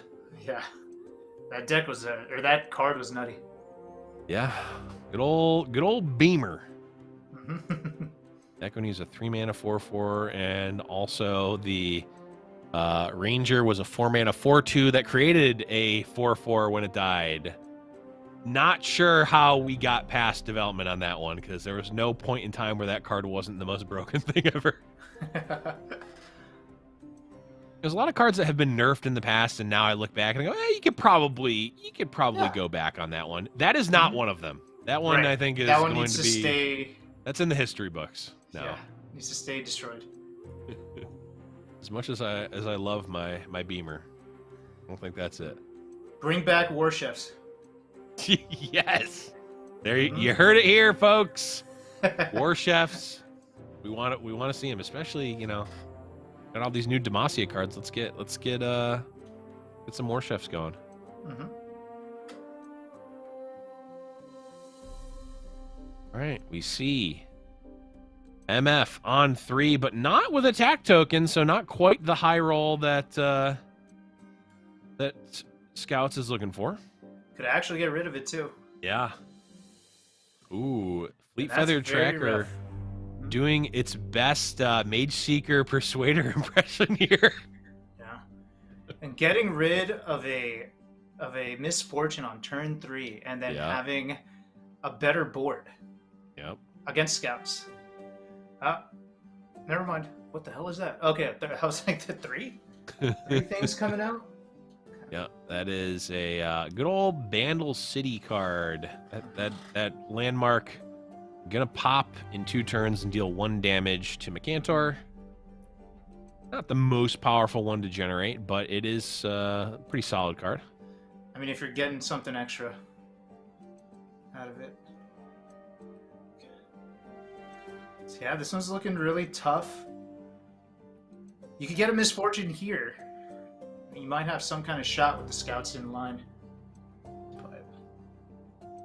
yeah, Misfortune, Quinn would be good. Okay, this play of the Pertinent Squire, it generated the card, which means that Beast Llama has an elite. That, I think the only elite in the deck is the Vanguard Sergeant right there. Suddenly. So it was a little bit of a tell, but then immediately said, yep, that's exactly what I have. You know it. I'm just going to play it. Now we're going to be going into an attack token with almost a full board and a 4 Demacia and 2 Scouts and a Challenger. I don't know that we need the champions yet. Yeah. If that landmark ends up sealing it, it's going to be hilarious. 17 damage to the Nexus. And then boom. I mean, it's 1 damage in this matchup certainly could make the difference. There's been too many times where I've been the Scouts player. Gets to replace that unit. Yep. Okay. Big attack for Demacia. Still gets to keep the Scout. Yep. We're going to play Waking Sands here for a blocker, which is quite good. Yep. And you get to bring out another one after. Oh, so no Scout attack, just going straight through?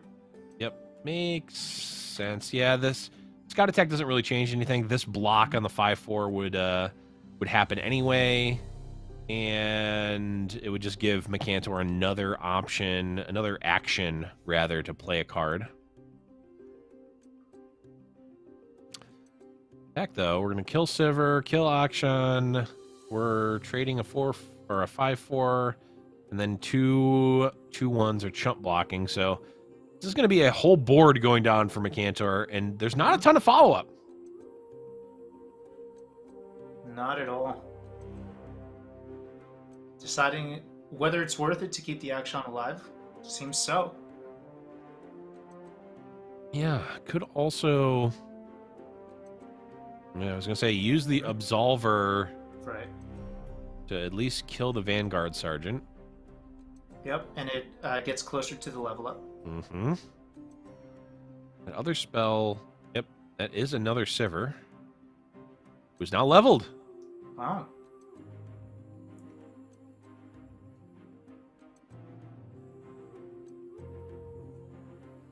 Oh, chat pointing out that there is another elite in the deck, and that is the big Cythria, so that is technically a possibility as well, but... I forget that she's an elite because she is like 4 different cards. True. I think only 2 of them are elites. I don't even think the big one is I don't even think the 10-mana one is an elite. It is not? That's weird. I mean, it might be. Steph is saying all 3 are, but there's 4 Cythria cards. Yeah, there's the baby one.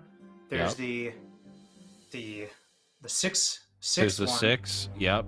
There's the 10 mana one. What's and then there's one that's not. It's not called Cythria, but it is a Cythria.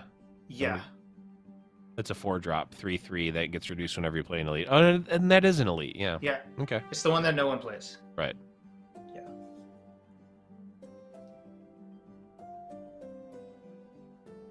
Can't wait till there's enough Cythria cards to play an entire deck with nothing but Cythrias in the deck. Just make her a region, in my opinion. Just yes. Do that. Yeah. Yes, the Cythria region. I love it. Yeah, I mean, she keeps progressing in some kind of way. She becomes a leader of the army.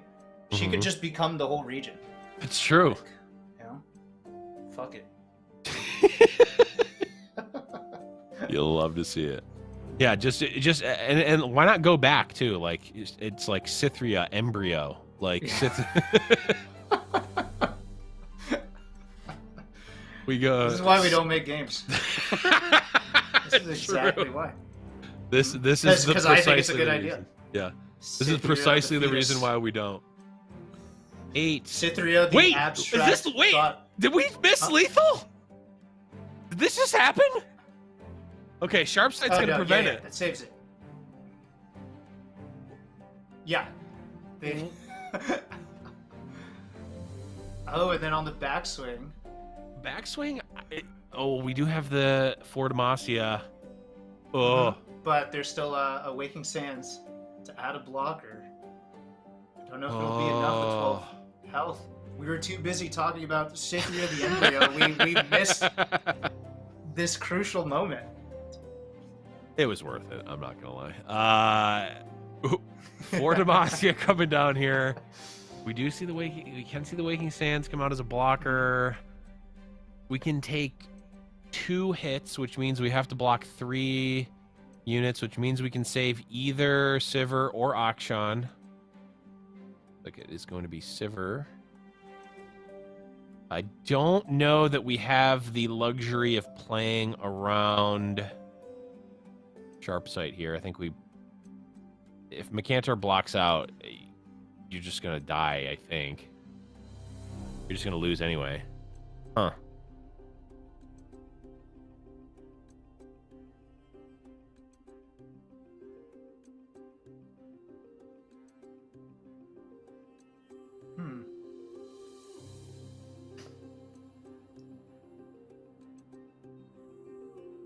Okay.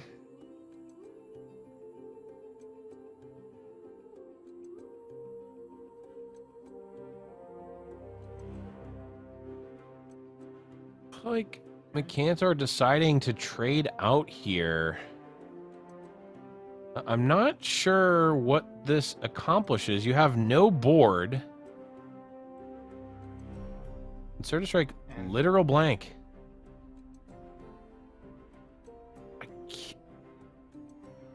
I can't imagine that trading, like being at 7 is helpful here versus being, I mean, you're dead anyway. Like 2, yeah. But yeah, you have 4 uncastable cards in hand, and that's going to be Beast Llama taking down game number 2. And you know what? Game 3. We wanted full value here. We wanted full value here. The bracket reset. We're getting the full game 3.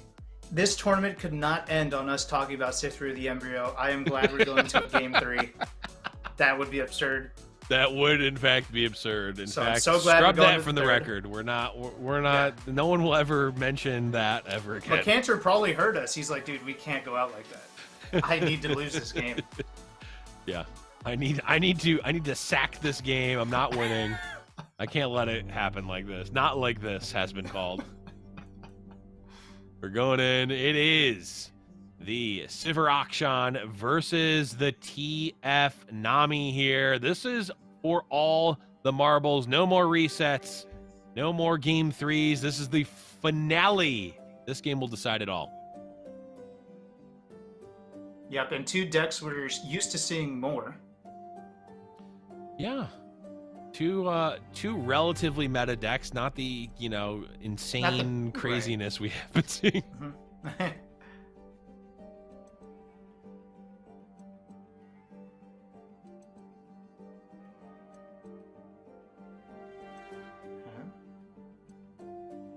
for the free swing. A little bit of chip. Yep. And I mean, the chip is certainly useful. There's really not any reasonable way to gain life as Beast Llama now. Randomly generated stuff is I'm not putting that into consideration because who knows. But under normal circumstances, the damage that you take is the damage you're going to have to deal with. Yeah, and this is a matchup that's decided on attack turns, and you give the Nami Twisted Fate that one elusive turn. You kind of you need to end the game before that one turn pops up. It doesn't matter how healthy you are. Very true, very true. As we see, no sharp sights to be able to put a damper into that. No, well, we do have a Cataclysm, but not really any fast speed. No fast speed fight spells.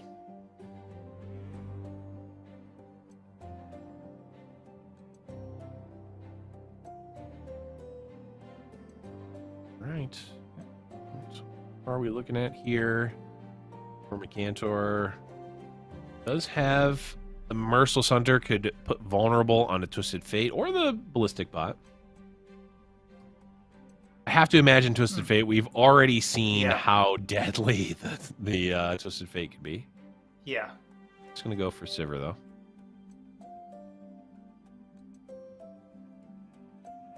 though. Interesting. Just being okay with the risk of the level up. And we've seen how fast Twisted Fate could do it.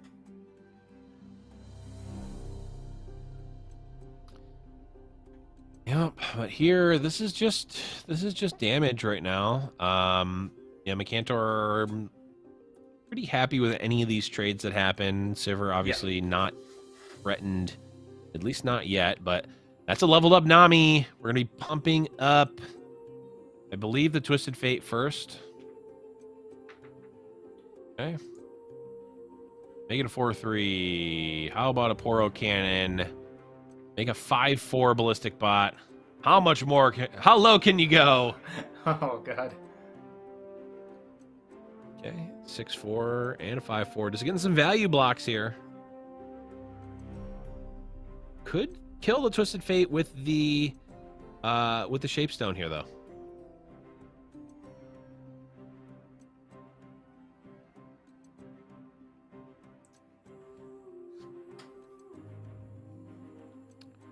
Feels like it might be worth the attempt. Yeah. Considering you're losing a good chunk of your board. Yeah, especially since if the next spell is going to pump the Ballistic Bot, the spell after that would pump the Twisted Fate, but it would only be an 8-5 versus a 5-4, so it'd still die. So there need to be something like, what, 4 or 5 4 spells to threaten to save the Twisted Fate just from Nami activations. Okay. Right, that's what we're going for. Twisted Fate down, but the Poros are a known quantity here. There's the Cataclysm.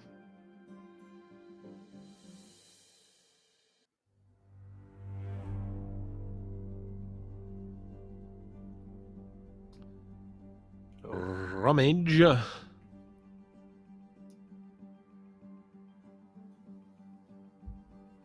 Could get another, if somehow there were 2 1-cost spells, could actually get both pumps onto the Poro, which is nice, but there is not.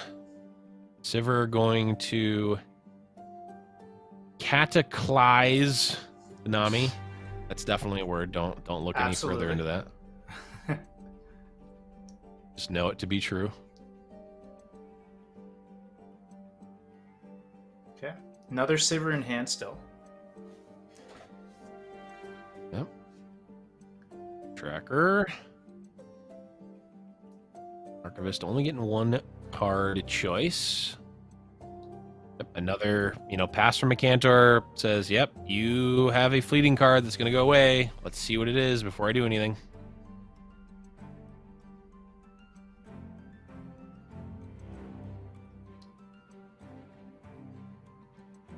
See if another champion was found. Kind of a champion. Yeah, Ballistic Bot does work for sure. Hey, there's a real champion in Akshan.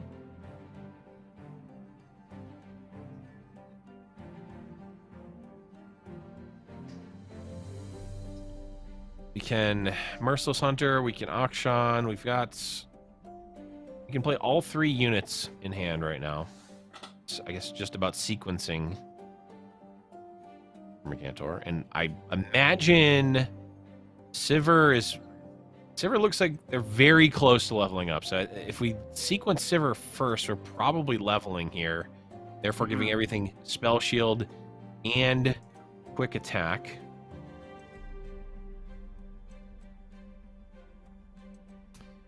Interesting that goes on the Fleet Feather. Maybe the Sivir's not close enough to level.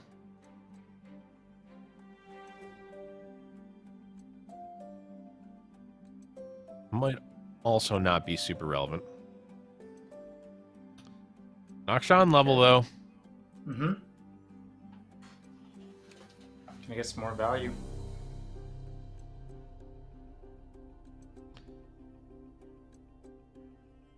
Okay, we're iterative improvementing to take a Bright Steel Protector of our own.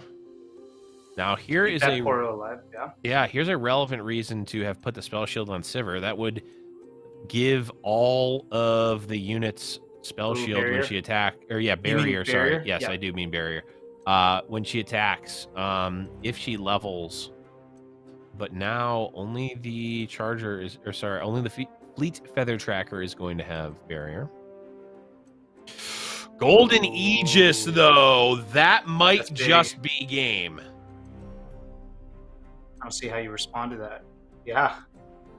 Okay, we pull, we bump barriers here. We get basically free attacks. I have to imagine that this is going to level up the Sivir, which means that our friend, the Bright Steel Protector, is going to be getting Quick Attack and Spell Shield. That is correct. Chump. And gonna keep the Ballistic Ball alive. Take 3, go to 7. The rally, though. What a find. Yeah. I mean, certainly. 3 mana left. Yeah. Or just enough mana to cast it. Okay. Sivir. Leveled.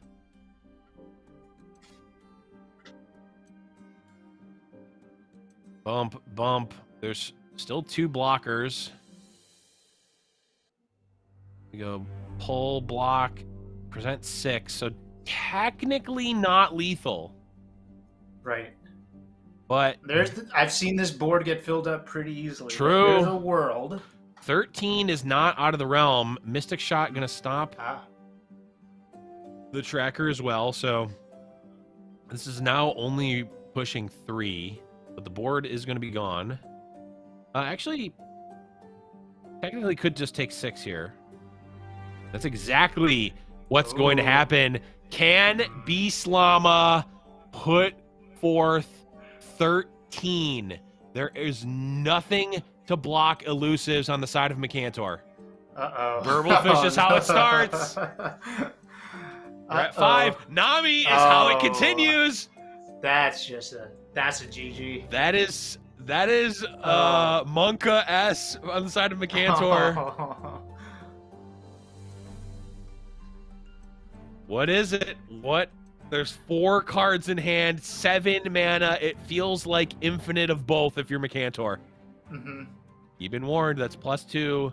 We're now at 7 of 13 damage. Okay. Mercantor can't do anything. Just have to take a value. Didn't have it. Wait. This will also draw a card with Anami too, because of the You've Been Warned, which could top deck into burn. Mystic Shot. That is 11. Down to 2. Yeah. They drew another card. Any burn spell here. Mercantor just has to play out units. Open attack is lethal. Off the top, it's a get exciting. He had it! Beastlama! Wow. In the grand finals. Off the top with You've Been Warned. Generated from the Burblefish. And that came down to one. That was so close. Wow. And what a grand finals, Hugs. Holy. That was a great way to end it too.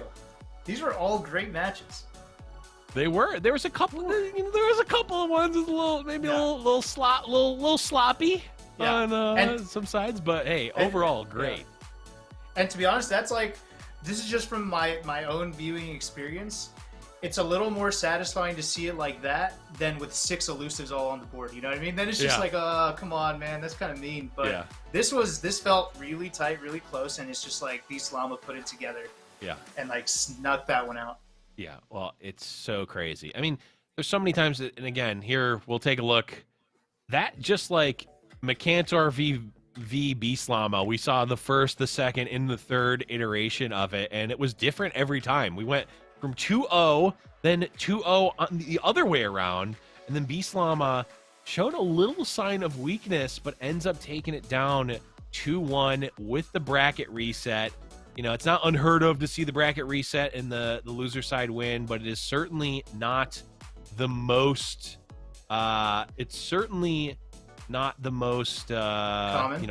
thing to see. But really, I mean, really an amazing event overall. Yeah. And we are going to be trying to get Beaslama in here in just a minute for an interview. But Hugs, overall, what do you think about this? This event that we saw? I thought it was a really, really interesting one where we got to see a bunch of different decks that we're not used to. I think if I wasn't here casting this today and I found out what happened like through Twitter, I'd be so hyped to watch the VODs. I'd just be like, this shit's gonna be crazy. And it was. I was happy to cast it. Yeah, I think, I don't know if anyone had on their Fight Night bingo card, we see Mage Seeker, Persuader, we see it 68 more times than Ahri Kennan. On the bingo card, it's no Ahri Kennan. No one thinks they're getting that one. Yeah. No one's getting the Lux or Jace. Right. Just lots of crazy stuff. It was awesome. Yeah, absolutely. So I think we have an interview coming up with the winner. Oh. Yeah. Okay. Yeah. Let's bring him in when we can hear. East, can you hear us? Are you in? Yes. Can you hear me? Hey, what's up, man? Congratulations. Hey. Yeah. Feels good. That was certainly a crazy set, and not even just a crazy set, the triple set, really, right? The original and the winner's side, and then the full bracket reset. How'd you feel about those grand finals, man? It was crazy. I mean, going into the finals, like I'd played versus him earlier in the tournament, and just looking at his lineup, I was like, oh, this lineup is like here to beat scouts. And I'm like, okay, well, there's not really much I can do to outplay my opponent when I'm playing scouts. So like, this is probably just going to be a loss, right? And then, I don't know. I mean, I drew incredibly well with scouts every game. Just, get that out of the way. Also, I think TF Nami really came through for me. I'm super impressed with that deck. Yeah, there was a point where we saw you draw 5 of your champions. That game was that game was something else. I particularly like the Glorious Evolution game though. That was yeah. The Glorious Evolution was certainly awesome. Now, we were talking about this on the broadcast, and I'm curious on your thoughts on it. So you played against Micantor on the winners in the winners finals, right? You go 0-2 against them. You end up playing against them again in the grand finals. Is there any thought to maybe switching up the bans or changing your strategy, or is it just stay the course, what's right, and keep going for it? For my lineup, like, I see Pantheon, I ban Pantheon. It's literally as simple as that. Like, I didn't even look at the deck list for any of the Pantheon players. But the only thing that I did differently was, I think in the first series that we played, I started with scouts, and they started with Lux Jace, I think. And I realized, like, oh, this matchup seems incredibly terrible for me. So I switched it up, and when we played in the finals, both times I started with TF Nami, because I thought that it probably had a better matchup with Lux Jace, and both times they started with Lux Jace. So I think that kind of paid off a bit. Nice. Awesome. Well, I mean, Bislama, again, thank you so much for playing. Congratulations again. I'll give you the floor. Any last-minute shout-outs, call-outs, anyone that you'd like to see on a future fight night? There's a lot of great players. I know that Infinite Patrons was interested in potentially getting on a fight night. I've scrimmed a lot with Sleepy Panda. I'm not sure if they've ever played. So those are just two off the top of my head that I think are great players who deserve more recognition. Awesome. Well, again, Bislama, congratulations. Thank you so much. Looking forward to seeing you on the next fight night. Oh, yeah, go ahead. One more shout out. Metal. Okay. Couldn't leave them out. There you go. Yeah, that's it. Okay. All right. Yeah, no, I'm cutting you off now. There's no more. Super fun. Yeah, congrats. Anytime. Thanks, man. Yeah. Thank you. All right. Well, Hugs. Sweet. We've made it here. We're in. We made it to the tippy top. We've crowned a champion. This is your first time on the desk, man. How did it feel? Oh, it was great. I was a bit nervous because I am super casual. I watch. I haven't been playing as much as I did before Hush came out and ruined my TF Swain love. But I've been wanting to come back and play, so I might give it a shot, especially with the new stuff coming out. Hopefully, Gnar isn't that crazy and it doesn't ruin my day. But I always have love for the game, and I'm always watching, especially fight night. So it was a pleasure to be here and cast with you. Awesome. Well, it was a pleasure as always. I'm just glad we got to hang out. Screw the tournament. I just wanted to hang out. We got to throw boomer references at each other. We did. Great. We got to develop the Cythria embryo and also Cythria region, the full Cythria progression. Package, But for those of you who stuck around, thank you for that. I know it was maybe painful at times, but hopefully you got a couple of laughs and had some fun. But that's gonna be it. That's the show. Thanks everyone for watching. Thank you again, Hugs, for filling in. It was a blast. But for Hugs, for everyone at Wisdom and on the production here for Giant Slayer, I'm the Blevins. You've been watching Giant Slayer Fight Night Legends. We'll be back next week with some more. We'll see you then.